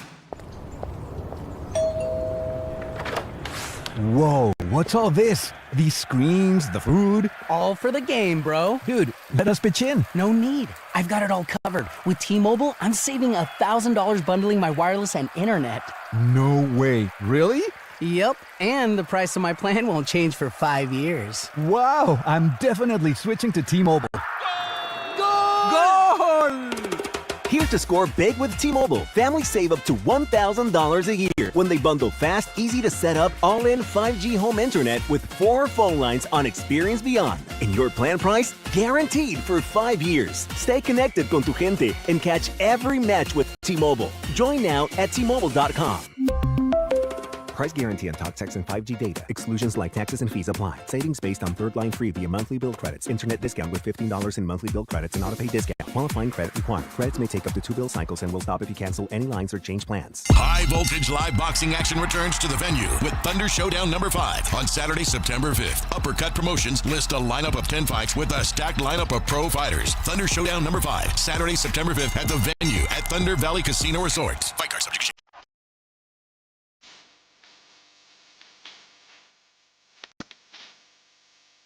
It's Matt George and Kayla Anderson on Sactown Sports 1140. Not only that, but the one and only Whitey Gleason with us as well. How about that?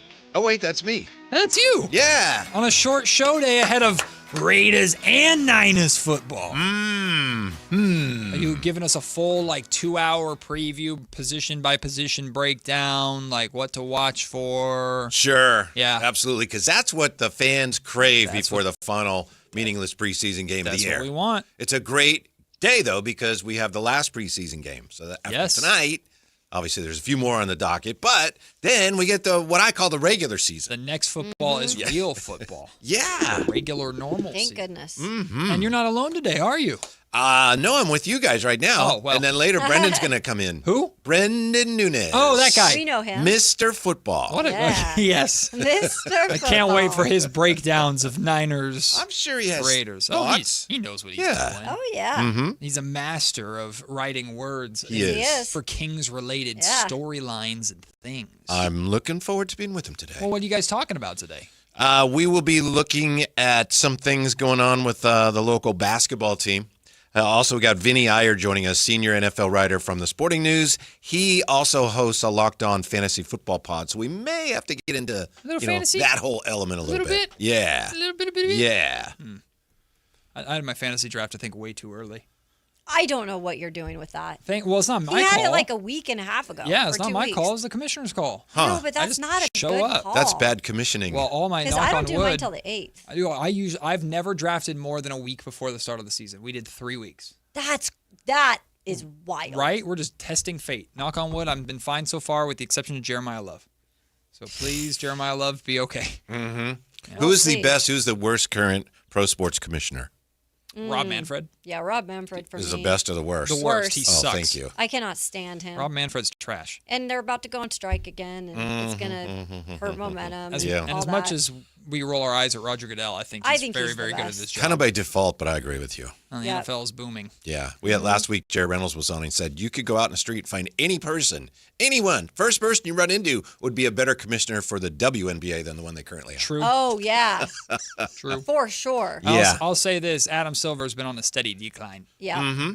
Last about 12 months for Mr. Yep. Silver, starting with, and I can point to the exact start. It was when he did that press conference before last season started, and Ramona Shelburne asked him a question about all the different streaming services and like, hey, what do you have to say to fans who are concerned that they can't afford all the different streaming services to watch their team?